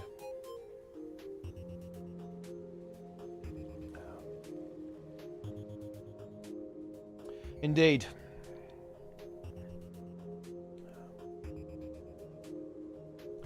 Gaming. I saw a super AFK farming in the sea. Yeah, that does happen, yeah. That is definitely a thing. When will I 1v1 Snab? Dude, I can duo queue with Snab sometime. It's going to be content. On NA. NA! I reported them. I mean, well, there you go then. That's what you did. You reported them. You must allow Sneb to reroll. Look, I did not set the rule about the NG thing, Grim. I did say he should solo queue because it's fucking content. But honestly, I think it's fine if he duo queues as well. I think that's not a big deal. But I did not set the NG thing. Is this a snitch? I mean, yeah, you pretty much snitched, yeah. But I mean, sometimes like snitching is not necessarily bad, I guess. I am going to be reading both of the articles soon because I'm getting derailed by talking to people in chat. A matter of firing enough matches, expect a 40% loss rate. Yep. 40% loss rate is yeah. If you're doing a 60% win rate solo queue, you're doing really well. Yeah. You're doing really, really well. Yeah. Yeah, dude, Ranger is base Snab. You'd like that. I think Untamed right now is Giga Chad. It's absolutely Omega Chad. Playing that is, yeah, you will farm. You'll feast. Yeah. Untamed, the Breaker. Tarislan, do you have an opinion? I actually do, yeah. Tarislan has some really interesting systems and the raid fights look really cool. It's definitely held back because it has like a lot of mobile game garbage attached to it, unfortunately, which really sucks. So I'm very unlikely to play it just because of that reason alone. But honestly, I think it's really cool. In-game DPS meter, super interesting. Like in-game recommended builds, really cool. In-game leaderboards and like world's first stuff, really, really cool idea there actually. Like, what's cool about Tarisland is they designed the game in such a way that you don't need to do anything outside of the game. Like, if that makes any sense. They designed it in such a way that using third-party resources wouldn't be that necessary, if that makes any sense. Like, all the mechanics are very well telegraphed. It tries to explain the fights to you. It makes call-out. It has, like, built-in bigwigs and stuff like that. I think it's pretty interesting, actually, with the way the game is. I think I think it's got some pretty interesting design attached to it, but yeah, looks like a cool. It looks cool, to be honest. I probably wouldn't play it because at the end of the day, it is a mobile game, but that's how it is. Got my 100 CM friends like, hey, good job, love to see it. Revelation in the chat. Dude, we still have to do Revelation tea time as well. I want to get Revelation on tea time. I want to bring the energy. I want to bring some content to the table. Revelation, my king. It's good.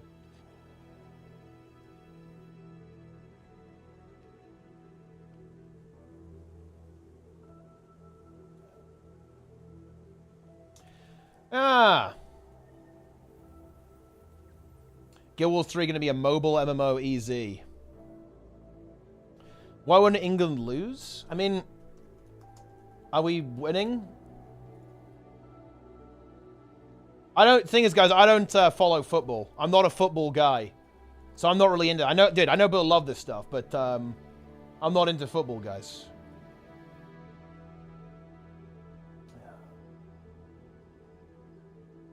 It's 1-1, guys. It is 1-1. Apparently.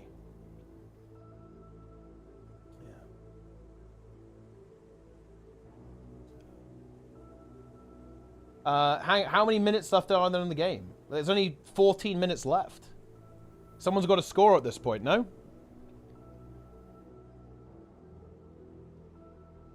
You pay for my work visa so I can get out of the US. I don't think I can afford you, I'm afraid. Watching England's like supporting a conquest team that has no thief. It's like watching a slow, painful death. Is that what you're saying? That bad, huh? It's coming home. Wait, what is this, by the way? Is this like a big... Is this like European? I don't know what's going on. Is this like a major tournament? It's like the Euro Cup? I don't know what's going on. Semi-finals? Wait, we're in the semi-finals? The fuck? I guess that's pretty good. That's not terrible. Good job, boys. England popping off. Yeah. Ah.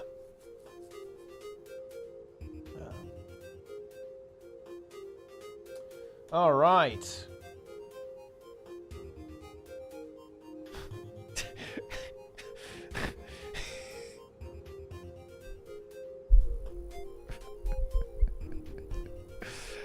Elementalist mains. Elementalist mains. I don't understand why it's always the... Yo, Boven, CND leader. He's not actually leader, but he is with comments like that. I don't understand why it's always the elementalists that feel obscene numbers are fine. Yo!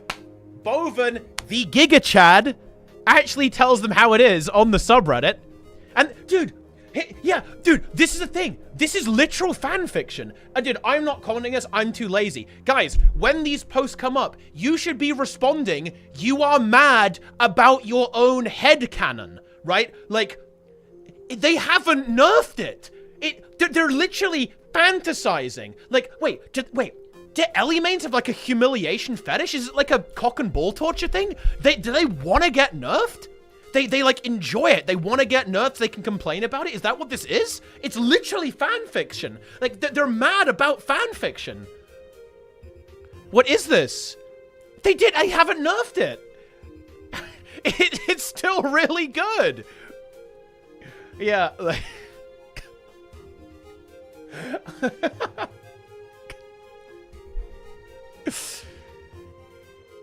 yeah. Wait.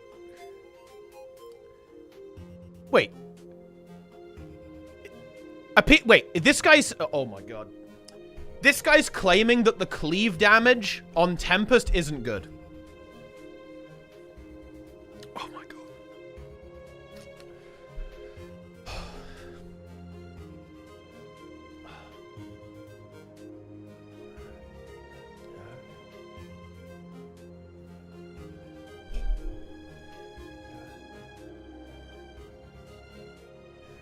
Guys, I need to go do the YouTube video about the PvP and World vs. World changes, okay? Like, if I read posts like this, I'm gonna lose my fucking mind.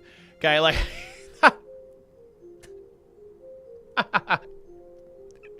I don't want to read this. Ellie, hi. I do damage at close range only. Moderate living attack, no utilities, lower survivability game. Bro, this build is actually very tanky. Has 300 vitality, 1700 health, and it has 40% protection. And it heals itself constantly with Water Trident. It has a really good heal skill. It can Water Overload. You can summon the Iceman and heal yourself for 6k every 15 seconds. What are we talking about here? Yeah. What crafting site you recommend? gw2 Crafts is really good. Use the fast guides. Don't use the regular guides. And they haven't... They're not... I don't... To be fair, guys, I actually don't think they should nerf this build. I think this build's probably pretty okay as it is. Like, again, you could, like, maybe, like, nerf it a tiny bit, but it... Look... It's not even as broken as Vert, to be honest. So, fuck it. It can stay, you know? Like, it's fine. I think it's fine to leave it like this. It is a very strong build, though. If they nerf it, I'd be sad. I'd actually be really sad if they nerf this build. It is an incredibly based build. Yeah. But the thing is, when I read posts like this, I want it to get nerfed. I admit it, guys. I have a moment of weakness. When I read posts like this, I think, you know what? You know what? Maybe they should nerf it. Maybe they actually should nerf the build. It's time.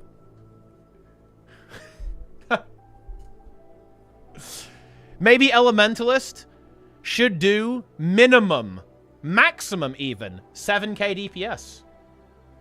Reaper's been doing 28k DPS average for years and we don't bitch. Wait.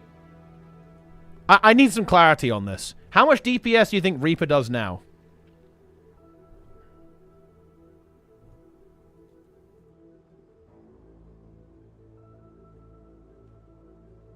Break.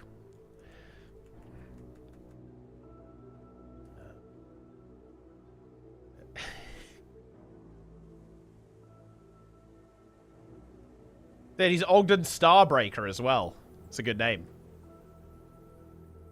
Depends on the content. Wait, what do you mean? Reaper is like, wait, what? Let's see. What is the Reaper DPS benchmark?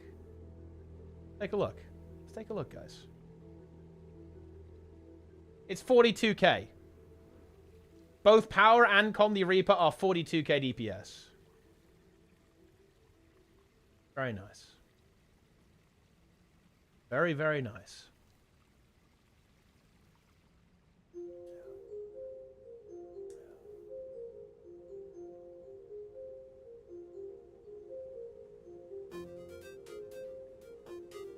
$1k DPS. I promise you the average Reaper isn't doing 42k. Well, but can you see what you're saying there?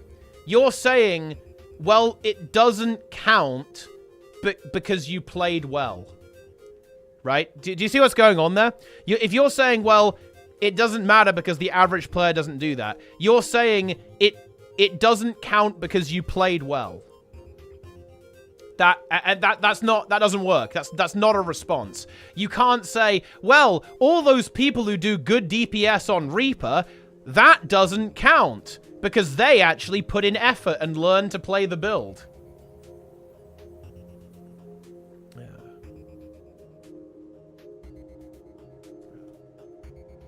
That's what's going on here. Oh, look. Oh, we actually have all the changes. There's oh, yo! Ruby, love to see it. Let's go. That's cool. Which you got a cool post about it. Yo! They even said they weren't doing it. I like that. Well done. Very cool, actually. I wasn't expecting this. Can I get the referral link for buying the expansion? Yes. Exclamation mark GW2 in the chat. Yeah, exactly. Dude, actually, Roy shut down. Roy said there will not be a post. But actually, there is. You love to see it. You know what, guys? I've actually stalled for so long. I'm going to the Rock. You guys know what? You guys know what time it's for. I'm going to the Rock, dude. I'm not. We're going to the Rock. We've got to get crazy here. Like we've got to get into the mix. Do they show the? Oh yeah, they even show the weapons there. Yeah, that's cool actually. Honestly, yeah. You know what, guys? I actually do want to give credit where it's due here. Like, I think this is actually really cool. I really like that we have this post. That's very nice. I mean, we'd have the notes next week anyway, but really nice little dynamic bit of community management there. Love to see that. Absolutely love to see it. Very nice.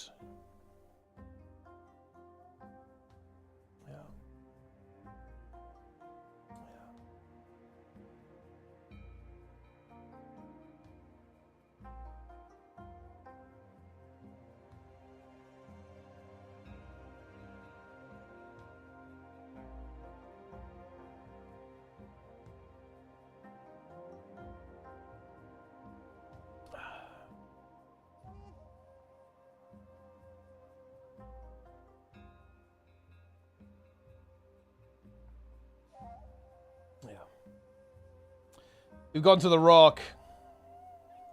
Feedmen, log in. I've arrived at the Rock. Here we are. I'm going to whale and buy the ultimate with your referral. Listen, keep doing it. And then subscribe on 10 accounts. Then gift 50 subs. Then buy ults as well. Buy the ultimate edition for all of your ults. And then you can fully whale. Okay, I want to see some whale content here, guys.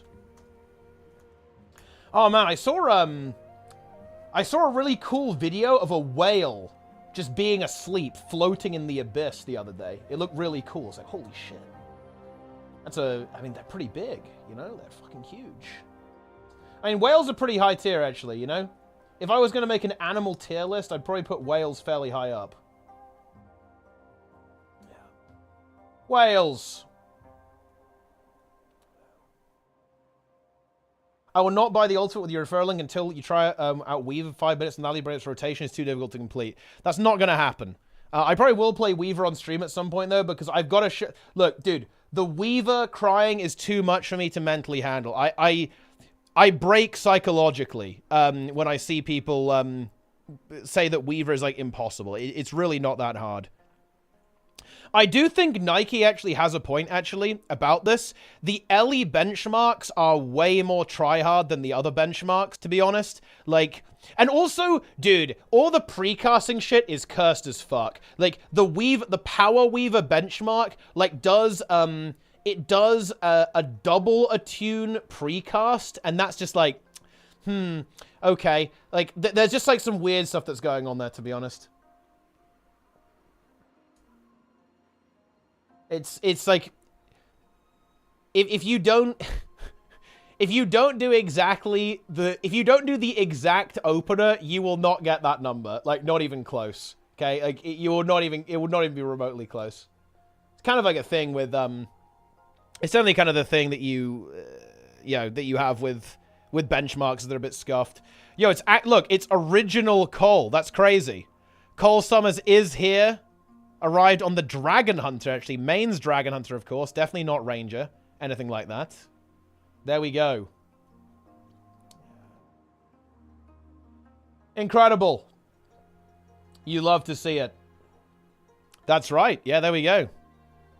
There's the Griffin as well. That's the wizard one, right? Ah, yes, the cup. The cup has arrived. No, actually, this is a really cool thing. I think, if I'm not mistaken, Cole was world second cod swimming amongst mere minnows, I believe. I think that's actually true. It was, or it was at least top 3 or top 4 or something. It was, yeah, actually one of the first people in the entire game to actually get this title locked down. Third, okay, world third, yeah, world third cod swimming amongst mere minnows. So, big fisher. Big fish player. 2-time Gizmo winner. Yes, that is also true. You can see the cup here as well. And then also the boat as well. Wait, where did the boat one come from? Wait, who... who was in the team with Bust Down? Because, man, one of these days... Look, I'm gonna have to leak. I'm gonna have to leak Bust Down eventually. Ah, it was NA. Yeah, okay. Yeah. Do you know the story behind Bust Down, Boyce, actually? I feel like you probably do. That's one of my favorite stories that actually nobody knows about in the Guild Wars 2 community. Seriously, that one is extremely high tier, if I'm being real. He actually doesn't know. He did. See, look, I'm telling you, this one is a secret. No, look, how many people know about Bust Down, actually? It's not many. It must be like 5 people who are aware of this. Yeah. Fishinger.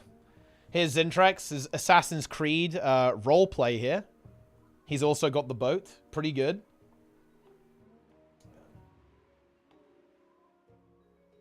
Lovely. Fishinger boys. Daily reminder that Magrus is completely insane. He was driven insane. Driven insane by Dragon Hunter. Yeah. Completely lost his mind.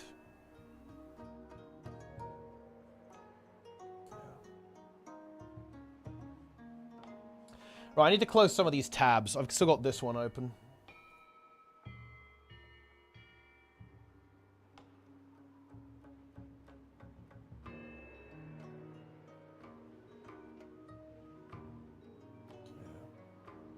Okay, nice. Closing the stream.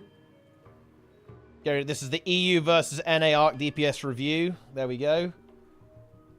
Wait, are we winning, Jimmy? Yo, come on, England!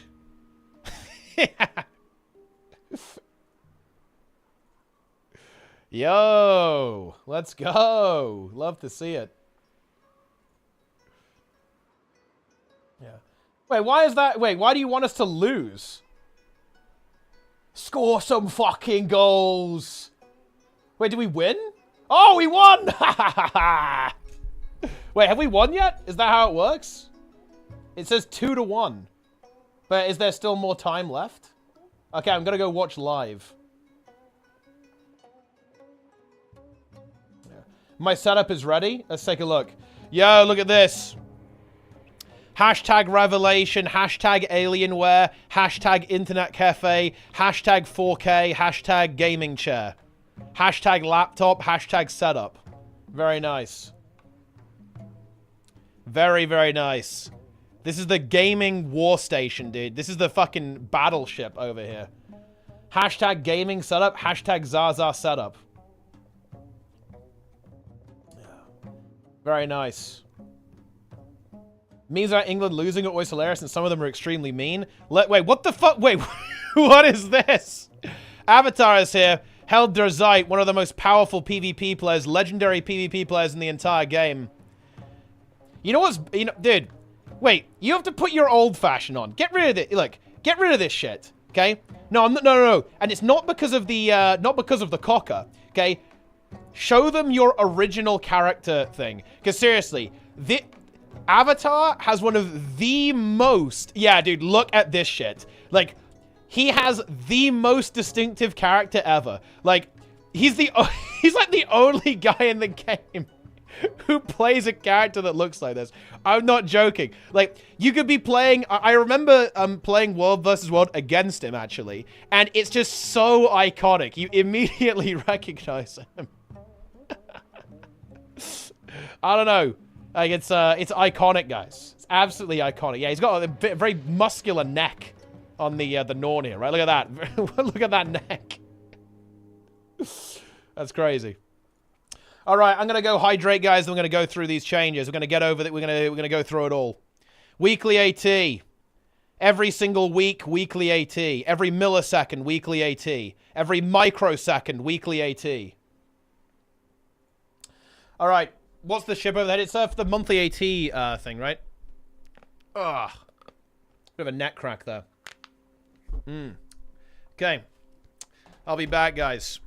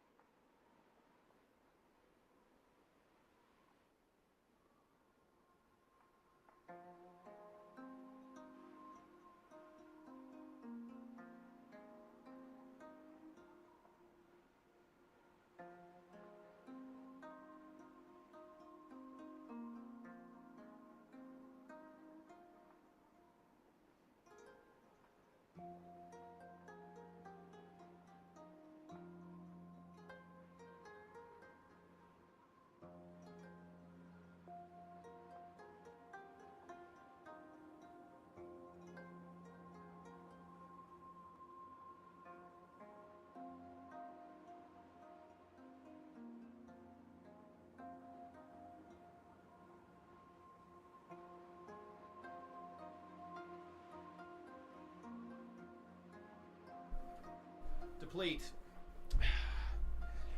It's coming home, boys. First, we've destroyed the Netherlands. Then it's gonna be... I don't know, whoever's next, I guess. Yes. Very good. I heard my neighbors yelling. Oh, that's funny. Honestly, dude, yeah, Revelation's got a nice fucking setup. Rate this crafted today. Okay, let's see what we got. Ooh, yo, nice. Look at that. Yeah, that's juicy, mate. Love to see it. Ah, yes. Dude. I'm going to be doing a new PC build next year, probably, I think. I've just got to hold out a little bit longer, though. My GPU is dying. I'm actually curious if you guys see this on the stream. Like, sometimes, like, black squares appear on the screen for me. I'm not sure if you guys see that, though. Because my GPU is dying. It is dying. But yeah, I'm waiting for the, what is it, like the 9800X3D or whatever. And I guess maybe the 5000 series as well. I don't know when NVIDIA is doing the 5000 series, but yeah, that will be pretty juicy if that happens at the same time. Get like a seriously like mega giga PC. Why is that rock so low quality? It's a good question. I don't know to be honest. Oh man, is your GPU memory overclocked? Nah, it's just stock. It's just scuffed, right? It's a 3070 that I got because my 2080 Ti died during the peak of crypto, so I couldn't really get anything good, unfortunately. Well, anything that wasn't scuffed, and it's a bit of a it hasn't ever really worked super well, if I'm being honest. I don't know where it came from. It was scuffed. Yeah, crypto definitely screwed up GPUs, that's for sure. Definitely a big pain in the ass. But it is what it is. Yeah, I actually have no idea when they're doing the 5000 series, but I'll probably try and... I'm going to probably buy once 5000 series is out, and the X3D, AMD stuff. I think both of that is going to be like next year, like 2025, so that's going to be the goal, and I'm going to get something going. Because actually, the NVIDIA stuff is also really exciting because of the... they're doing AV1, right? There's AV1 going on there. And if Twitch does AV1, that's really big. Yo! Chicken! Chicken is fully enabled. Cole Summers, Chicken Chaser. Very nice. Alright, here we go. Cock. Okay, guys, it's time for YouTube video analysis. Are you ready? Are you guys ready for this? Music's a little bit too loud, I think. Let's take that down a notch. Let's get it chill. All right then, gamers, it's finally happened. ArenaNet has saved PvP and World vs. World. This is it. 2024 and 2025 is the year of Guild Wars 2 PvP and World vs. World. Well, you know, obviously we're messing around here a little bit, but actually we have some really cool changes actually to PvP and World vs. World, kind of aimed at retaining players and also giving some newer players some aspirational goals. And on the World vs. World front, we have some brand new skins, and this is cool actually, setting the groundwork for, I think, making World vs. World into a more competitive infrastructure, adding some systems to kind of balance the game around attacking and defending and how, like, victory points work, winning skirmishes, winning matches, all this kind of good stuff. I think we're really setting the groundwork here for taking world restructuring to the next level and actually making these matchups matter, making capturing and holding objectives actually important for reward purposes, for prestige purposes, but obviously we'll get to that when we get to that. But some really exciting changes actually, I think, kind of across the board for World vs. World. But let's do PvP first. Oh yes, there is a purple title, so let's stay tuned for that one. But anyway, so the first set of changes are all about tournaments. So basically, they've got rid of half of the daily ATs. look, I'll read between the lines here. They got rid of the ones that basically nobody played in the middle of the night and were just there to be basically farmed, right? And were just like free gold, like Multibox would farm them. Like, you just have like a bunch of people who sign up, farm the ATs, blah, blah, blah. Yeah, probably not a super healthy engagement with that system. So that's what's basically happened here. And now they just happen on kind of vaguely prime time on EU and NA. They actually shifted the times a little bit as well. So that they kind of better align with like play time on these servers. So that's, in my opinion, a pretty good change. But now let's get to the actual really exciting stuff. This is where the fun begins. Weekly automated tournament every Sunday as well. So this is kind of like on top of all the other stuff, on top of the monthlies, and they are big gold. 150 gold if you win. And, you know, obviously not everyone's going to win, so, you know, fair enough. But check this out. 25 gold for 9 to 16th place. And that's in addition to all the match rewards you get, like the reward tracks, and, of course, like the win score. Like, you get some gold for winning. Kind of playing these matches there as well. Very rewarding stuff here as well. And you even get Ascended Shards of Glory. So that's like you can get gear out of that and all the other rewards. And the PvP League tickets. Again, that kind of funnels into the Legendary system too. All this really good stuff is kind of going into that as well. You can just enter these normally as well. It's not like the monthly. You don't need to qualify for them or anything like that. And this is every single Sunday. New weekly AT. I think this is a really good change. Like right now, you only have the monthly to practice as a team. Like, daily ATs, people don't take them super seriously, right? So it can be a little bit hard to get that practice. Ranked, obviously, is not the same. Playing as a duo queue is not the same as playing in a 5. So, you know, you have to go out and meet other teams and kind of do scrims and kind of internal in-house matches. That's fine, obviously. But this, I think, is so important. This is really going to give new aspiring teams that are working their way up the rankings in the monthly, an opportunity to have an event. They can set that, play every single week, get better and better and better, work towards winning this, you know, and then improve their gameplay as a team. I think this is a really, really good thing because this is going to be more winnable too. It's not going to be as sweaty as the monthly. It's this really cool middle ground, I think, between the daily and the monthly, where teams are going to have this goal to aspire towards. Like, if you're a newer player, like you're just getting, you know, just starting to get into it, like you're starting to pug some ATs, just trying to get a team together, playing with your friends and stuff. I think this weekly is a really cool thing that you'll be able to actually go after as well. And just having more tournaments, I think, is really exciting as well, right? Like having more exciting events, you know, in the PvP kind of the PvP calendar is a great thing here as well. And I think this will actually help teams sticking together and improving significantly, which is definitely a big problem. Like with just the monthly, players don't stick with their teams, right? They typically just like pug every month, and there's a couple of teams that kind of are always there popping up in the top 4, but you don't have that consistent new team coming into the mix. And I think that's what these weeklies can be really useful there as well. And we've got another monthly as well. Check this out. And this is kind of a, you know, an extra major event every single month for PvP, and it's going to be on Saturday again, just like the monthly. Every second Saturday. The monthly is every 4th Saturday, so it's going to be 2 weeks apart. And now you've got 2v2 and 3v3 alternating every month. And they're bringing back special titles. Duo of Destiny is coming back. I believe Triumphant Triad for the 3v3 as well, keeping the alliteration going there. Love to see that. And yeah, this is also really, really cool. Not only a bit of variety, but also another major event. And again, it's going to be like the monthly, so a lot of gold for this. So probably 500, I want to say. You also get the permanent PvP VIP access for winning that as well, too. And yeah, just another avenue for players to compete. If you have, you know, a friend, you can play the 2v2. If you have a couple of friends but not a full team yet, you can play the 3v3. And it's just a bit of variety as well. I'd love to see them actually kind of mix this up here a little bit. And, you know, I'm just going to say it. Do a Stronghold one, you know? That's going to be fun. Just throw that in there. You know, they could even do a deathmatch one, like a full 5v5. They did that a couple of times with 4v4, I think. It still uses the same maps, right? It uses, like, I think it uses, like, the Azura Arena one, the bigger one. Otherwise, it turns into a complete fiesta. But I think this gives them an opportunity to kind of add a bit of flavor here. They can do some crazy stuff, like really mix it up and just have this kind of extra, slightly more for fun event there with some really good rewards attached to it as well.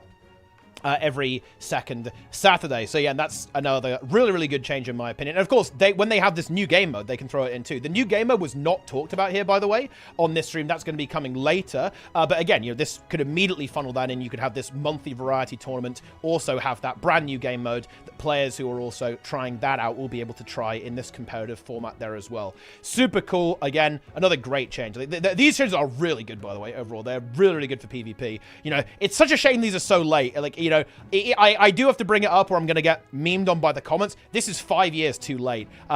So it probably isn't going to be as impactful as it would have been if it had been back then, because I think the real issue that does need to address is kind of how ranked plays out, and that's where the new game mode comes in, like trying to get new players to get involved and stick. That's going to be important. I think this can help retention, which should improve the quality or at least prevent it from getting worse, right? Because if there's like these exciting events for players to kind of want to improve for, want to practice for, to get better rewards and get that prestige, then that will help retention. But I do think that, this is not going to save PvP. I was obviously being very silly and hyperbolic at the start of this video, but these are some fantastic changes. And the important thing here to talk about here, actually, and I really should have actually said this, is ArenaNet is actually, they're actually doing changes to PvP, right? Are these changes perfect? No. Like, is it going to fix everything? Obviously, no, as well. But this is the important thing. Bear in mind, guys, ArenaNet abandoned PvP for years, for like the best part of a decade at this point, right? Like,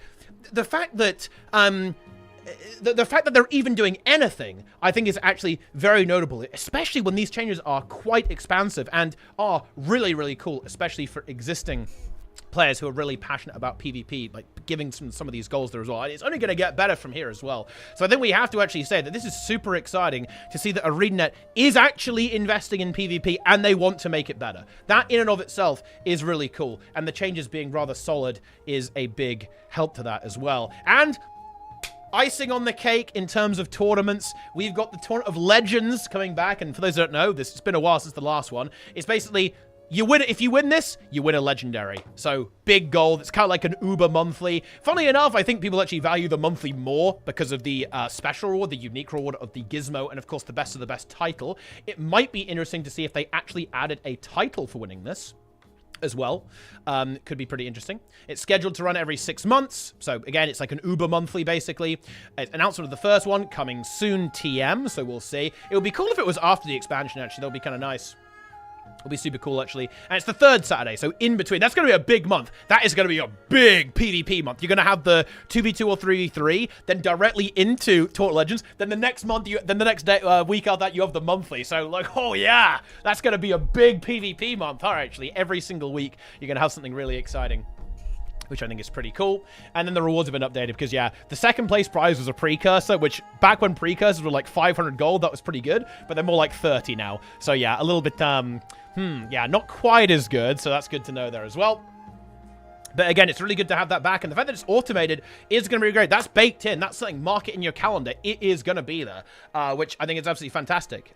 Great change. Like, having something even above the monthly, I think, is really exciting. And again, I think they could go even harder on these rewards, really make some special stuff. Even give it a unique gizmo, right? Would be super cool. Like, a gizmo that you can only win twice a year, that would be absolutely insanely hype. They could just make it the same one every time. Have like a little, I don't know, have like a mini Zomoros over your head or something like that. Would be super cool, I think, to just juice it up even further. Because again, it is weird that in some sense that the monthly has kind of more swag attached to it than this Tournament of Legends, which is every 6 months.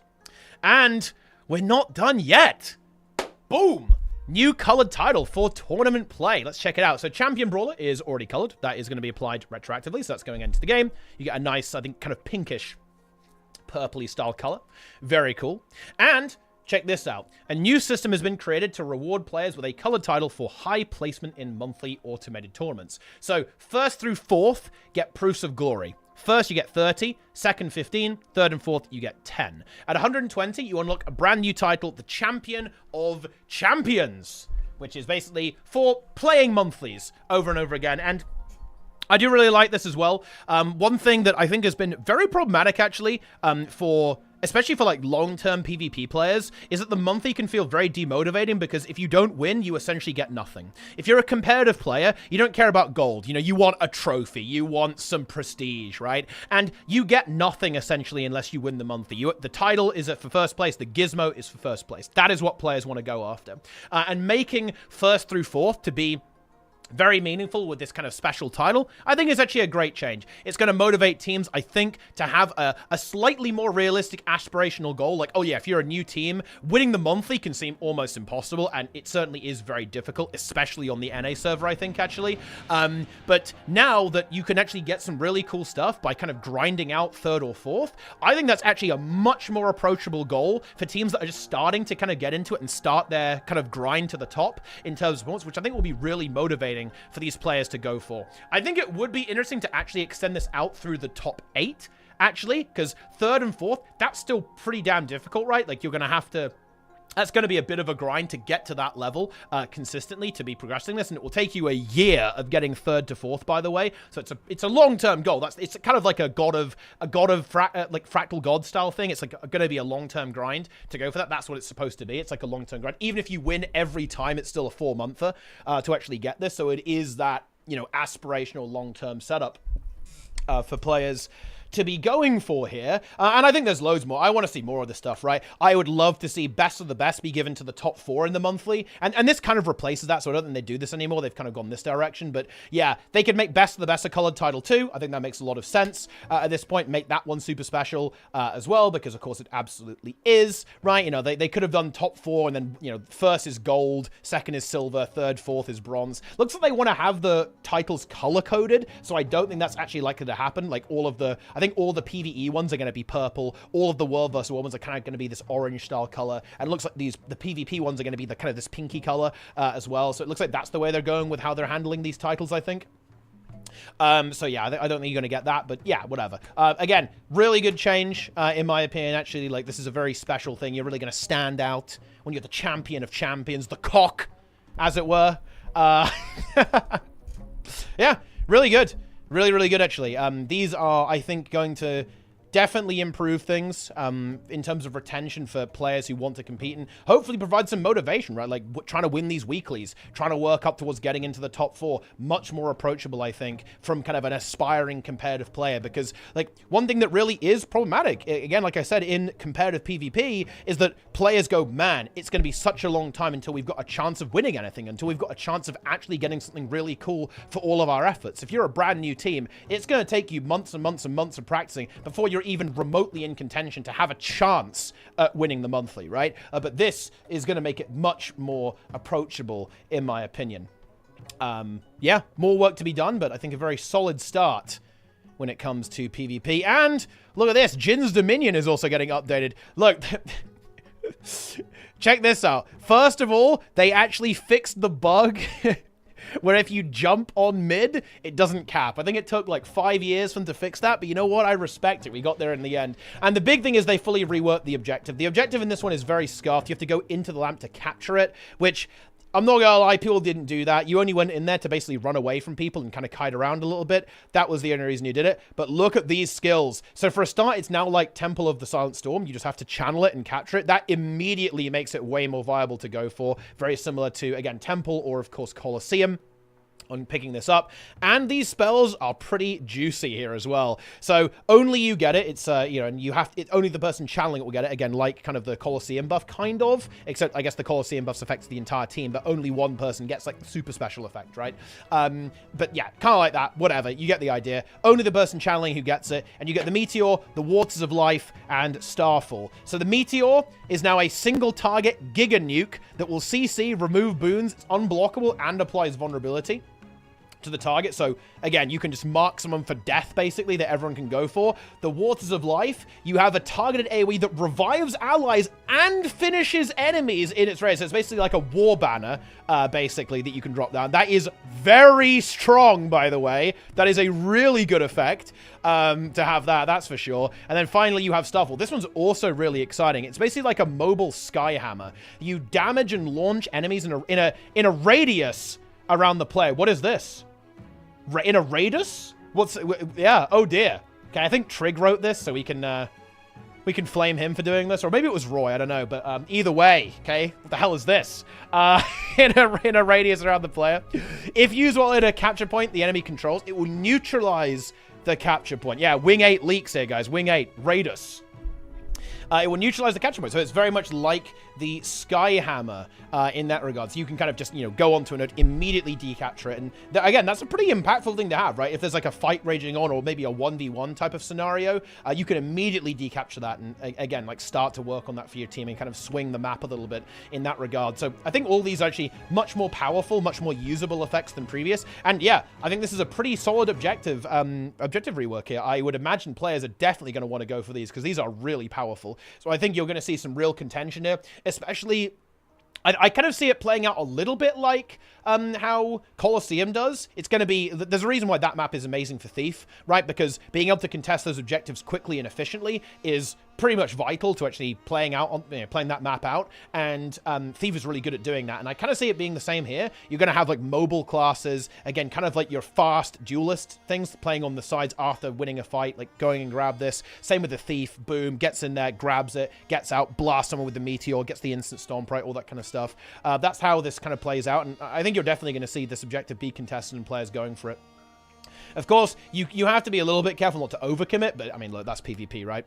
All that kind of stuff. And the final change here is that leaving the lamp arena with applied teleport will apply teleport sickness with applied teleport sickness, will apply teleport sickness with a scaling duration like Skyhammer. So basically, you can't just go in, out, in, out, in, out to kite, essentially. So it's very similar to the Skyhammer. It will still be a powerful kiting tool. It will. Like, you will still want to...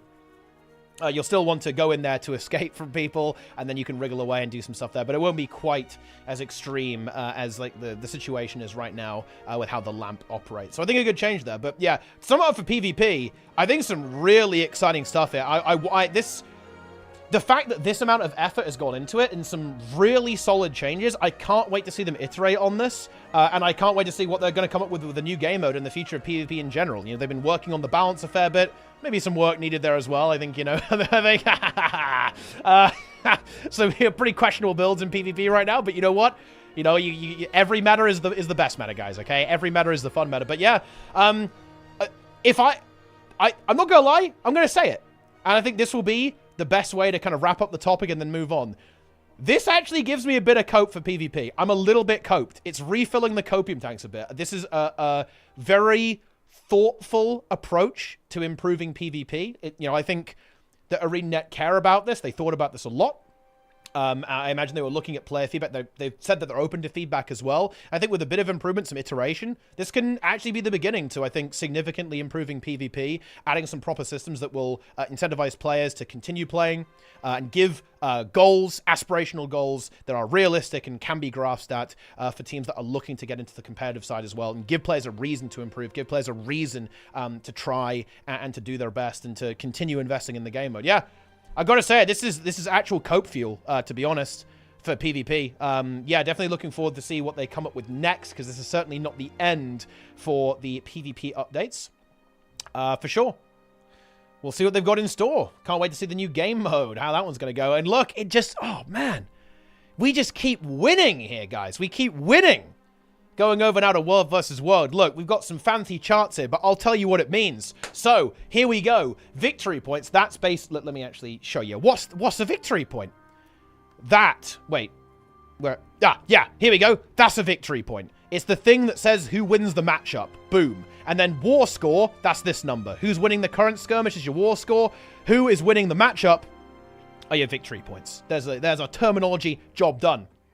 But victory points for winning a skirmish are now going to be weighted based on player population. Okay, and all of these changes, by the way, for World versus World, they are very much aimed at getting World versus World into a better state competitively from the systemic standpoint. And in my opinion, they even said this on the stream, actually, they are looking at making competitive infrastructure in World versus World a thing. They are looking to create proper motivation for winning matchups. You know, like, I don't know what that might look like. It could be leaderboards, it could be rewards, all that kind of stuff. But they have said, confirmed in the live stream where this was all shown off, that is one of the things that they are looking at. And all of this, again, very much smells of preparing World versus World for that transition. We've got World versus World restructuring in play. They've got the matchmaking going. We're going to be seeing them iterate on that over the next couple of months, obviously. But yeah, the big things here, it's all about making the game better from a competitive standpoint here. And essentially, this is a big nerf to night capping, right? They want the skirmishes that matter to winning, to winning the match. It's all during prime. So you can see here that at 8 p.m. European time, the skirmish there is 42 points, whereas the ones at 2 through to 6 a.m. will only give you 6 points. So like a really big disparity there. It's not that you'll have no impact if you're night capping, but it's obviously going to be significantly less. And this certainly was an issue that was, I think it's kind of plagued World vs. World since forever, really. Like, you know, if there's nobody around, if nobody's awake, then, I mean, you just auto-win, right? But now, the very highly contested skirmishes are very much going to be the ones that are the most valuable. And you can see they even did it based on each server, right? So you can see that NA is a bit more spread out, right? Like, you know, there aren't like giga dead matchups, like kind of in this time period. It's like a little bit, you know, it's still pretty inactive, right? But not quite as such. But you can see that the points are more spread out on the NA region there as well. I think what's exciting about this is that I think they could probably even do this dynamically, right? They have all this data about player patterns and player behavior. They could maybe even do this dynamically based on what guilds and, you know, what guilds get matched up with each other in the world restructuring system as well. Pretty interesting. But yeah, good change, obviously, for kind of having that competitive integrity. Again, they need to go the next step. They need to make sure that there is a reason to care about this stuff. But again, I think that is very much where we're going to be going over the next couple of, you know, kind of like next year or so with World versus World updates. And kind of on that as well, scoring has been adjusted on capturing objectives. So now if you capture a very high tier objective, you're going to get loads more points. Yeah, good. Yeah, that's really, really cool stuff. You love to see that. You absolutely do. I'd love to see it be made more rewarding as well. So getting for each individual players, right? If an individual player captures a really high tier objective, then you also get like significantly more rewards. That would be really good as well, if that was going to be the case. And that kind of ties into like motivating players to attack these objectives, motivating players into actually engaging with World versus World as it is, and not just kind of playing their own little mini game off to the side there as well, which again, like they've talked about player patterns and player behavior a lot when it comes to World versus World, and it is something that they are aware of and they're looking to address here too. And you even get more points for killing people to kind of balance this out. I feel like you get 3 score instead of 2 from each kill as well, to kind of make sure that like player, points per kill and points per tick and points per cap kind of stays in check there as well. So yeah, I would say a pretty damn solid change overall in that regard. Contesting has been changed too as well. This is actually a big one because this is one of those Dawn of Time systems in Guild Wars 2 that's now actually been changed significantly. So basically, I'm going to explain what tagging is real quick. So when an objective is contested, you get these little swords you can see on this image here, and you can't use the waypoint, right? You can see the waypoint's contested, so you can't do that. Now, right now, when any guard with a structure gets in combat, or when a gate or wall is damaged in any way, it immediately contests, right? And that's very scuffed because you can just run up to a guard, tag it, and then run away, come back, tag it, and basically deny people that forward position, that forward waypoint very, very easily, right? Bit scuffed, to be honest, and doesn't really require a lot of commitment from the attacker or from the staller from doing this. Now, you can't do that anymore. So if the Lord's in combat, it will contest, or if a gate or a wall is damaged at all, basically, so below 95%. So now you're going to have to actually invest. You've got to get to the Lord, so maybe you've got a portal, you can get to the Lord to contest it, or you actually have to start sieging, you have to start breaking the wall. Honestly, a much better change from a balance and design perspective, in my opinion. That just makes a lot more sense to me with how that system actually operates. And another thing too, this one's going to be funny. Emergency waypoint. You get 3 emergency waypoints for the duration of the tactic as opposed to only 1. And you can see they'll be in little custom positions about the place that you'll be able to warp into. Why did they do this? Well, very simple. Because everyone knows where the emergency waypoint is, what you can do as an attacker is just wait for them to pop it, and as they teleport in, you farm them, right? You just like blast them as they're warping in, and like they'll basically be dead during their loading screen. Now, to be fair, you can then use it again, and you have the invulnerability, right, to kind of disengage at that point. But obviously, that's a bit wonky, because you're, of course, feeding your opponent's points and loot by doing that, which... bit weird that that's how it works, whereas now you are actually going to be able to pick any of these and kind of go for the safe location. They have said that right now they're all called just emergency waypoint, right? They haven't got a special name, but they are actually looking to make them like, I don't know, emergency waypoint 1, emergency waypoint 2, emergency waypoint 3, right? So you'll actually have an indicator of which one you're warping into there as well. So again, I think a good change, just removing that kind of wonky interaction with how the emergency waypoint system actually operates there as well. You won't be able to do like the crazy ganking stuff that's going on there as well. And some other stuff here too, siege updates. So alacrity can no longer be applied to players on siege. Boons other than swiftness can no longer be applied to siege golems, and flame ram health has been lowered by 50%.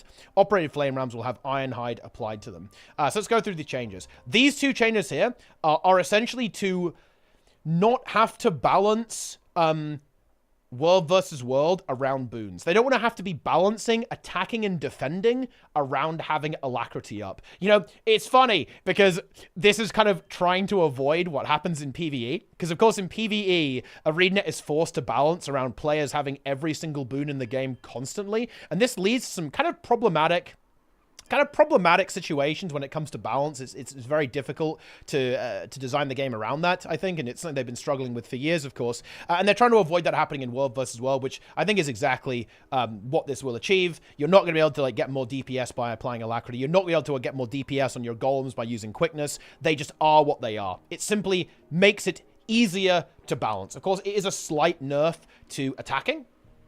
Of course, but again, this is something that they are looking at, right? There have been some pretty heavy nerfs to defending recently, especially the change where walls don't respawn until they get healed above 50%. That's a pretty big, significant change. So it's kind of a little, a little bit of give and take, and they're looking at the balance between attacking and defending, I think, quite a lot. And there's a couple more changes here with the siege cost here that also kind of reflect they're looking at making players have to commit a bit more there as well. The Flamehammer Health one, this one might seem pretty interesting, and this was explained on the stream, and it makes a lot of sense.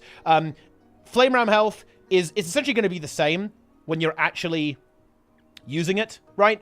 It's basically, they want to make it easier to clean up, unattended siege, basically. They want it to be a little bit easier to defeat attackers and then get rid of all their siege pretty quickly afterwards. So this is functionally the same, right? It's the same HP, or effective HP, rather, while you're using it, just less when you're not using it. So just easier to clean up that siege after you've managed to repel invaders. I'm not gonna lie, I felt like it was pretty easy to kill rams. They have a decent amount of health, but, you just, they die pretty quick. But there you go, that's the change that is being made there as well. And yeah, the golem one, again, is, about the quickness, right? No quickness on your siege golems for breaking that stuff down a little bit quicker. You can still make them go faster, and you are still able to use super speed on these and stealth as well. This is boons, specifically, right? So you can still do all the sneaky stuff and fun stuff with your super speed as well, in that regard. So, and also the final thing kind of on some of the world versus world style balancing stuff are some changes to supply costs. So Guild Siege Golem goes up from 50 to 75. Arrow Cart from 40 to 25. Superior from 50 to 35 on Arrow Cart. Trebuchet slashed down by 50%. From 120 to 60 on Superior and 100 to 50 on Regular. So, and there's a couple of noticeable ones here. Their goals with a lot of these are making defending a little bit easier or kind of less expensive supply-wise. So in other words, making it easier to rebuild your defensive siege after you've been attacked, right? So you can rebuild your fortifications so you don't because I think what they're worried about or the problem they're tackling here is that once you hit them once, right? And you clear off all their siege, it's very difficult for defenders to essentially get all of that back. They have to control the supply lines for a long time. They're trying to alleviate that so you can actually kind of make that happen and kind of get your defenses replenished up a little bit quicker.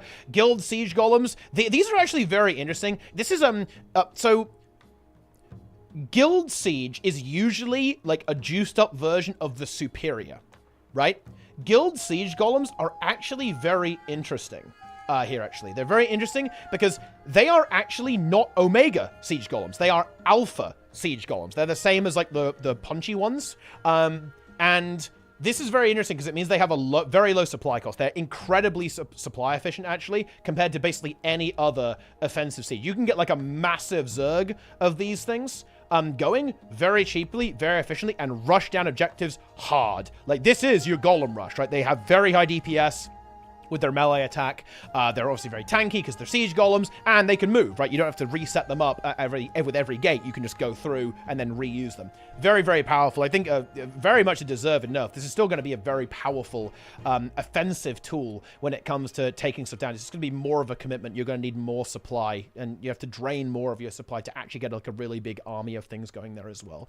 I actually think that the Trebuchet changes will actually make some attacking be easier as well. I think ArenaNet do look at this as a primarily defensive tool, so you can use this to destroy siege, to drain supply, all that kind of stuff. But I think Trebuchets being more expensive to kind of break fortifications from a very long range, making that cheaper, making that more accessible is also very relevant as well, for sure, for being able to actually remove enemy fortifications using trebuchets and also to ultimately break through walls and force your opponents to push, right? Because the trebuchet, of course, you can use this. You can say set up a trebuchet in a tower that you've captured and use it to siege an enemy keep, right? And force your opponents to actually come and pressure you, right? I think that is where some of the World vs. World siege gameplay gets really exciting, actually, when you're kind of, you have to, your opponent kind of has to respond to what you're doing. And again, this is what I meant, right? Like, a lot of these changes, they're very much trying to make the game mode more fun and more dynamic with the way it's kind of quote-unquote intended to be played. We've seen a lot of changes like this over the past couple of months to World vs. World, with the reward changes and so on, and of course these systemic changes too.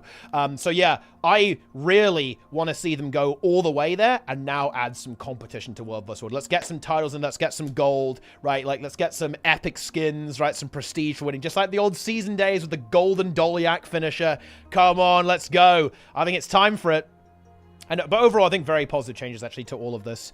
Very, very good changes. You know, it's really cool. I think that a lot of these changes are designed to actually be addressing player concerns. And when I was listening to this, you know, I'm a Roy sim. I'm going to admit it, guys. I simp Roy, my king. But it was honestly really cool to listen to him speak about this because it was so obvious that he talked to players about this.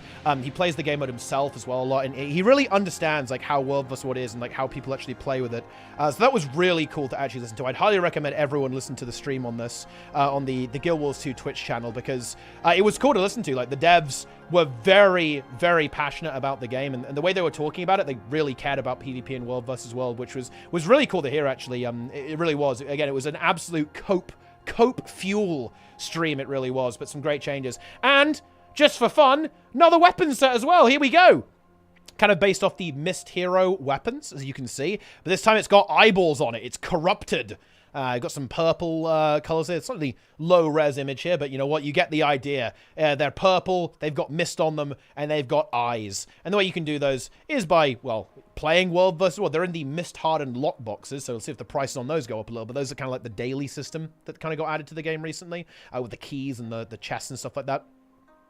And you can also get these things from the weapon reward track. You can, of course, then forge into the Ascended one. You get the exotic from the lockboxes, then you get the Ascended by throwing this stuff into the Mystic Forge with some of the World vs. World stuff to get the epic Ascended gear that you know and love from World vs. World. But yeah, super cool stuff. And like I said, I will actually go ahead and say this, guys. They very specifically said they are looking at making World vs. World matter. They are looking at making winning an important part of, you know, what players are going to want to go for. And that, to me, is the real big key here. Like, this stuff, this is nice. This is a little bit of window dressing, a little bit of icing on the cake. We definitely still need to see the actual cake, though. Especially seeing as they have got something to prove with World Restructuring. Like, World Restructuring, it's a little bit of a bumpy start, I think. So they've got to make sure they actually nail this for this cornerstone game mode. But that's going to be about it, actually, for this kind of overview of all the changes. Just like Ruby says here, you should check out the VOD here. You should do it. It will be linked, of course, down below in addition to this forum post. So you can peruse it to your heart's content in your own time there as well. But yeah, that's going to do it. Let me know. What do you guys think about this over there on YouTube? Am I coped out of my mind? Am I unhinged? But yeah. I'm going to be getting back into PvP, I think. I was planning on doing it anyway, but this is definitely going to be an extra little motivator, a little bit extra fun reason to do that over the next couple of weeks and months. But anyway, I think these changes are incredibly exciting, but I want to know what you think about it. Leave a comment down below. Tell me about what's going on. And, of course, thanks for watching, gamers. I was trying to speed run my sellout moment there, but we've got to relax, guys. Okay, we gotta relax. You've got to follow the stream. You've got to subscribe on YouTube. You've got to subscribe on Twitch. You've got to follow all my social media. You've got to buy the game using my referral link. You've got to leave comments. You've got to feed the algorithm. Make 10 alt accounts. Leave more comments. Do it. Go comment on every single video. Do it. Watch all of my videos. Watch every stream. Ha ha ha ha. But anyway, that's going to about do it for this one. Stay tuned for more Guild Wars 2 news. Going to be covering everything, obviously, coming up to Janthir Wilds and beyond. So stay tuned for that, guys. Thanks for watching. I'll see you next time. We're out of here, YouTube. Boom. And get ready for round 2, YouTube, because we're going to talk about bears. But anyway, that's that. Job done. Easy. Also, guys, do not put ASCII cone, okay? What the fuck is wrong with you people? I don't want to see people spamming ASCII cone in the chat.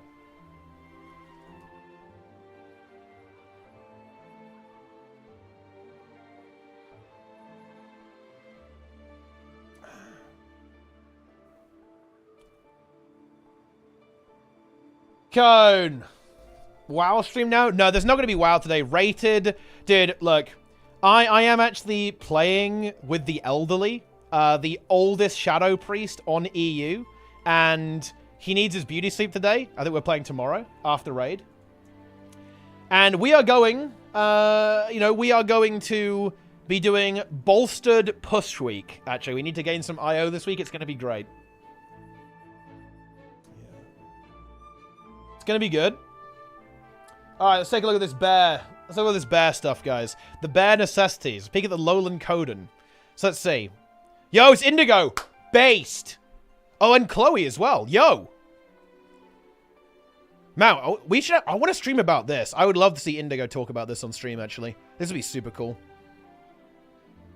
Yeah. Yes. Dude, look, I mean, the bears do look pretty good, no? Look at this guy. There they are. Look, they do look. They remind me of Norn in Guild Wars 1, actually, right? They look very, very beary. Berger. Yeah. The inhabitants of Tyria are on the cusp of a new era. Cuss beans. It's time for nations to ally and work together on a more global scale. Those seeds of alliance were planted under the threat of the Elder Dragons. They did not end with Elder Dragons. As new threats rise, it's good to have friends on your side. What better place to start than having people living next door? The Lowland Coder might prove to be valuable allies if we can earn their trust and convince them it's worthwhile to join the global conversation. Pretty cool. The year of ERP, erotic roleplay.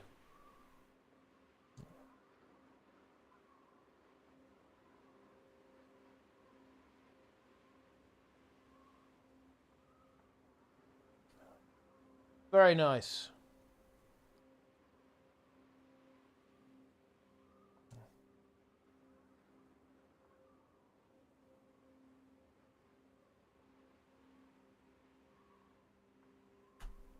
Nice. Defix 52 with a tier 1. Very nice.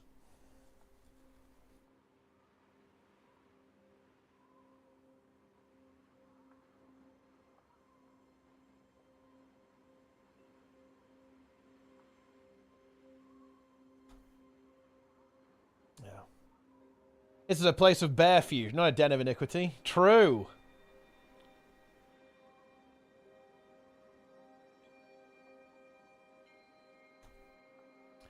Very good.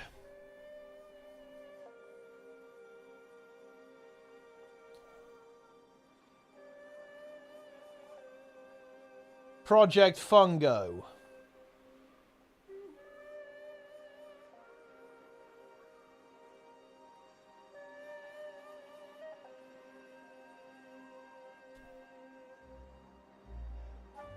Dude, Fungo is not over. Project Fungo will never break.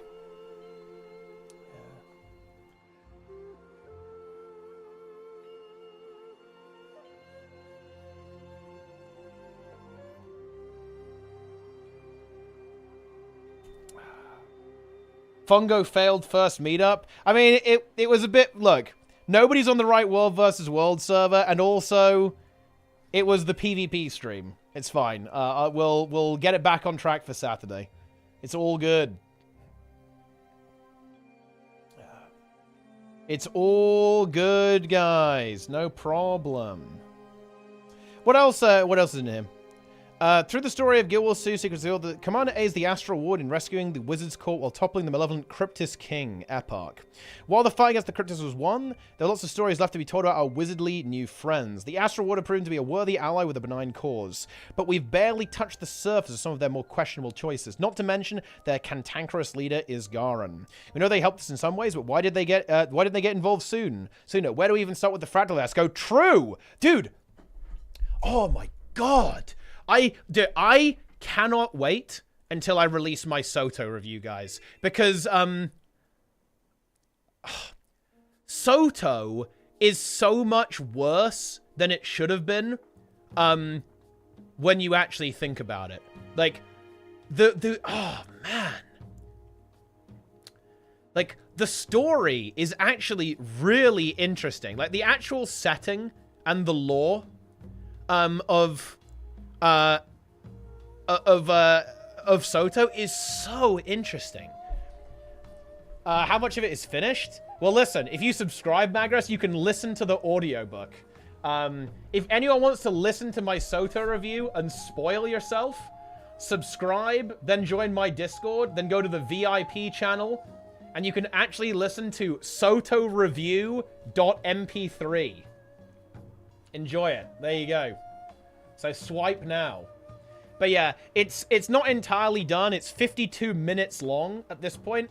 I need to add a couple of tweaks to it. And it will probably end up being a little bit more like 55 minutes, 56, 57 minutes in that type of area. But I'm hoping to have it out next week. Next week, guys. So stay tuned. Yeah, it was good. Can't wait. Yeah, stay tuned. But yeah, it's actually it's the type of video that I really like making. It's very high effort. Look, it's a video essay, right? It's a 52-minute video essay on Secrets of the Obscure. If people like it, I'll go back and do the other expansions. I'll do full reviews of every Guild Wars 2 expansion. You know, honestly, no, it's not even if people like that. If I have time, I'll do it. If I have time, I'll go back and I'll do all the expansions. No, oh man, I really want to get my Dragonflight review done before the release of The War Within. It's going to be really tough. I am working on it. It's going to be really difficult. To be honest, really, really difficult. But yeah, I am trying to do that. And I will try and do that for like both WoW and Guild Wars 2 expansions from now on. I will do full reviews of each expansion. I'm not gonna lie, guys. It's actually way harder to do with WoW because WoW has so much fucking content. Like, I'm taking a slightly different approach with the WoW review. I think the WoW review is actually going to be a little bit shorter than the Guild Wars 2 review, I think. Or probably, maybe even significantly shorter. Because I don't want to go over... In Guild Wars 2, I basically cover every single bit of content in Soto, more or less. Whereas that's not... I'm not going to do that with Dragonflight. It's going to be more of like a meta-analysis, I would suppose, of the WoW expansion. Because it's just too much content. Like, WoW unironically releases too much content, dude. It's actually too much. I struggle with it. It's actually hard to keep up with how much content they release. It's fucked up. It is actually fucked up.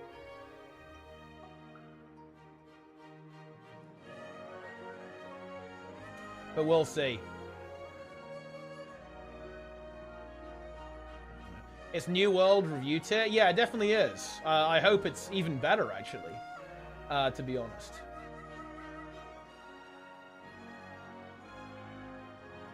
It's pretty good.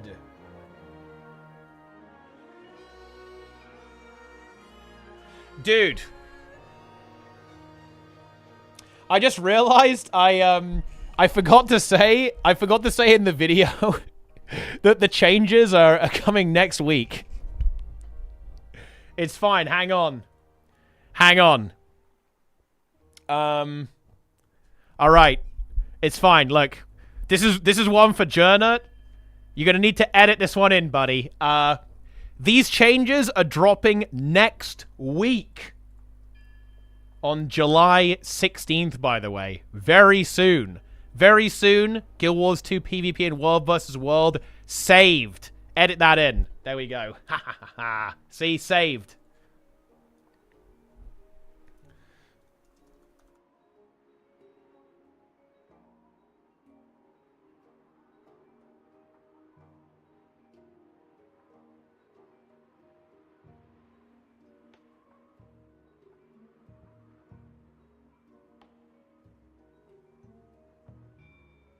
All right, nice, done. YouTube, yeah, we're back for YouTube. What do I want to talk about with these bears? Because I'll tell you what. Okay. Do you know what I think is actually the most exciting part of this entire post? It is this 3-line red text. Look at this, guys. Oh my god. ArenaNet is talking about stuff in their expansion, even though it has a couple of spoilers in it. That is actually big. They're going to hype things up and not just say nothing until it releases. They're actually willing to talk about what's in their video game before it exists. That's a good spot to pause because most importantly, bears. Snapshot of the map looks cool. Yeah, there's a lot of cool stuff here. I mean, visually, I think the expansion will be quite striking, which is cool. I do like a bit of a green expansion, you know? I do like that. This looks pretty cool. I like a green expansion, guys. I do. You know, it's funny. This kind of reminds me of the UK, actually. It's based off Iceland, but it actually does remind me of the UK a little bit, actually, with this kind of very temperate climate, a lot of trees, kind of a not exactly mountainous, but hilly, right? Like, I'd say the UK is hilly, I'd say. It's got hills and stuff. But yeah. Yeah, exactly. Yeah, it does remind me of Scotland a bit. Yeah, it does. Yeah, you're absolutely right. It is based off Iceland, though, which is not quite the same thing. Which of them was the best one? HT when it was full green. Brighton Wilds. Nice. Very good.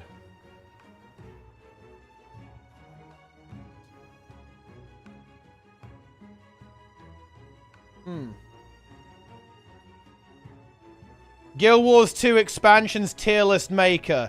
HOT. Okay, oh my god. There we go. Next, EOD A tier, alongside Core Guild Wars 2. Path of Fire B tier at best, Soto C tier. Job done. That's how it is. Enjoy. Another boring reuse of assets. Actually, no. I've had enough. I've fucking had enough of this shit. I'm doing a live debunking of this. I am actually doing a full live debunking of boring reuse of assets. I've had enough. I've had enough. I'm logging in. I'm sorry, guys. HOT. Like, honestly, maybe you even have to do this. You might even have to do that because of how based HOT really was. Right. We're doing live debunking. I'm sorry, guys. I'm delaying the YouTube content again. I have to shut it down. Right. Man, guys, why is the game not loading? What the fuck is going on here, guys? That's actually crazy. Anyway. If you really look at this map and you go boring reuse of assets, at this map, which is actually arguably one of the most interesting maps from a visual perspective in the entire game, you are unhinged. You are actually a lunatic, to be honest, at this point. On this map, you've got, like, the weird wizard shit. What the fuck is that? Right? Like, that's going on over there. You've got the Azura area over here that's going on, too. Taking a while to load in, guys. I'm not sure about that. I do not use fastload.dll. You've got this going on here as well. You've got, like, the chack breaking through all over the place, like this crazy ley line structure. You have the dwarf area as well. What are we talking about? This is unhinged behavior. Okay? No, this map actually visually is very cool. Wait, the second one is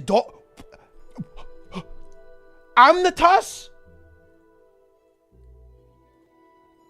Yeah.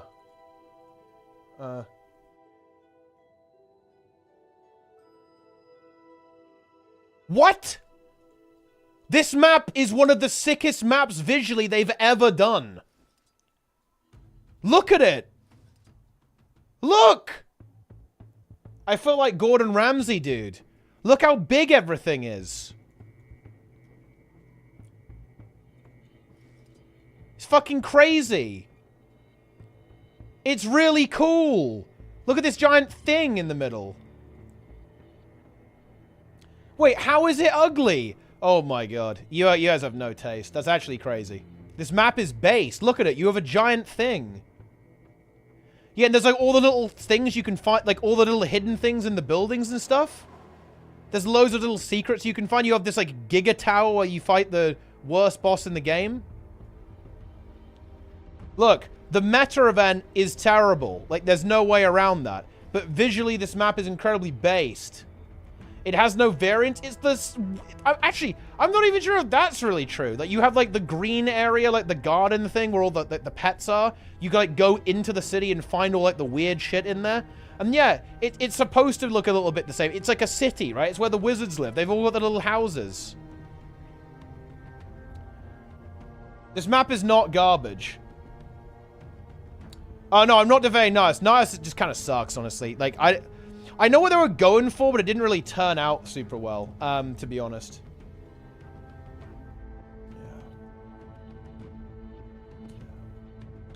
Yeah. Yeah, exactly. People are letting the meta taint it. Yeah, the meta, it does taint it. I'll admit that. It is tainted. Wait, how is Nios better than this, bro? This map is lame. This map is low tier. It's low tier dog food at best.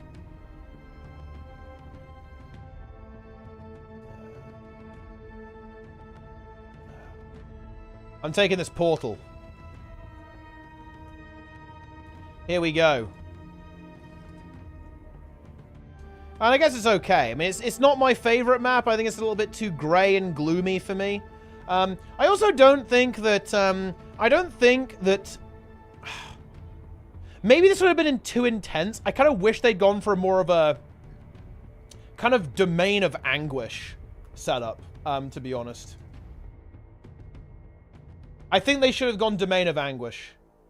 Right? So, Domain of Anguish is basically like a bit more intense with its color palette, I think. Basically, it's a lot redder, in particular, is how I would describe it. It kind of has that gloom to it, but it has like a lot more intense color palette. Because, okay, look. What's your favorite DOA zone? Dude, Foundry of Failed Creations, bro, obviously. That's just like it's a very cool concept. I think the Cryptus area, if you want to see what good Cryptus areas look like, you just go to Temple of Feber. Let's fly.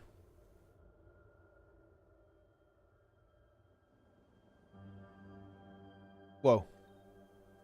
So, this is... I think that Nios would have been pretty cool if everywhere looked like this.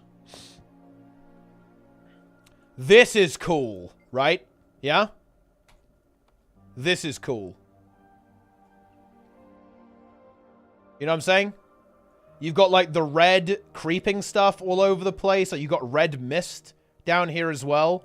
Like, all the nasty, whatever the hell this is like, growing all over the building.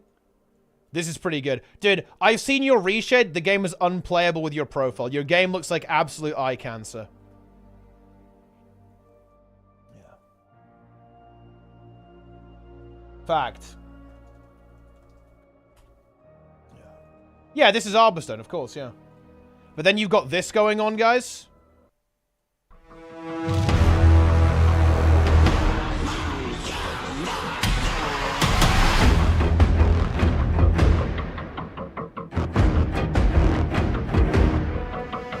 I'm going in. Let's do this. I'm going in. I'm in.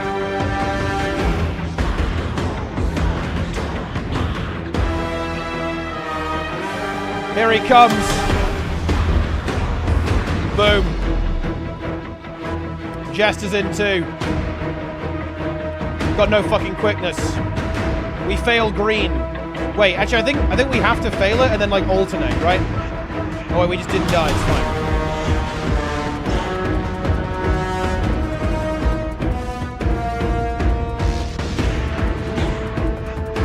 Jester literally fucking died. He dies to normal mode Saras. Bro, he's literally dead to normal mode Saras, dude. Oh my god. That's crazy.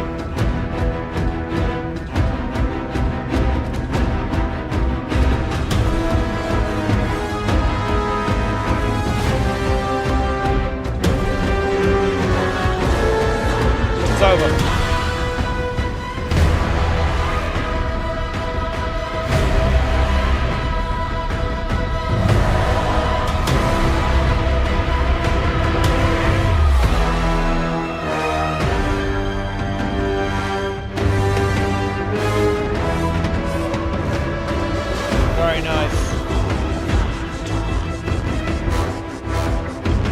try to solo this guy? I mean, I'm not gonna lie, soloing it is very, very easy. It's just very, very slow, to be honest.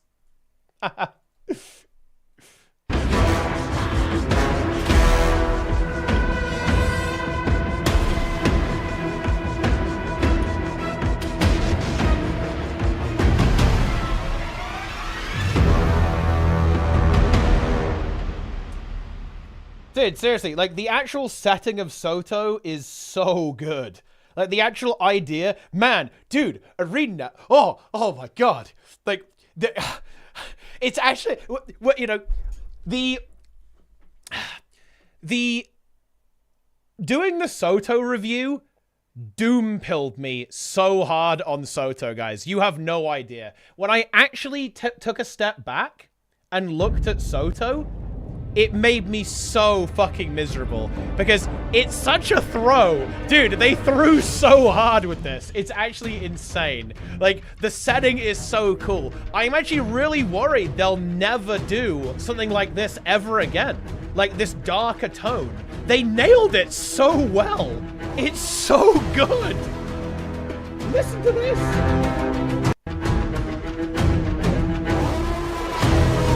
I'm going crazy. Okay.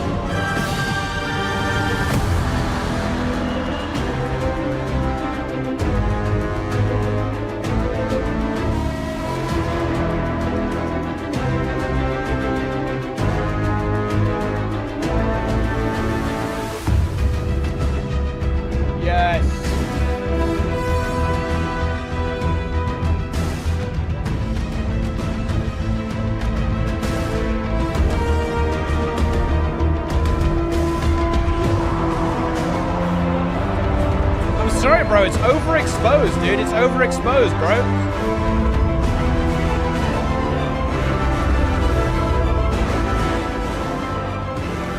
Where's the other good one? Where's the, hang on a minute. Where's the other good one? Also, the first one is called The Bloodied Lord. That's called Malaise. Where's the other good song? What's it called? I can't remember. No, it's not The Beast Emerges. It's the one that plays in Convergences. But I can't remember what that one's called. I wrote it down in my review, actually. So I have to go find it.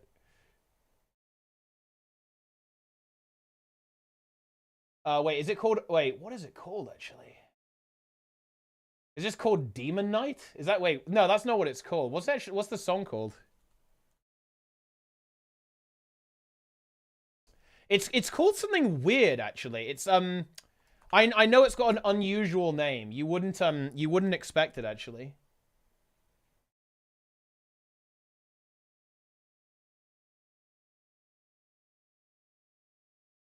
It has an unusual name. Let me see if I can find it.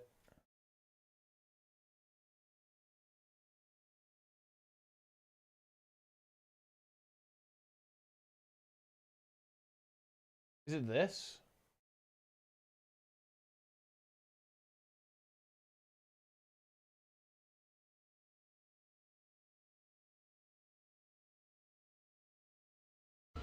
Oh wait, it just doesn't have a name.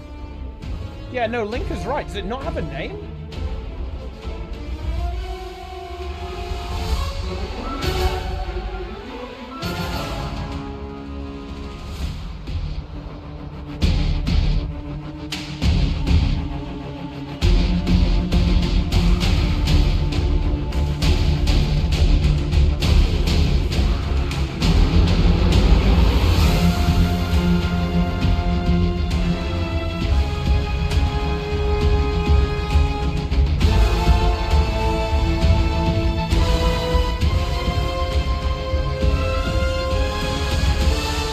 Nice. What's this group for? Nothing. I just came into this to show people what like a good version of like Ananias looks like, pretty much. Hype up McLean Demon. I think the interesting thing is actually only... I don't think any of the pieces we talked about were actually McLean. McLean did The Beast Emerges, which actually is extremely good, but The Bloodied Lord is by Brian Atkinson, and Malaise was by hang on, who did Malaise? It was a Korean composer. Yeah, Jamie Jimin Park. Is who composed that one actually. So it's not McLean. McLean did this one though, which also is very good.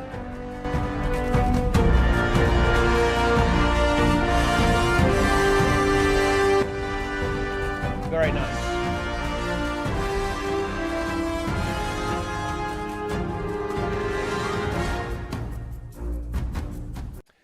Jantho will be goon loaded. Listen, guys.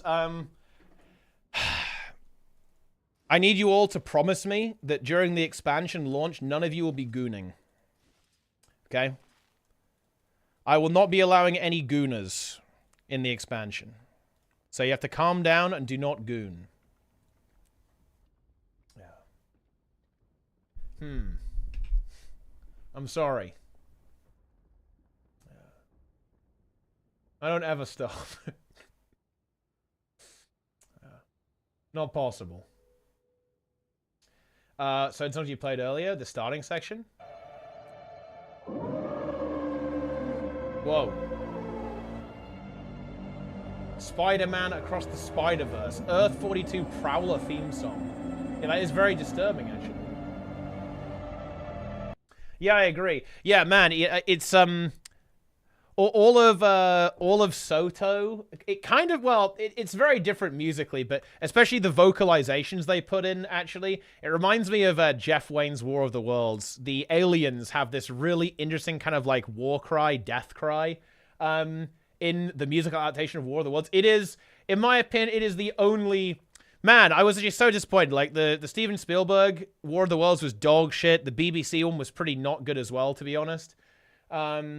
A real shame. I really like the musical adaptation. It's that music there is so good, actually. God damn. Jeff Wayne's musical War of the Worlds. You guys haven't listened to that? You're missing out. You're missing out big time. Goodness me. Remember what I found in Jester's browser history? Let's see what we found here. Wait, Jester, is this true? What the hell is it? What even is this? Wait, this is like a giraffe. Wait, a giraffe centaur. What the hell is this? And the thing is, Jester, if Nike says he found this, why would he lie about this? I think he actually found this. It looks like you've been caught here. It just feels like you've been caught out, no? Yeah. Oh, Mechanicus OST. Wait, they're doing Mechanicus 2? Oh. Let me... Wait, there's this one song from Oh, yes. Yeah, this one is so good. Children of the Omnissiah.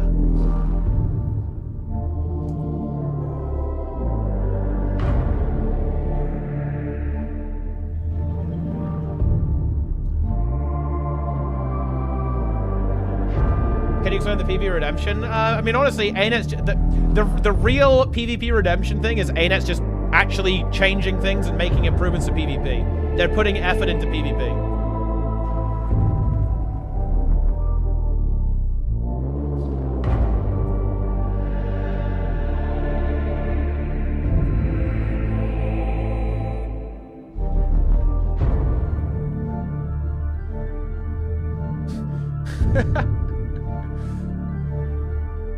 How many years ago also got left in it? Absolute worst case, like Apocalypse Scenario 5, I'd say closer to 10.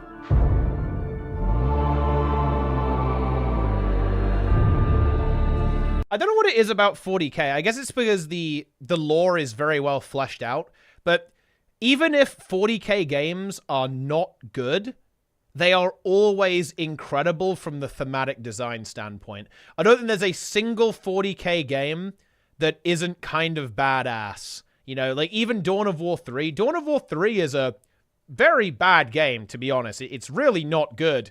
It was one of the most brutal disappointments I've ever seen, but the setting is extremely good despite that. And I did play through the single player campaign, and they did a good job there with like kind of like the with the immersion and the world design and like the characters, right, and all that kind of stuff. It was all pretty solid, actually. It's just that the actual gameplay, in particular the multiplayer, was just shockingly mediocre. Well, not even mediocre, just straight up bad, unfortunately. But yeah, it is what it is. Dude, the Dawn of War 3 trailer, it might actually be my favorite trailer of all time. The trailer is so good. It is one of the best trailers ever made. There's no other way of putting it. It is ridiculously good. Wow. This one is good. Better than Skyrim? It's brilliant. I fucking love this trailer. It's also for a real-time strategy game, which makes it automatically based. Oh my In darkness. I'm the React Lord, guys. I am the React Lord. Oh. The Falling Skulls one? Well, I guess technically, yeah. In times of doubt. I think pretty much everything about this trailer is perfect. I don't know why is the quality so dog shit? I don't know. Oh man. The music is amazing here. The visuals are amazing. The voice lines are amazing. Look at these orcs, guys. Look at the orcs coming in.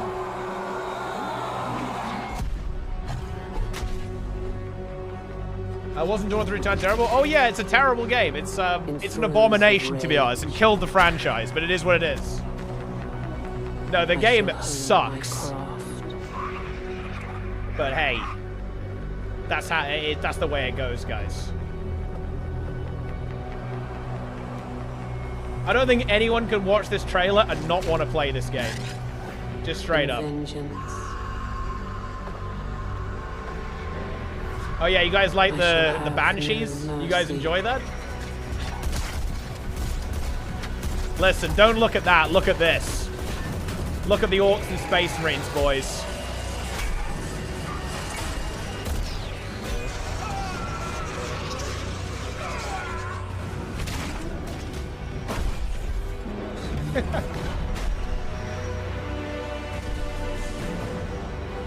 In the midst. Yeah, no, yeah, exactly, Angels, yeah. It's the perfect encapsulation of 40k. Absolutely, 100%. It's just pure 40k here. Oh man, you love to see it. Because it's just so over the top, holy shit. Look at the size of these giant mechs.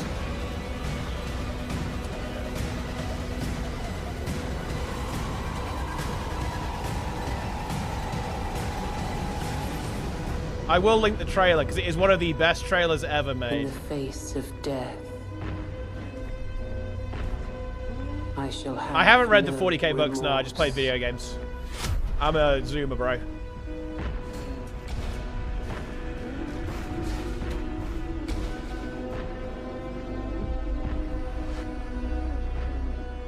Oh my god, Dawn of War 3. Let's go. Actually, so tragic, man. I can't believe this game sucks. I'm so sad. I'm crying, dude. I'm actually crying. The fact that this game is bad, oh dear, oh dear, oh dear, oh dear. That is just not what you like to see. It really is. You honestly hate to see it. Yeah, they dropped that trailer and then the game sucks. Well, I mean, you know, you win some, you lose some, eh, boys? That's how it is.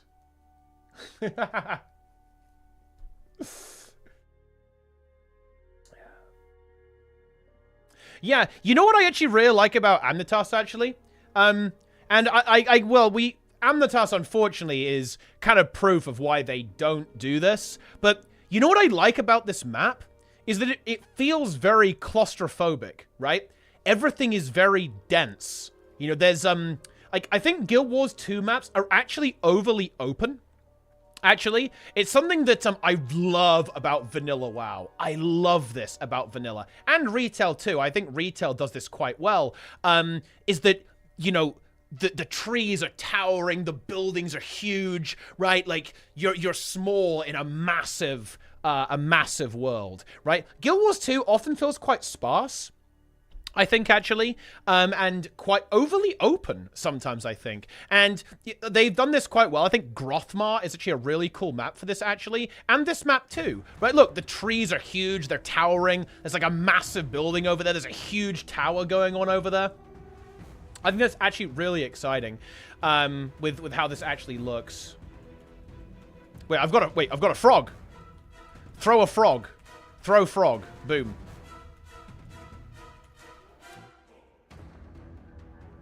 Boom. Break. Break. We got the CC bar. Pumpa! Is your Discord bot deadger or just slow? Wait, which one? I'm not even sure if I'm running the one on my Discord, actually. What is it supposed to do? Oh no, it should wait. What are you trying to do? Because if it's like the what are you trying to do? I don't know. I don't know if it's working or not. Someone asking for their sub role. Oh, that's actually automatic. If you connect your Twitch, it does that on its own. That's not a bot. That's Discord doing that. So they need to connect their, you need to connect your Twitch to make that happen. And then it will just pop up automatically.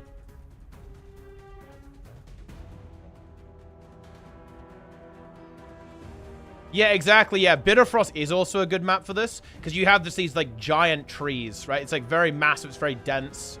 It's you know, a very filled out area, which I think is really cool. I think when, you know, it does, you know, it seems to have some performance ramifications though, because like Amnitas like lags like hell. Like it really does. But it does look pretty cool. Reminder? What's this? Ah.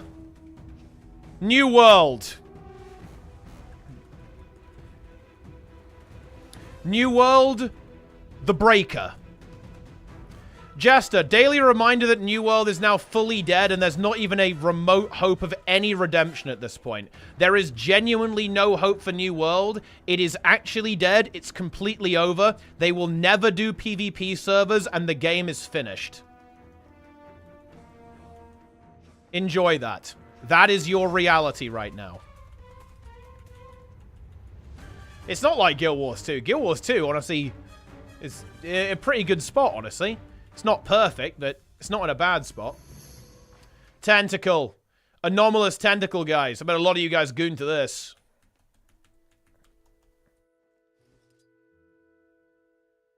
Yeah.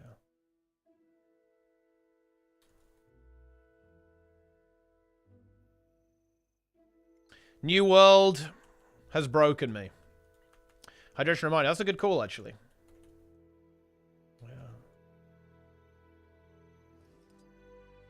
Yeah. The live world they would have done would make the game last past WoW. I mean, it depends what you mean by that. Like, WoW will only ever die when Blizzard shut it down. But yeah, Guild Wars 2's model is less reliant on new content, that's for sure. And a good thing too, although this game will be fucking dead.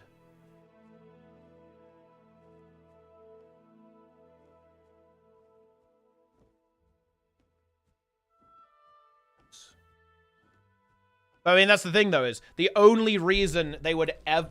The only reason they would... Actually, even that's not true, though. Because, like, people still play vanilla, right? Like, people play vanilla WoW, and that game is, like, no new content, right?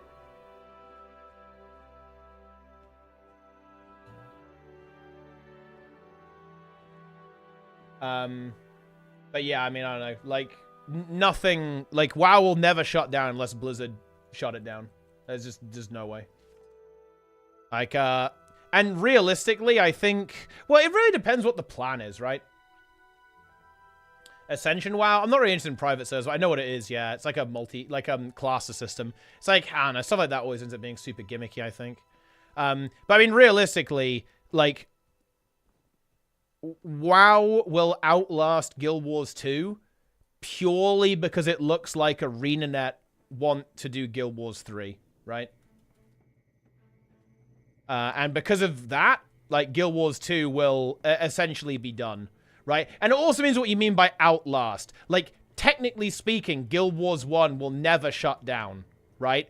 But I don't think anyone would say that, like, Guild Wars 1 is outlasting any game now, right? Like, just because the servers are still on, that's not really what we mean, right? When we say this. You've got to kind of bear that in mind.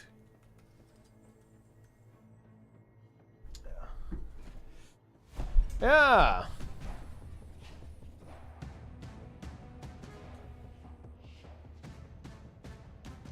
Guild Wars 2 is doing better than ever. Guild Wars 2 is definitely not doing better than ever. But it's definitely doing well, yeah. Like, like, Guild Wars 2 is never going to get back to where it was during HOT. As much as I would like that, it's not going to happen. Guild Wars 2 peak was Path of Fire. In terms of, honestly, in terms of player numbers, it was core. I think that the game had a massive launch and it fell off quite hard, actually. I don't think it ever got higher numbers than core. But yeah, and then I think every expansion went down. I'm pretty sure HOT was second biggest. Then Path of Fire. I think EOD was actually a bit of a low, but Soto, like EOD and Soto brought a lot of people back. Like it declined a lot. I think it's gone up again now. Which AOC alpha did you get for pre-ordering, by the way? Dude, I don't fucking know, bro. It's like beta 1 or something. I don't know. I should be in. I'm gonna be in. I'm getting in, guys. We've got to invade. Peak Guild Wars 2 concurrent? Good question. I don't know. I actually have no idea. I actually don't know what to guess. Like, New World peaked at 1 million. I'd say Guild Wars 2 was comparable to that, if not bigger, on launch, for sure.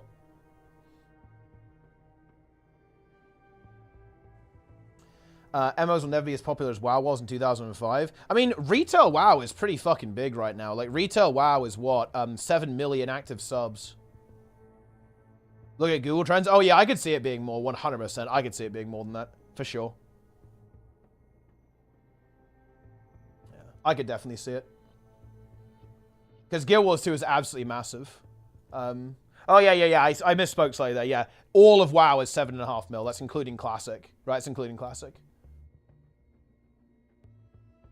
Vanilla WoW for boomers and clickers only came back to remember than such a boss goes. No, Vanilla WoW is actually a good game. I don't know why people deny this. Like, it's like denying that someone actually likes RuneScape. Yeah, RuneScape is a simpler game, that's for sure, and definitely a less action-oriented game. But like, people actually like RuneScape. You know, people like it, and honestly, I don't like. You know, if it's one of those games that I do log into from time to time. I go in when there's like a new free-to-play quest. I go and do like I go and play the new old school RuneScape free-to-play quests when they add that into the game.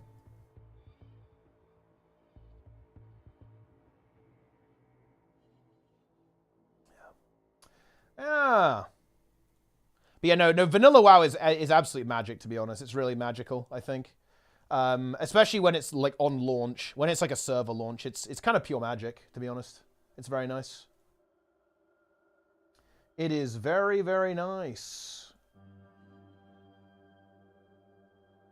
Yeah.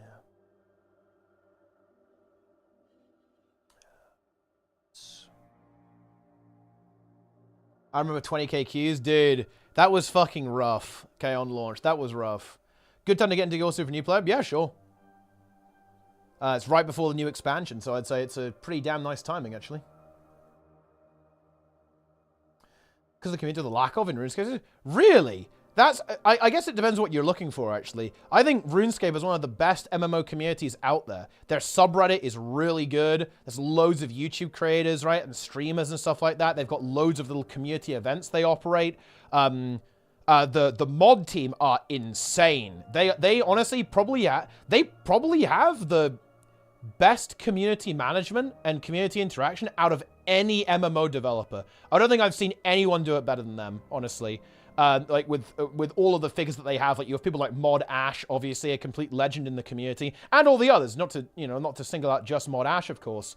I think they have a really good setup over there, but I haven't really played the game seriously for a while, actually, so I guess I can't really comment, but I think it's something that the game does pretty well, actually, or is pretty cool about the game. Wasn't it because Blizzard closed Nostaria's vanilla private server to have more money? Well, I mean, they did that because, I mean, well, I mean, Blizzard obviously wants a piece of that pie because a whole lot of people want there, but, and also, look, I'm not gonna lie, private servers in general are a bit of a gray area. Like, it's not technically infringement because none of the source code is used. It's actually a custom implementation. So it's kind of like a bit of like, it's very much a bit of a gray area, to be honest, with how private servers are, but, yeah. How they not bonked Turtle WoW? It's because, I'm not gonna lie, it's probably not worth it. Like, private servers are minuscule compared to Classic. Like, and I think people don't realize it, because people always say, oh, private servers handle botting. Why can't retail? Why can't Blizzard in vanilla? And they're like, oh yeah, dude, the GMs are able to handle botting on like a tiny 10,000 player server. Like, oh yeah. I really don't think people have any idea how big WoW is. Like, and I'll admit this, I didn't. I was really surprised. Okay, I was really fucking surprised when the 7.5 million number came out. Like, that was insane. I would not have seen that coming. I would have guessed 2 million subs for World of Warcraft. 7.5 million is fucking wild. And that number's going to go up with the War Within, in my opinion, because that expansion looks like absolute fire. Like, wow. Like, it's kind of cool. I do feel like we're in a bit of a renaissance period for MMOs. It feels like that anyway. Like, all of the big MMOs are doing really well. I guess, like, Soto was a bit of a shaky start for Guild Wars 2, but I do really like the design, I do really like the leadership in Guild Wars 2 right now. Like, I have a hard time believing that it's not going to get better with Grouch at the lead and with like so many great devs who are working on the project right now. Like, WoW is doing insanely well right now. The War Within is going to pop off. It just is. Like, I'm incredibly confident the War Within is going to be extremely good. RuneScape is doing well right now. Final Fantasy is doing well right now. Like, I feel like every MMO is kind of popping off. Currently. I want to save this guy. Oh, wait, it's playing Malaise! Let's go! I'm dead to Elite Aether Hunter.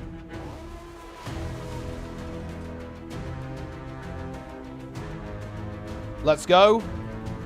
Kill the snake. Ah!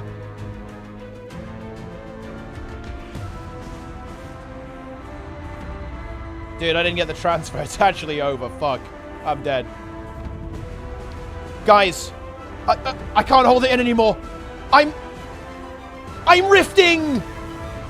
Ah! I'm rifting!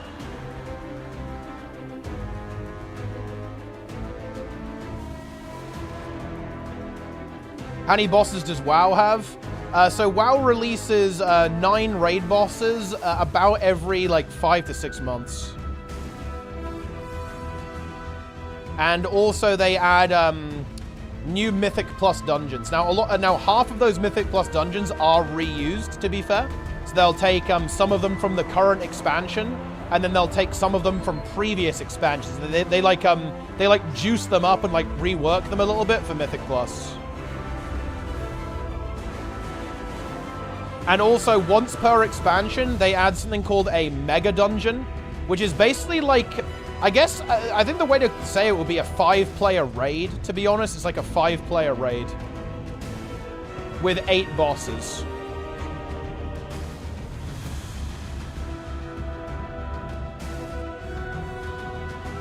And they also had like a bunch of other shit as well. Like that's just like the instance PvE content.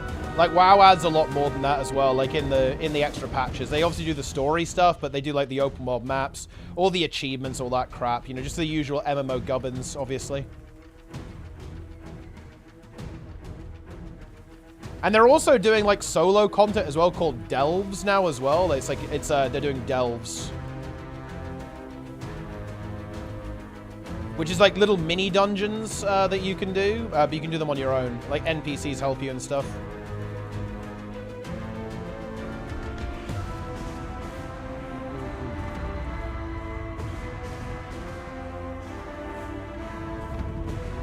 Delving. I'm gonna delve.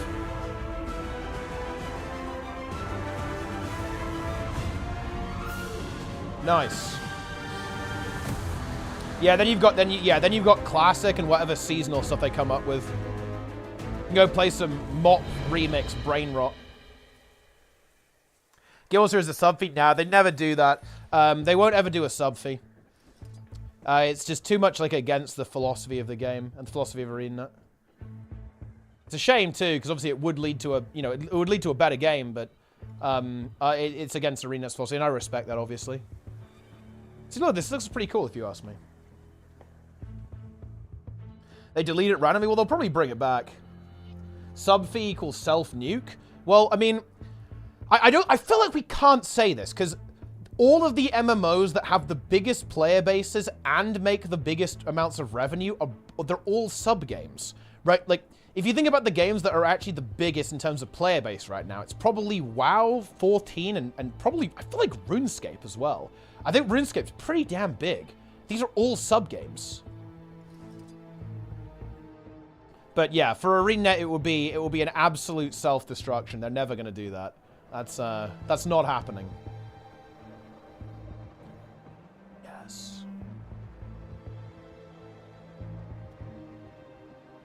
RuneScape is grinding. I mean, yeah, pretty much. It's a grinding simulator, for sure. Although, actually, I think I would reject that there's no depth to it. Like, if you actually look at the top PVM players, they are very good mechanically. If you look at a player like Wooks, for example, who does all of, like, the extreme progression, like, crazy challenges and stuff like that when they release new content, I don't think it would be very fair to say that there's, like, no mechanical depth to the game whatsoever. And, yeah, certainly the way they do quest design is second to none. There's, like, no better quests. There's no better quests in any game than RuneScape. It's not even close. Yeah, and all of the optimization that goes into it, like, yeah, like you can, like, maximize your tick efficiency on, like, gaining XP and stuff like that. And there's so much variety, right?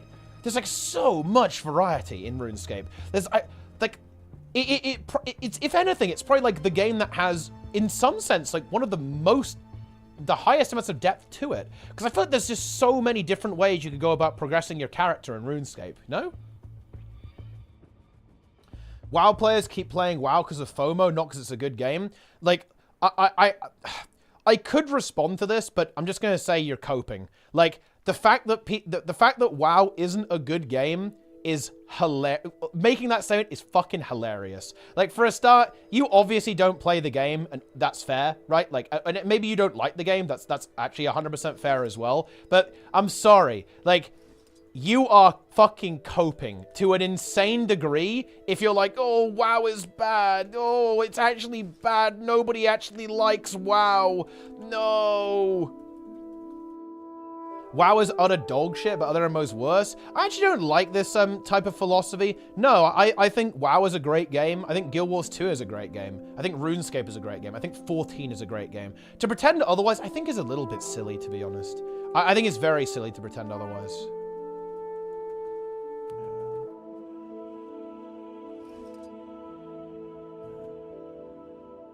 But WoW's only played for M+. Honestly, I think that's kind of up for debate. I think most people are probably more raid-oriented, if I had to guess. I'd say people are more raid oriented, and then M+ is kind of like the content they use to like gear up to do raids.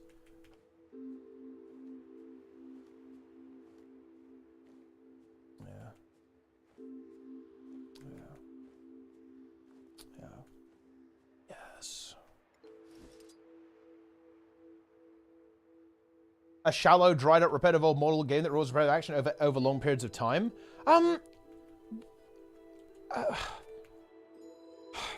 I don't think so. No, it's just it's different, right? Like, and also for a start, like, no. And look, again, I'm sure that the RuneScape players in chat can come up with a better example here. But what about stuff like Inferno Cape? You know, like, what about all these like crazy challenges you can do? Some of the bosses in the quests are actually hard. I think like stuff like the Song of the Elves or whatever it's called, like, actually has a boss that's relatively challenging in it, right? Like, it's, I don't know. I don't know. I'm lost here. I don't get it. I don't know what you're trying to get at, to be honest.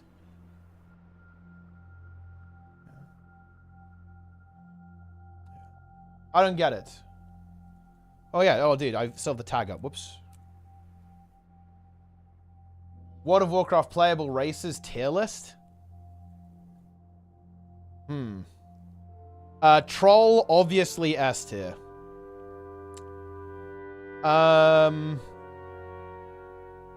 Let's see. Where are we going next? Kul Tiran? I'm not gonna lie. Kul Tiran is pretty based. I'm not gonna lie, guys. Kul Tiran is pretty based. Panda also... Panda is a little cringe. I'll admit that. Dwarf, S tier, obviously. I mean, obviously, right? Orc. I think all Orc variants are A tier minimum. 100%. Orc based. I think all Tauren variants also A tier. Fairly based. No, actually a little bit less based than Orcs. They're not as good as Orcs. Human. I mean, human's alright. It's okay. Furries. Nah, I don't play fucking furry, dude. What are we doing here? Undead. Oh, undead actually based. Undead is based. Goblin. No, that's like furry tier. Mediocre at best. Except for Jantho was. Oh, yeah, for sure. Hey, J-Plays. I haven't seen you for a while, by the way. And also, yeah, definitely. Should be pretty interesting stuff. Let's see. Dark Iron Dwarves. Yeah, you know what? That's S tier. It's like edgy dwarves. That's pretty good. Draenei, I'm sorry, guys. I'm not into this stuff. Oh yeah, Zandalari Troll actually S tier as well. Very high tier. Gnome.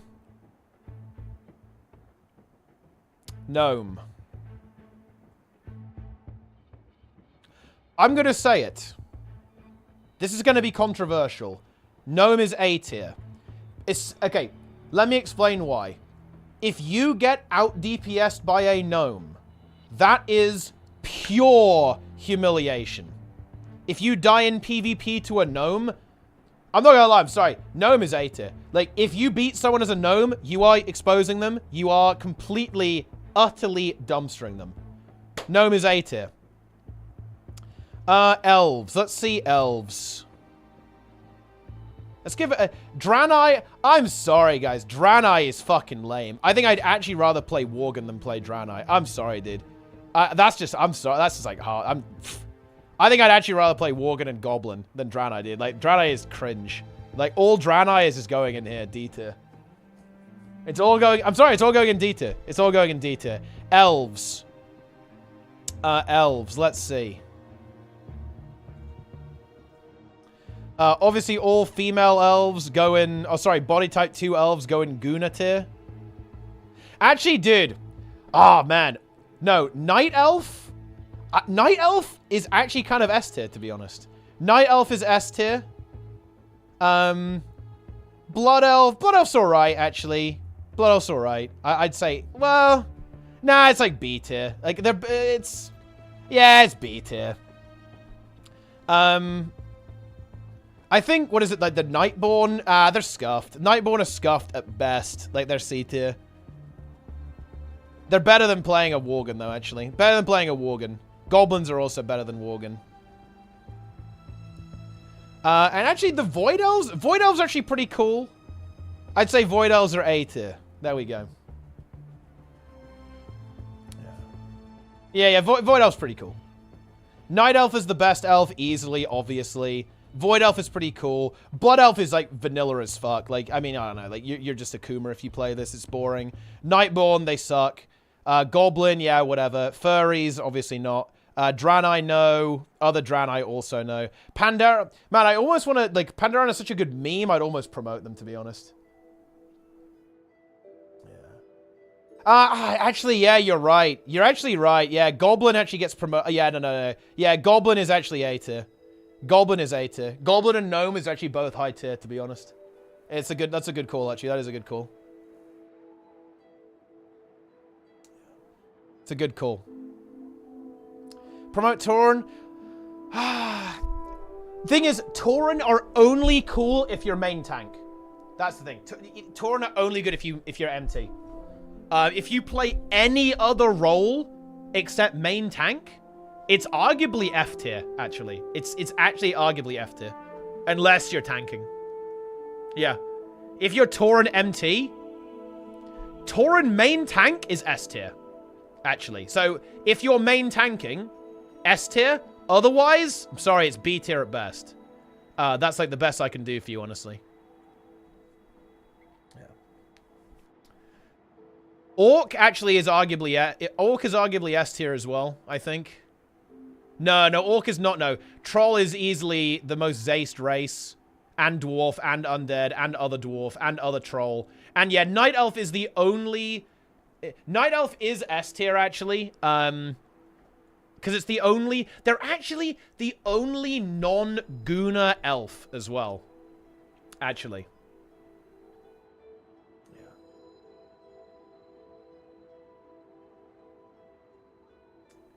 A plain hat doesn't live from a cheap one. I'm not gonna lie, Icy Lemons 1993, I hate to say this, but you don't play WoW and it's very obvious.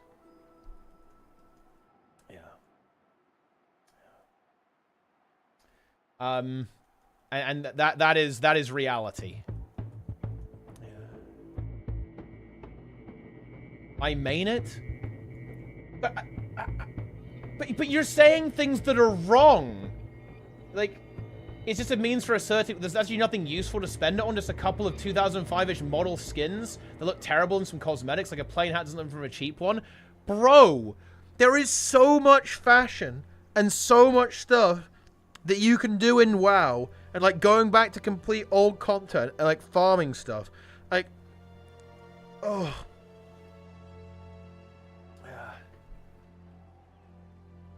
Okay, Angels has done the tier list.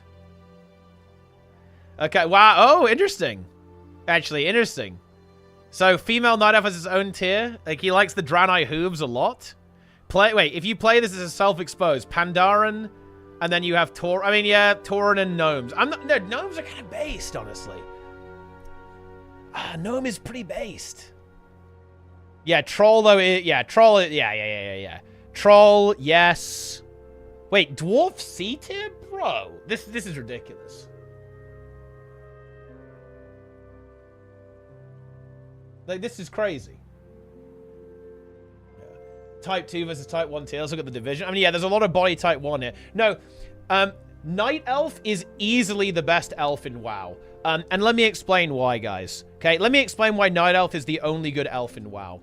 Because the Night Elves are... they are not anthropomorphic, okay, in that game, and I like that a lot. I find that elves, and you can really see this with the Blood Elves especially, the Blood Elves are easily, in my opinion, from like a lore perspective, they're kind of like the lamest elf, I think, because they're literally, they added Blood Elves to WoW because there weren't any Kuma races on, there were no like Coom races for Horde. That's the only reason they even exist in World of Warcraft, let's be honest there. The Night Elves are actually based. I'm sorry, guys, that's reality. They're based. They're kind of feral. They're like warrior-like. They're very warlike. It's pretty cool, actually.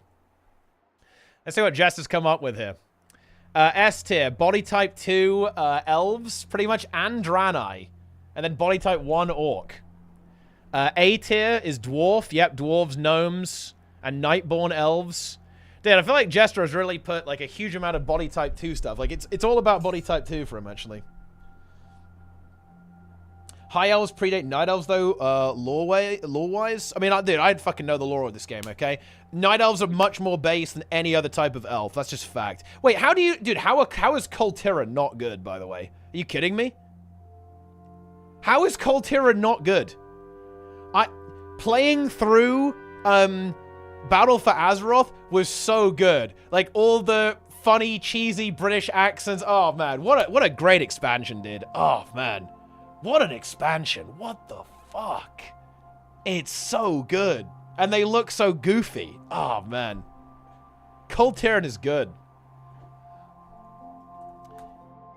Yeah.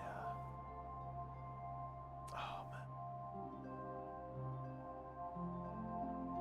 And you know who plays, wait, what the fuck?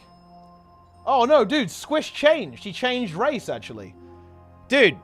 Squish Vegan played Kultiran, but he's playing Night Elf now. What is this? He betrayed us. He betrayed Kultiras. He actually betrayed Kultiras, guys. It's over. It's over. Yeah. Best speech you'll ever hear about vegans. Watch Dominion 2018, guys. Well, I'm pretty sure it's for Shadow Meld, to be fair, but yeah, it is what it is. What's this video?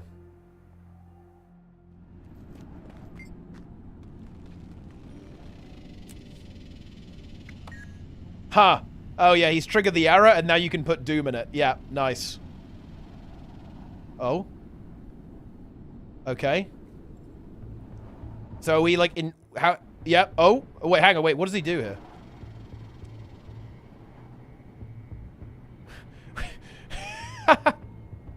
There you go, he made it. There we go. Enjoy. You can run Doom in Guild Wars too.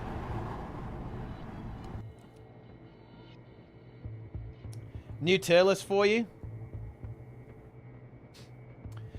I mean, look, if you play this, sus. Okay, right. Like, if you play this, you are fucking self-reporting immediately. Like, that is reality here, guys.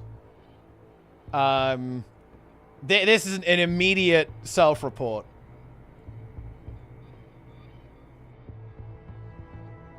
What even is that? It's like the Lalafell, right? But, you know, it's like, oh, it's okay. They're 2,000 years old or some bullshit. Honestly, how do I even rate this stuff? Like, what even is this? They're just anime characters, guys. I have no fucking idea. How do I rate this? I don't know. Like, it's all... guys, it's anime to me. It looks like anime to me. I don't know. You can be like a wolfman, I guess.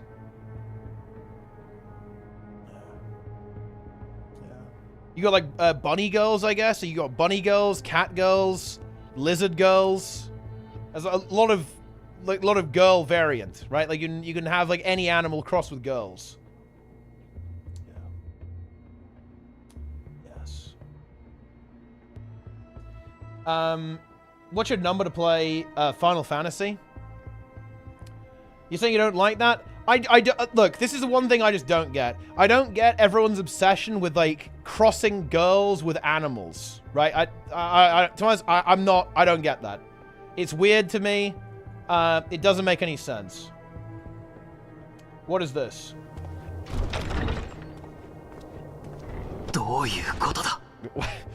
What the fuck is this? Whoa, what?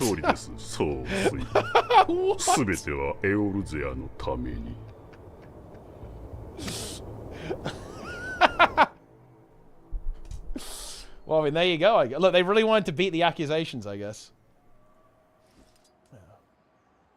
Yeah, it is Giga Chad.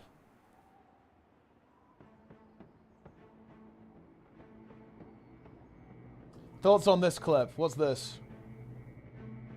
It's not in a good spot, guys. I don't know what the hell's going on here. It's just not good. But anyway, so this is, yeah, I'm done with Guild Wars 2. Right, I'm done with this shit, and I'm actually going to be a BFA World of Warcraft, actually a Panda main, guys. I'm actually going to be a Panda main. This was good. This is good content. See, here are the pandas. This is me. I'm a panda now, guys. We're all pandas, okay? Yeah, that clip is old as well. Wait, we have a chomp clip. Let's have a look. Now you can see dog chest. Look how cute this boy is. Dog. Look at this cute little guy. Dog. Oh, sniffer.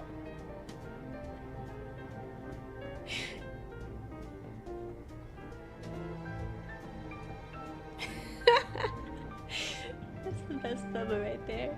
Alright, sit on your bed. Lie down. Down. Down. Down. Nice. Not in a good spot. Look, I was 16. You know, the funny thing is actually the biggest difference here, this is going to sound like a really weird meme. The biggest difference is actually the camera. Like I have more facial hair now as well. But the biggest difference there is actually the camera. I'm just like much more washed out with like way like worse contrast there. Look very different in this image. Yeah, it's like old lighting, like scuff lighting, yeah. Okay, here's X's tier list. Yeah, you know, okay, Zaste, yeah, obviously. And dude, Blood, I'm sorry guys. Body type 2 Blood Elf is not based. It is just not based. It just really isn't. It's like uncreative cooming. It's like very basic cooming. Yeah, Zandalari Troll is absolutely Zaste tier, obviously. Yeah, I can get this, like the furry stuff. It goes down in F tier. Gnome Life Sentence. I mean, dude, gnomes are pretty good. You can have a character like this. What's this? This is like a cat girl or what? I really like the GPO. Is this how you get the screenshots like this with like the depth blur as well? They should add this to Guild Wars too, I think. This is actually a very good system.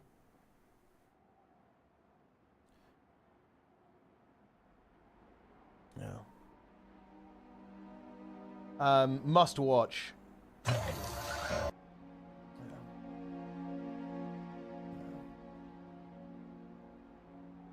Brain check. You're ripped now compared to then? I'm bigger. I'm not more ripped. This me was definitely in better shape. So when I was, yeah, this is 5 years ago. So 5 years ago, yeah, I was benching 100 kilograms at this point. I definitely don't do that now. For 5 reps, that is. This is like this me is like peak physical me. I'm definitely bigger, that's for sure. Like I've probably got more muscle mass now, but certainly not more conditioned, right? Like my conditioning was way better back, way better. But sure, yeah, like, yeah, back then I was, yeah, not as big, not as muscular, but certainly better conditioned. Born in 96, yeah, that's right. Yeah. I think if I got back to it, I could lift heavier. Because again, I think I've, you know, I'm physically larger. And that does kind of come with age, to be honest. Really. As long as you kind of keep it going. Yo, Raina's streaming, actually. Nice. But yeah, I don't know. It is what it is. Yeah. Look at some old Mystic builds, VODs. Ah, yes. Mystic builds. I remember when Shadow Nin won Mystic builds. The day of the Nin. That was a good time, guys. That was a good time. The day of the Nin.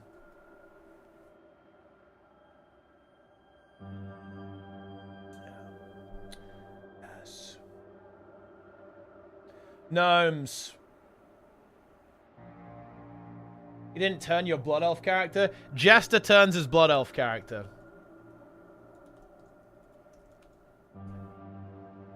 We know you do that, Jester.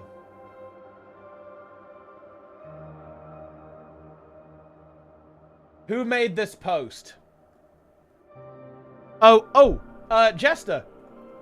You want to explain how this guy is a hunter? Yeah. This guy mains hunter. You made this. You posted this.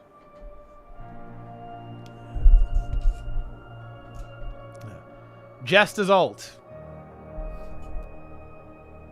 Wait, have you not seen this post before, Angels?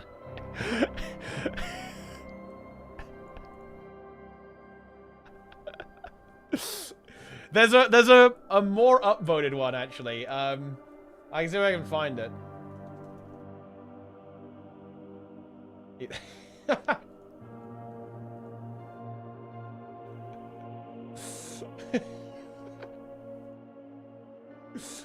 Oh, I don't know. Yeah. Pretty degen stuff out there, guys. Pretty degenerate stuff. Jess is into all of it, though. He likes Queen Ajara, not because he's a Kuma, but because she has all the extra eyes. He likes that stuff. That's a new one? Wait, what's this? These RP realms have the extra level of realism.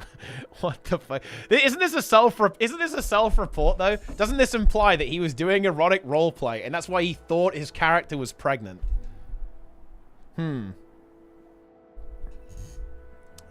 New race confirmed for 8.2. Pregnant elves. What the fuck is wrong with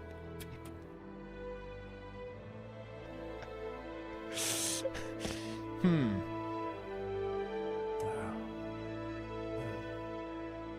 Interesting.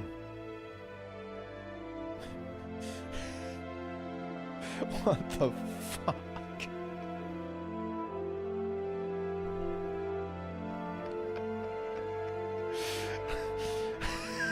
And this guy's talking out he does like ERP on Argent Dawn. Bro, what is going on here? What is this?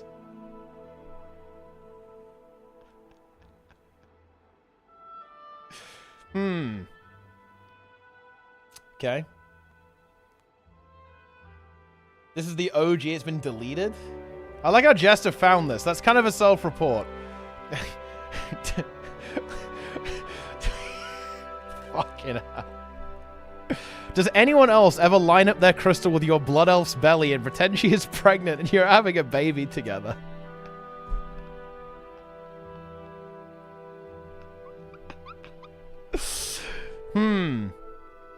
Yeah, that's, The thing is, it's not just this guy. It's not just this guy, by the way. It clearly isn't. Like, it is more than him. It's more than just him. What a terrible day to be literate. Yeah, pretty much. That's, that is appropriate. Yeah. And this is why, guys, body type 2, Blood Elf is low tier. Yeah, and it's also Jester. He deleted the evidence, but it's him. Skyrim fertility mode. Do I really want to know? Okay. what the fuck is that?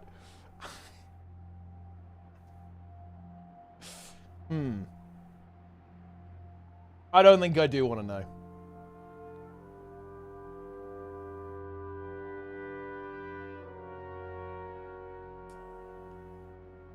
Boy type 1 Draenei is close to gnome tier. Dude, I'm sorry. Look, this is the objectively correct tier list. Blood elves are just not interesting, right? Like, they're just not interesting. Like, these elves are pretty cool, I guess. Night elves are actually good.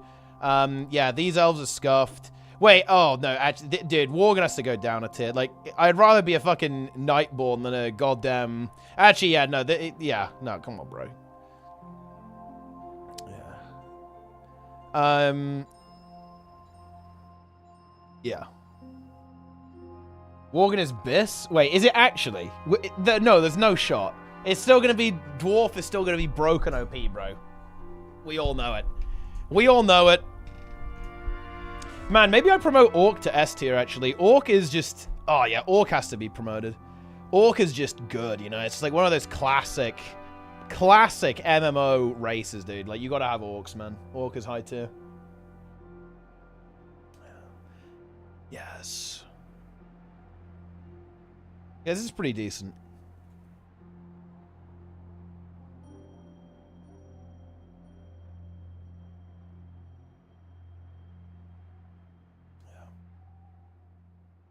Guild Wars 2 is objectively what not. Yeah, that's true. Guild Wars 2 does not have orcs, actually. That's true. Right. Ah, yes. Jester's Queen. He basically meds Sylvanas. Not a surprise.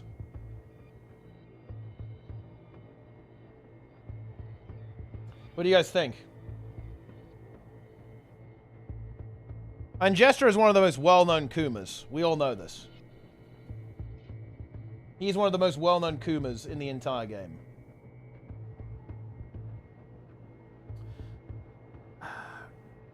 Alright, guys, I actually have to... I'm going to quickly do... We've got to do this, like, story post. I said I would do this ages ago. Now I actually have to do it. So I can go to bed, because I'm hungry. I want food. I want to stop the stream. But we're going to have to read this post first. It's time. It isn't... Wait. It is indeed time.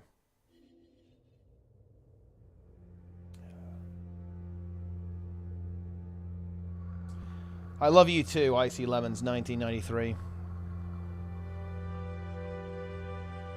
Guys, why is everything taking so long to load in? What's up with that? That's crazy.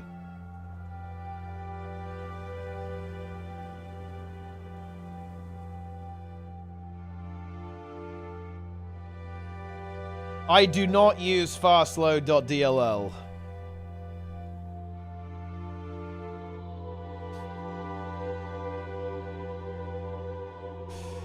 Guys, if you use fastload.dll, please put court in the chat. So I can ban all of you for using illegal add-ons.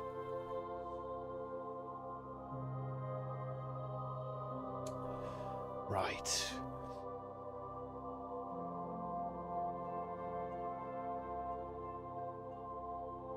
Alright, cool, let's do this. Let's get this done. The Bare Necessities, a peek at the lowland Coden and the story of Janthir Wilds. Yes, that's right. It's about that time where we're going to learn some stuff about the next Guild Wars 2 expansion. Actually, this is kind of cool, actually. I want to point out this little sentence here, I guess. Light spoilers ahead. We'll be teasing a little bit about the region, the current affairs surrounding the start of the expansion. So you'd rather go in totally unspoiled, you'd better skip this one. This is important, actually, because one of my biggest criticisms, and I think a very common criticism of ArenaNet, actually, is that they kind of don't hype their game. They're a little bit worried about spoilers and don't really say anything as a result of this. And as a result of that, like, there's not this kind of hype buildup from the developers that I think a lot of players are looking for. So this is actually a slightly refreshing change. I'm actually really hoping that they're going to show us some of the open world content, show us some world bosses, show us some exciting things, show us the new raid, you know, like what's going on. Give me something that, you know, I can't wait to get into and, you know, get in there and beat and actually play through. That would be really exciting, actually. So I'm really hoping that this is a bit of a running theme here. And look, they can just spoiler warn people, guys. Just drop the spoiler warning and then unleash, you know, give us some serious hype. Oh, no. That's how it is. But anyway, let's get into it. Let's see what's going on here. Hello there. This is Indigo, the Guild Wars 2 Janthir Wilds narrative lead, and Chloe, the expansion's story design lead. We'd love to walk you through a high-level look at the Guild Wars 2 Janthir Wilds story to help set the stage for launch next month. Actually, another thing is, I'd love a stream on this, by the way. I'm going to derail myself. Would love a stream on this. We had, of course, the competitive live stream with Roy, CMC, and TRIG, talking about all that stuff. I would love to see that, actually, with these wonderful developers, to walk us through some of the stuff and get us excited. I want to see that energy. You know, I want to see that energy there. Let's continue. The story of Janthir Wilds is a treasure trove of intrigue and lore, both past and present. We'll be encountering a variety of allies and enemies as we venture into the long-awaited region of Janthir. We'll be picking up right where Guild Wars 2 Secrets of the Obscure left off. Because you bear in mind, this story is going to be a continuation of the Astral Ward story arc. We're still hanging out with the wizards, seeing what's going to happen there, seeing as we're going to, obviously, the wizards are kind of moving into the real world. They're going to be helping us out. We're going to go like, well, why didn't you do anything earlier, right? There's going to be that stuff going on there as well. let's get into it. I've got to say, actually, there's some really cool artwork here. Let's have a quick cycle through this here of all of this stuff. You can see some of the landscaping. You can see some of the Mersat stuff up there, by the way. Look at this. So we're going to have, there's that white mantle element that we know about in Janthe, in addition to the Titan stuff that's going on. And it's kind of like the very rugged landscape. I have to say, actually, of course, the world is actually based on Iceland, in fact, actually, which is super cool. Very kind of a different landscape here. I am a bit of a sucker for green expansions. Actually, and this one looks to be very pretty, actually, a bit like Drizzlewood Coast. You know, in a lot of ways, it actually reminds me a little bit of the UK, except, I guess, without the yellow. Like, you know, it kind of reminds me of Scotland a little bit. I guess that kind of makes sense, like a similar terrain. So that's actually going to be really exciting to get into there, I think, actually. But yeah, some pretty interesting landscapes here, as you can see here. A bit of variety with this kind of, all like the trees are on fire, right? Like the scars of the Titans burning the land all over the place, maybe, I don't know. And of course, you have the bears, which we'll be learning about in a moment there. And just the fact that we're continuing the wizard story is actually relatively interesting, I think, to me. Well, now we really are derailing, but it's very interesting to me, actually, because it looks like maybe some of the storytelling approach for ArenaNet might be to kind of have linked expansions. So maybe we do one more expansion with the wizards, then we move on to something else, right? Maybe one of them is standalone. Maybe 3 of them are going to be connected in the future, like 3 years in the future, so they can tell a longer overarching story. Then that can be kind of like binded together in the same way that the Elder Dragon Saga is. Just a little bit of fruit, kind of a little bit of a kind of food for thought there on thinking about like how this is going to go and what we know about like their strategy when it comes to developing the narrative over multiple expansions. But anyway, let's stop stalling and actually get into it. To get things going, let's look back at last year. Following the end of the Dragon Cycle, Tyria had no idea what the ramifications would be. As we learned in Guild Wars 2 Secrets of the Obscure, Suwon's death caused a powerful blast of magical instability that fractured all sorts of magical forces and barriers within Tyria. Aurene immediately went to work, leaving the story so we can actually have some kind of proper threat, as opposed to our god-level dragon ruining the story. As a filter of those magics and stability was quickly restored, we've only begun to understand the consequences of the transfer of power. Right at the onset of Guild Wars 2 Secrets of the Obscure, the commander was thrown into uncharted territory. We learned that the World Spire, a powerful conduit forged by the wizard Isgaran, was fractured following that blast. The spire was one of the few barriers sitting between us and potential calamity, and it only took a moment for the denizens of a parallel realm to worm their way in. And thus, the commander was introduced to the long-fought war between the Astral Ward and the Cryptis. Through the story of Guild Wars 2, Secrets of the Obscure, the commander aids the Astral Ward in rescuing the Wizard's Court while toppling the malevolent king of the Cryptis Eparch. While the fight against the Cryptis was won, there are a lot of stories to be told about our wizardly new friends. The Astral Ward has proven to be a worthy ally with a benign cause, but we've barely touched the surface of some of their more questionable choices, not to mention their cantankerous leader Isgaran. We know they helped in some ways, but why didn't they get involved sooner? Where do we even start with the Fractal fiasco? This is actually a really good point, you know, like, thinking about Soto, it is kind of brutal, actually. And I go over this a lot in my Soto review, coming soon, by the way. But yeah, the setting and actual narrative of Soto is actually really good. Like, the wizards are this very kind of morally ambiguous force there. They kind of set up these, like experimentation chambers to see what happened in Skywatch Archipelago. Various factions just win and then like leave all the denizens just to suffer there as well. Like, Isgaran talks a lot about how he'd happily like sacrifice all the Cryptis pretty much. There's some pretty, even though that they eventually kind of tried to join us, right, in some sense as well. There's actually some really interesting writing and world building that's attached to this. Just the execution didn't really pan out. Arena admitted as much, of course, in the retrospective. But yeah, I think they're actually right here. Like, the Astral Ward is an interesting faction to interact with, that's for sure. And certainly Isgaran. Isgaran definitely one of the more interesting characters in the Guild Wars 2 story right now. And yeah, I think following that up that's going to be pretty interesting. Should be pretty cool, I think. And I think there's definitely some potential for some interesting storylines there. But now it's time to go back to the present. While the commander, now the Wayfinder, was fighting back against Eparch and Nyos, the threat of the Cryptis didn't go unnoticed by the rest of Tyria. Yeah, I'd be pretty surprised if all the rifts opening didn't alert people to something going on. In fact, that threat was very much noticed, and nations started talking. At the start of Guild Wars 2 Janthea Wilds, the commander will receive an invitation to the inaugural meeting of the Tyrian Alliance. And oh boy, do they have a lot of thoughts about our latest demonic invaders. After everything the world's endured, Tyria's patience with destruction is limited. Yeah, they wanna kick him out. We did get Paether's blessing for that. We're allowed to get rid of him. But yeah, everyone wants to just chill, a little relaxing time. Makes sense. And of course, you know, I imagine they're gonna have some choice words for the wizards as well, right? Seeing as they just They just didn't do anything. They didn't help. Bloody useless. Well, we want to keep some of the minutiae surrounding the Tyrian Alliance under our hats for now, including our lavish host of guest appearances. In addition to providing the player with a new directive, the Alliance also gives us the ability to demonstrate Tyria's growth outside of the main story path. What's happening in the rest of the world? How are things progressing when we're in the thick of the adventure? Yeah, I mean, of course, because we've, in the lore, we've just pissed off. We went in, into the portal. We were like, ooh, off we go. Of course, things are still going on. And of course, that's going to be the hook, right? That's going to be the hook of this kind of disturbance going on in Jan Thea, I imagine.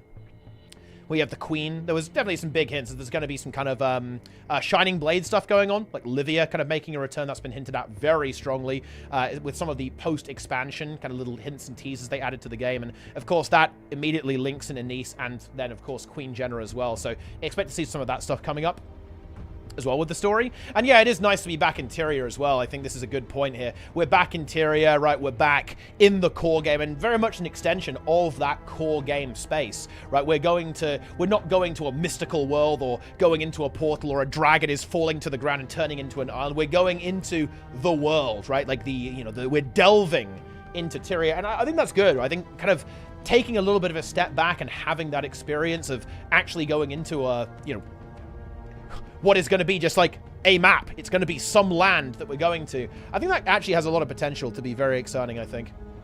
A bit more of a untouched natural environment with a little bit of evil still going on there as well. The Greater Janthea region. One of the results of this first Tyrian Alliance meeting will send the commander and a very small team of allies into the dangerous wilds of the Janthea region, starting due north of Divinity's Reach over the Crichton border. The initial focus of our mission is to establish a diplomatic connection with a small faction of Coden. The Lowlanders, while hesitant, welcome us into their village. We spend some time getting to know their culture as we explore the lowland shore, which I guess maybe that's the first map, and we steal one of their houses. Oh yeah!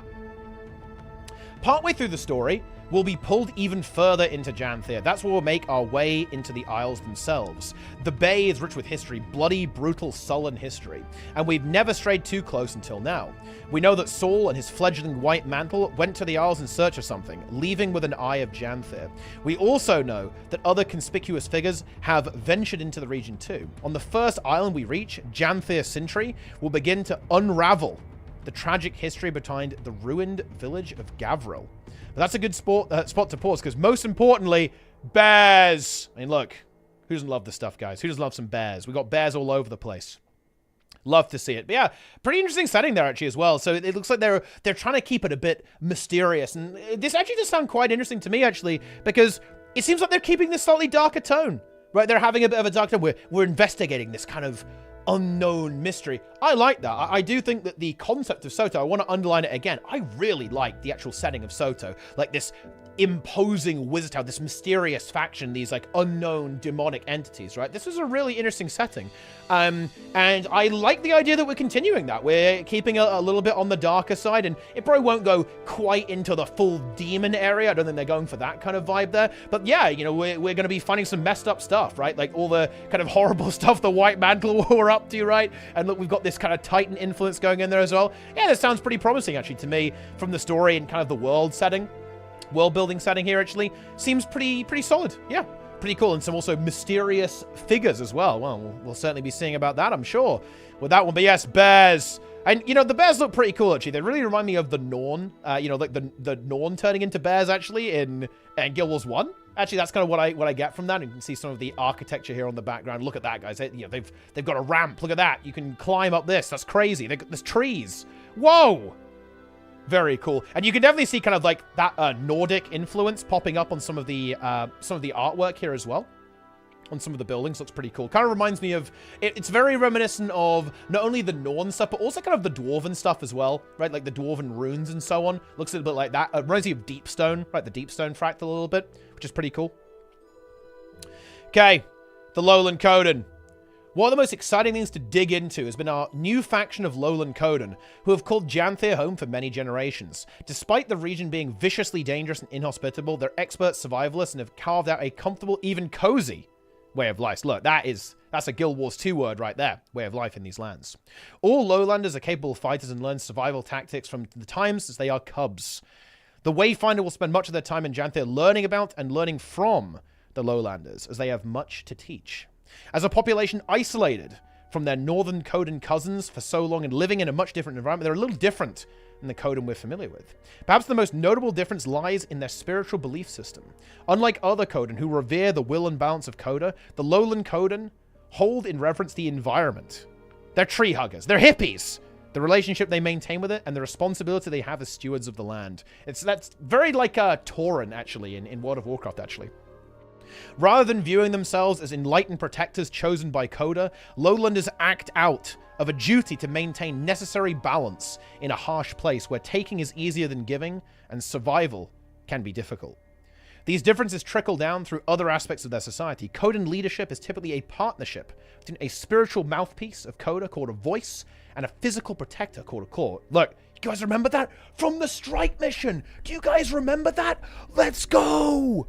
However, the lowland Codan have a claw as their sole leader because they're vicious and brutal, but also very cozy and fuzzy. A feature of their society that goes back as far as anyone can remember. The claw is not without balance, though. A council that represents key roles in the village lends the claw perspective and advice. Look, they've got democracy going on, guys. Love to see it. Look, all the humans, we're still doing monarchy. They've actually done democracy. Yo, there we go. Love to see it. As the Wayfinder spends more time with the lowland Codan and begins to earn their trust, we'll gain more glimpses into their lives and their history as denizens of Jantha. You can kind of see, it looks like they actually just do have the Norn skeleton, by the way, by the looks of that, with the animation. It looks like they actually are using the Norn animation rig. And you can see you can see this kind of cat warclaw over there. I think this is actually a skin that's coming with the expansion, by the way, if I'm not mistaken. So you've got that going on as well. Of course, they have the warclaws. I assume they actually will be getting into, like, they'll teach you how to, like, tame and ride a warclaw. That's going to be the mastery, right? Because, of course, I think they use these beasts to traverse the lands with their crazy double jump, all that kind of stuff. And you can kind of see some stuff in the background here. We've got some crates with the kind of a marking on it over there. And we have the Astral Ward. There's a waypoint there, so we're still doing the Astral Ward stuff. And this is White Mantle architecture, right? You can see these are White Mantle ruins. Kind of see a temple there, very similar to the Matthias Temple. And these kind of bears just going, you know what? We're just chilling. We're just gaming. They look like they've seen some stuff, man. Like, they look like spaced out. They're like, whoa. That was crazy. There you have it. The inhabitants of Tyria are on the cusp of a new era. It's time for nations to ally and work together on a more global scale. Those seeds of alliance were planted under the threat of the Elder Dragons, but the need did not end with the Elder Dragons. As new threats rise, it's good to have friends on your side. What better place to start than with the people living next door? The Lowland Coda might prove to be valuable allies. If we can earn their trust and convince them it's worthwhile to join the global conversation.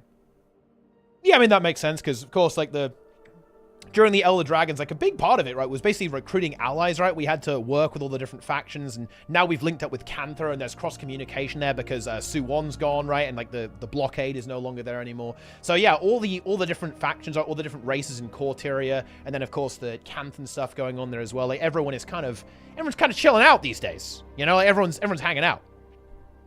So that's going to be where the story's going. It's going to be about kind of venturing forth and encountering gamers, bringing them into the fold to make our super alliance to defend whenever some kind of, like, new giga threat shows up, actually. We're doing the Avengers, guys. We're doing World of Warcraft Avengers. Guild Wars 2 Avengers, rather. Wrong game. But that, look. I'm confused. I don't know what's going on because the two expansions are dropping back to back. What's up with that, guys? We got Guild Wars 2, then 2 days later it's WoW, right? No wonder I don't know what's going on. It's out of control. But anyway, it's pretty cool. And I do like this little teaser. I think it's a well-written, exciting one to read. We're so excited to be able to give some first looks into the narrative of Guild Wars 2 Jantha Wilds. There's so much fun existing lore and history to dig into and build upon with new stories and characters. We can't wait for you to experience it all. And we leave it on this final preview image here as well. This kind of sulfurous waste with these trees going on there as well. Yeah, really cool post, actually. I love this stuff. You know, I just want to kind of wrap this up. I wanted to highlight this post because I think this stuff is really cool. I love it. when, you know, games have a bit of hype around them. The devs are hyping up the game as well. I would love to see this in a stream form as well, showing off some more concept art and talking about, like, all the different factions that we're going to encounter, right? And maybe giving us a few little teasers on what's going on and what type of enemies we could be up against, like, maybe some of the antagonists we might encounter, right? You know, we're getting into the kind of deep spoiler territory there, but yeah, I want to hear about this stuff. I want to know, what are we going up against? Like, where are we going? What are we fighting, right? You know, what's going on? They're making it a bit ominous. There's some, like, messed up stuff that happened over there in Janthe, which, of course, we know, right? We know the White Mantle. They like to sacrifice people. They like to kidnap people and then feed them to the Bloodstone, all this kind of crazy stuff. So I think there's a lot of potential here with that. It certainly sounds like a strong setting. Once again, you know, it's cool. But yeah, I want to see more. That's what I want. I want to see more content. I want to see streams, hype up the game. And I do like that ArenaNet is maybe breaking free from the shackles of, like, oh, we want to show you Dragon's End, but bad news, because there's no spoilers, we despawned every single NPC, and we're just going to show you the texturing on this rock instead. No, don't do that. Show me some cool stuff. Look, expansion's coming out. I want to play it. We all want to play it. Get the hype train going, yes? Let's go, ArenaNet. It's time. You know what I'm saying? Yeah, honestly, dude, Depths of Tyria expansion would be pretty cool. That would actually be pretty sick, actually. Like, full mole gameplay, dwarf gameplay. That would be very high energy, actually. That would be a very cool follow-up expansion. We have to delve into the depths. Depths of Tyria. Boom. New expansion name. There it is. Locked in. But anyway, that's going to do this. We don't need to stall any longer. Very interesting post to read. I'd highly recommend you read it. Even though I read it to you, okay? You can read it yourself. Get twice the value there. And as this post said, bear in mind, guys, if you want to get a title for pre-ordering the game, you get a title for spending money? Oh my god! Buy the game using my referral link. Do it.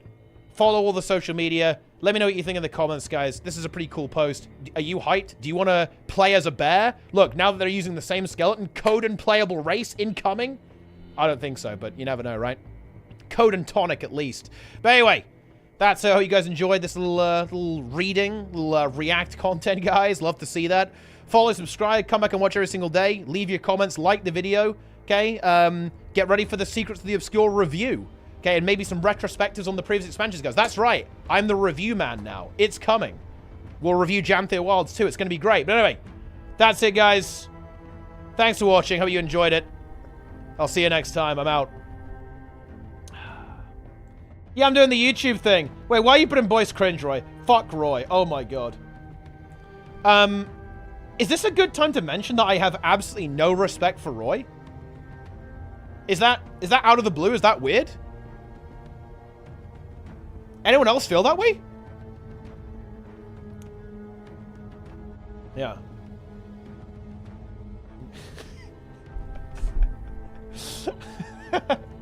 I'm obviously joking. And yeah, I was doing the YouTube stuff, which, I mean, like, I'll admit it's a little cringe, but you got to do what we got to do. But no, Roy is the god. He's the god king. He is my king. Roy is my king. Thanks for the resub, dude. I appreciate that. Thank you very much, dude. And, of course, Lara for the raid as well. I actually outlasted Lara. Am I back, guys? I feel like I was washed. Like, every single time, Lara would just demolish me. Always stream longer. Wait, also, is Lara not a mod in my channel? That's actually fucked up. I fixed it. But anyway, yeah. Cool stuff. Thanks for the raid, Lara, of course. I'm back. We're back to streaming, guys. I'm no longer a washed-up, worthless streamer. And yeah. Thanks for the raid, and of course, thanks for the sub from Roy, tier 1. Love to see that. Yeah. Larsu EOS. Man, I think if ArenaNet have a situation like that, again, they'll communicate it. I actually feel pretty bad for Lara on that because they were actually definitely getting there. They were getting sub 10% on Embodiment of Sin, and then it got nerfed. And essentially, they can no longer... It's kind of interesting, though, guys. Nobody can ever do true Embodiment of Sin ever again. You know, I haven't even uploaded my POV. Well, actually, that's not true. I have. But I just haven't... I'll probably put it out there at some point, right? Had it 1%. Yeah, that's definitely frustrating. I hear you. That's definitely frustrating for sure. I know what you're saying.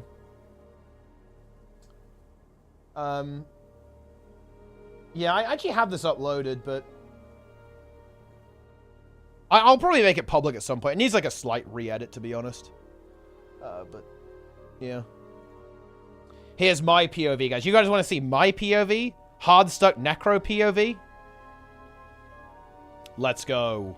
I don't know why my YouTube is refusing to load high quality now. I don't know what's up with that. Like, the quality just sucks. It looks a lot better than this. Embodiment of Sin, LCM, are they different? Embodiment of Sin is basically do the challenge mode, but you have all embodiments active. So you have to, like, charge up the boss fully and do every... you basically have to do Gluttony and Greens and Envy and Big... You have to do all of them, right? So you can see that you have to do this. And then you have to... And also you have Gluttony. And it's just ticking for, like, 4k a second on everyone. So you need some serious healing. It's pretty intense. Harder or easier than LCM? It's actually really weird, to be honest, because it's harder than LCM not doing green strat. I would say it's not that hard, except for having to do greens, to be honest. The DPS check is easier, to be honest. It's just having to do greens is pretty fucked up, to be honest. Like, greens is a very hard mechanic, to be honest. Like, it's actually... I'm probably going to force Fungus to actually do greens instead of doing unit strat, purely because I think unit strat is too easy. Actually, it is too easy. Unit strat is too easy, to be honest. It's greens are the most base mechanic. I'm sorry, guys. Like, greens are an incredibly giga-based mechanic.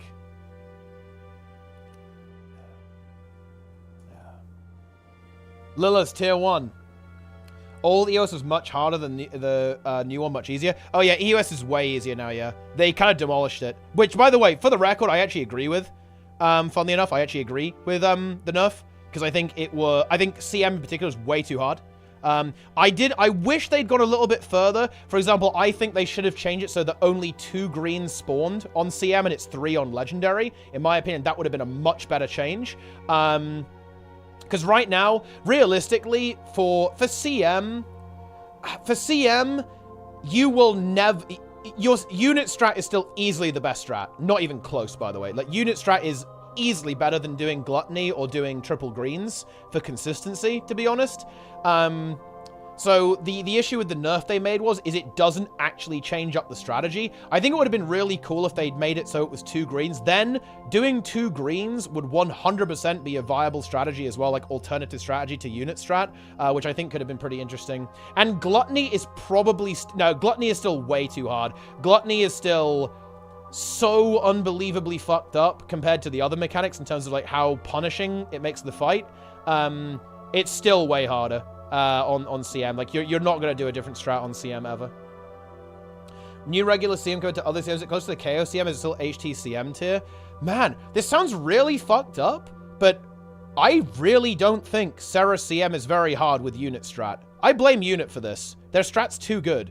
I don't think it's very hard at all, actually, to be honest. The hardest thing about Serras right now, straight up, is... Your healers have to actually press buttons, which is very uncommon in Guild Wars 2, and your DPS players need to actually do a half-decent rotation, like which is also very uncommon for Guild Wars 2. Mechanically, it's very easy now, actually. It is very easy, in my opinion, with the unit strat. Like, greens were definitely, in terms of progression, greens were really carrying a lot of weight.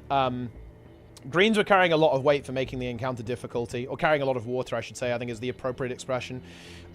Without greens, the fight is kind of easy, to be honest, if I'm being real. Like, if you remove greens from the fight, it would have died very much faster, because greens are just kind of hard. But yeah. It's weird. It's still the hardest fight in the game because it requires you to play well, though. HTCM, you can play quite badly and still win. Like, Serras, you're going to need to press buttons. There's no way around it. Your healers are going to have to heal, and your DPS need to DPS. And if your DPS don't DPS and your healers don't heal, this shit ain't dying. Yeah. Seeing this encounter makes me drowed. Bro, get hyped. Look, you know what's going to be making you feel drowed, bro? Okay? I'll tell you what's going to make you feel drowed, okay? You're going to feel drowed during one 8-hour Ceres grind, but also fucking 6-hour a day push week in bolstering, okay? That's where the content's going to kick in. But yeah, regular CM is quite easy now. But that's actually not a bad thing, by the way. I think that's a good thing. I approve of the changes they made. I think they... I would have gone further, to be honest. I maybe would have even slightly reduced the health a little bit more, I think. Even more so than it currently is. And then maybe... Yeah, again, like the really big one, I think I would have nerfed Gluttony a little bit harder on CM, and I would have made it so only 2 green circles spawn instead of 3. If you do that, the changes are pretty sick, actually.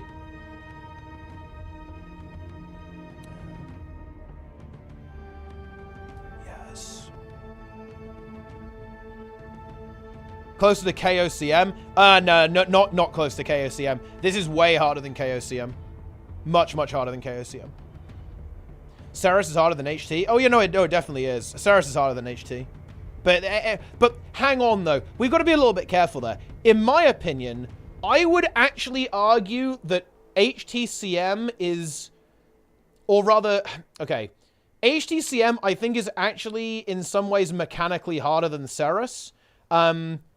But power creep has made that not matter, if that makes any sense, yeah? Like, for example, I think that what is actually required of the individual player is actually a little bit higher on HTCM. It's just that it doesn't matter anymore because the fight is kind of like giga nerfed at this point because of just like how much power creep there is. Like how strong a lot of the DPS builds are has nullified a lot of the difficulty with HT, I think. It's you literally do nothing. I don't know. Maybe I'm overvaluing this, but I think there's actually a bit of nuance to handling how the ads are. Like, you have to do a burst rotation properly. You have to not get CC'd by, like, the Golem and the Obliterator and stuff like that. Like, yeah, sure, they die instantly now, but, yeah, that's kind of power creep, right? When they didn't die instantly, you had to kind of live with those ads up. I think it was actually kind of interesting. It was, like, quite a chaotic situation you have to survive on. And, like, yeah, sure, you don't have to do that anymore, right? But, you know, you did. But yeah, I agree. Like, HCCM right now is kind of piss. If you play DPS, you literally do nothing. Like, you AFK on the boss and do your rotation. But to be fair, what do you do on unit strat? Unit strat is literally Condition Virtuoso rotation simulator, no? Like, while you have your Chrono and your Scourge actually play the game for you. Yeah. Like, unit strat is literally, you know, do nothing.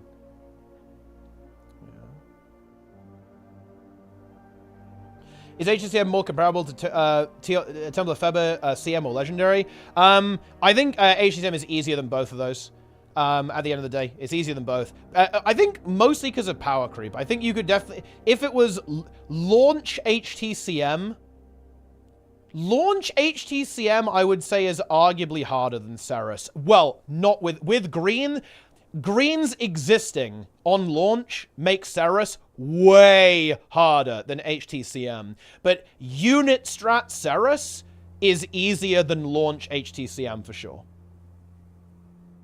But current HTCM is piss. HTCM has been broken by how strong certain builds are. Specifically, Herald, Vindicator are the really big ones, but also stuff like Reaper as well.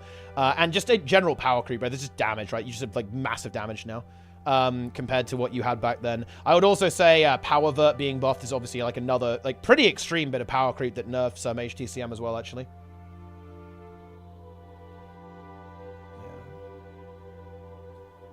But yeah, multiple 2% LCN today. Yeah, that last couple of percent is, you know, it's definitely, it can take a while for sure.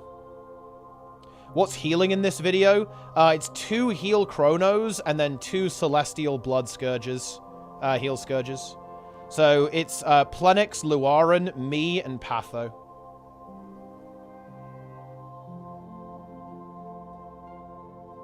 Power is wild. You basically have 2 extra DPS. Oh, yeah, of course. Yeah, it's super strong. Because the benchmark is just good now. So you have insane damage, obviously, on Power Vert now. Yup. So I mean, yeah, like if you make a comp, let's imagine this. Like, so if you're gonna do HTCM these days, guys, you do double quickness herald, double power vert, and then I don't know, mech or whatever. I don't know what people are fucking running on HTCM these days, like heal mech or some shit. I don't know. It doesn't really matter at this point. Let's be honest. You're running like heal mechs.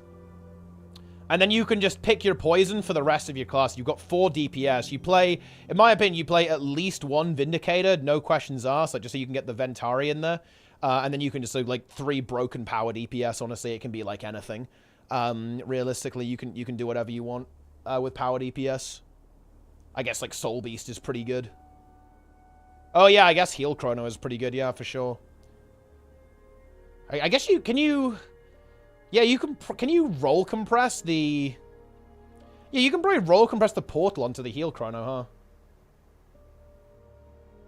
And then run 1 less portal on the vert, so you just have more damage overall. Pretty based.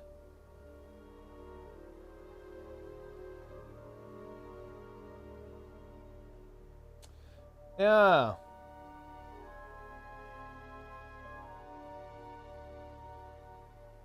Virtuoso. Yeah, I'm going to be getting back into actually playing Guild Wars 2 pretty soon, guys. Project Fungo is coming. I've got a couple of projects coming up, guys. Operation Break Sneb is already undergoing. Sneb will be broken. He is going to break to NA PvP. So Operation Break Sneb and Activate Dark Sneb is already happening. Then we're also going to be having Operation Project Fungo, which is going to be good. And more importantly, guys, we are bringing back Operation Eagle Dawn. I am going to be teaching NA how to do open world content, guys. We are going to be fully teaching the NA server how to do insane DPS in open world. Yep. It's coming. I just feel inspired. Seriously, guys. I played on NA for a couple of days. And let me put it like this, guys. I nearly broke. Guys. I nearly broke to NA. I admit that. I'm not going to pretend that I'm not going to, I'm man enough to admit that. It nearly broke me. I saw 20 people doing 3k DPS on Epoch. 3k DPS. Yeah.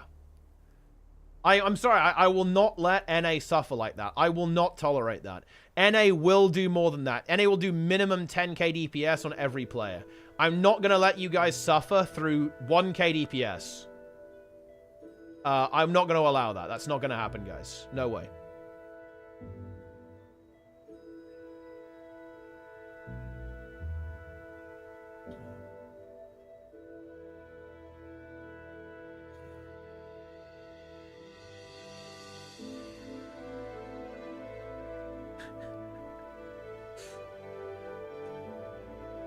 Wait, is that the Epoch one also? Ah, yeah, I better do that. Oh, I need to enable logging. I don't have logging enabled. I need to actually do that. Wait, where is that in Arc? Logging. Ah, here we go. Map logging. What one should I enable, guys? 26173. Do I have to do the tick? Enabled. Ah, yeah, there we go. Apply. Did that work? I think it worked. Top left option. Do you need the map one as well? Disable gadget. Okay, I've disabled gadgets. Oh, 0 to hero. I will be... actually, that's coming back, actually, Magras. I need to... I'm going to be doing an update video. I'm hopefully recording it tomorrow, actually. I've just been a little bit, I've been a little bit busy this week. I haven't had time to do it. But yeah, no, I actually have an update video to talk about that. That should be, yeah. I know, I kind of fucked up. I fully admit this. I guess I can kind of give the talk now. I really messed up a little bit with 0 to hero, to be honest, guys. Like, when I came back and, well, I'm giving you a spoiler of what's going to be in the video. I messed up. I really wanted to start the series again and kind of get that content going because I wanted to do something. I wanted to, like, make some content. I was feeling very frustrated with not making content at the time. But I kind of made a lot of promises and said I was going to come back before I was really ready to do that at the end of the day. I just did not have the ability to actually deliver on a lot of the stuff I wanted to do with that. And so I just kind of like didn't do anything pretty much because it just wasn't doable at the time pretty much. There's some extra complexity to it, but that's basically the TLDR. But now I actually am ready. Okay, now we're actually in business. We are good to go. And I have the time to actually do some stuff with Zero to Hero, but I'll give a better summary of what's going on when I get there, but yeah.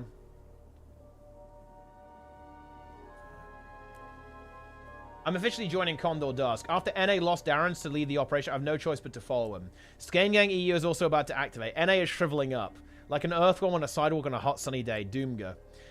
Eagle Dawn must abort their mission. There is no hope. Everyone needs to transfer to EU now. No matter of fact, delete your characters and make a new account. If your account was on NA, it has been compromised and sullied. No, guys, I'm going to bring NA back. Like, I've heard horror stories about the NA server. We're going to have to save it. We are saving NA. Project NA begins after the expansion, guys. Operation Eagle Dawn is coming.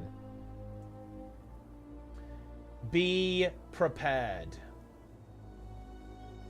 Be mentally ready. Dude, I've still got Explorers boosters. Let's go. We're ready to pump.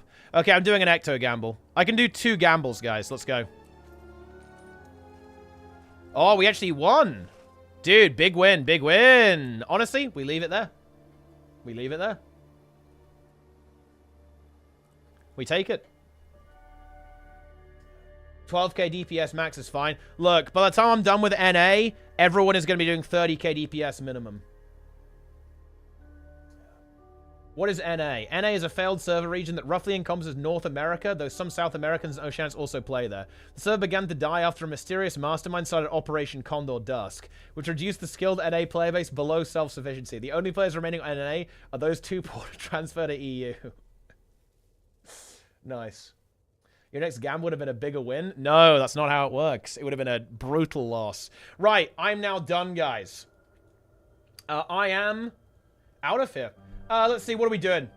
What are we doing? We're raiding someone. Let's raid Naru. Let's go. How you commit with NA players? They even speak English there? I mean, I feel like that should be theoretically less of a problem than on EU, no? There's like loads of different languages over here. But I don't know. I guess we'll find out when we get there. Right, let's raid Nara, guys. Let's go see what he thinks about PvP. That's it. I'm done. I'm out. Will I stream tomorrow? Honestly, who the fuck knows? Probably yes, I think. But I guess we'll see. Stay tuned. Ooh. If not, I think I'll definitely be out here on Friday. But yeah, I should be streaming for most of this week. We'll see when we get there. Follow my social media, buy the game using my referral link, buy some merch, join all the Discords, boost the Hardstuck server, guys. I need some fucking boosts. Look, get your asses over here and boost the Hardstuck Discord server so I don't have to keep buying more boosts, okay? Get over here right now. Get in here and buy. Get me some boosts. I need server boosters. Do it. So I can keep my, Discord link and it won't get fucking nuked from orbit. All right, I'm out of here, guys. Now, there's no Kuma channels. I'll see you guys tomorrow. Or not. We'll see, I guess.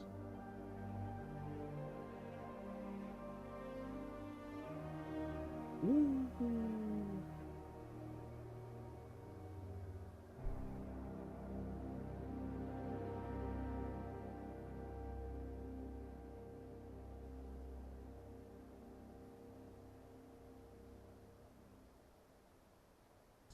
Yo, Teapot. Oh shit, fat raid. Appreciate the raid. Thank you, thank you. How's it going, guys? This is the Cope stream. PvP is back. Oh, PvP is more than back. Holy. PvP is so juiced. I was saying this earlier, but they're literally just power creeping PvP rewards just to make people play them. Just go and queue ranked, you'll get more gold, more karma, more everything than anything else in the game will get you. Like, actually.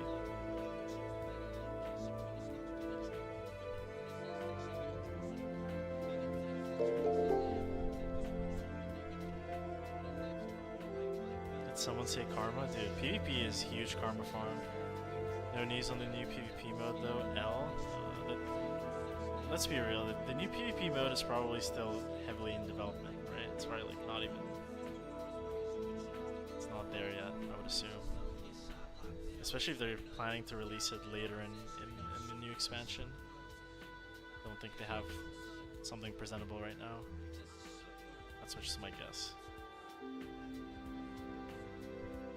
Plus, I don't even care if the new mode is good or bad, because they've basically brought back 2v2s and 3v3s and made them relevant in PvP. I think that's more than enough. Like, you don't really need 20 million modes in PvP. You just need conquest and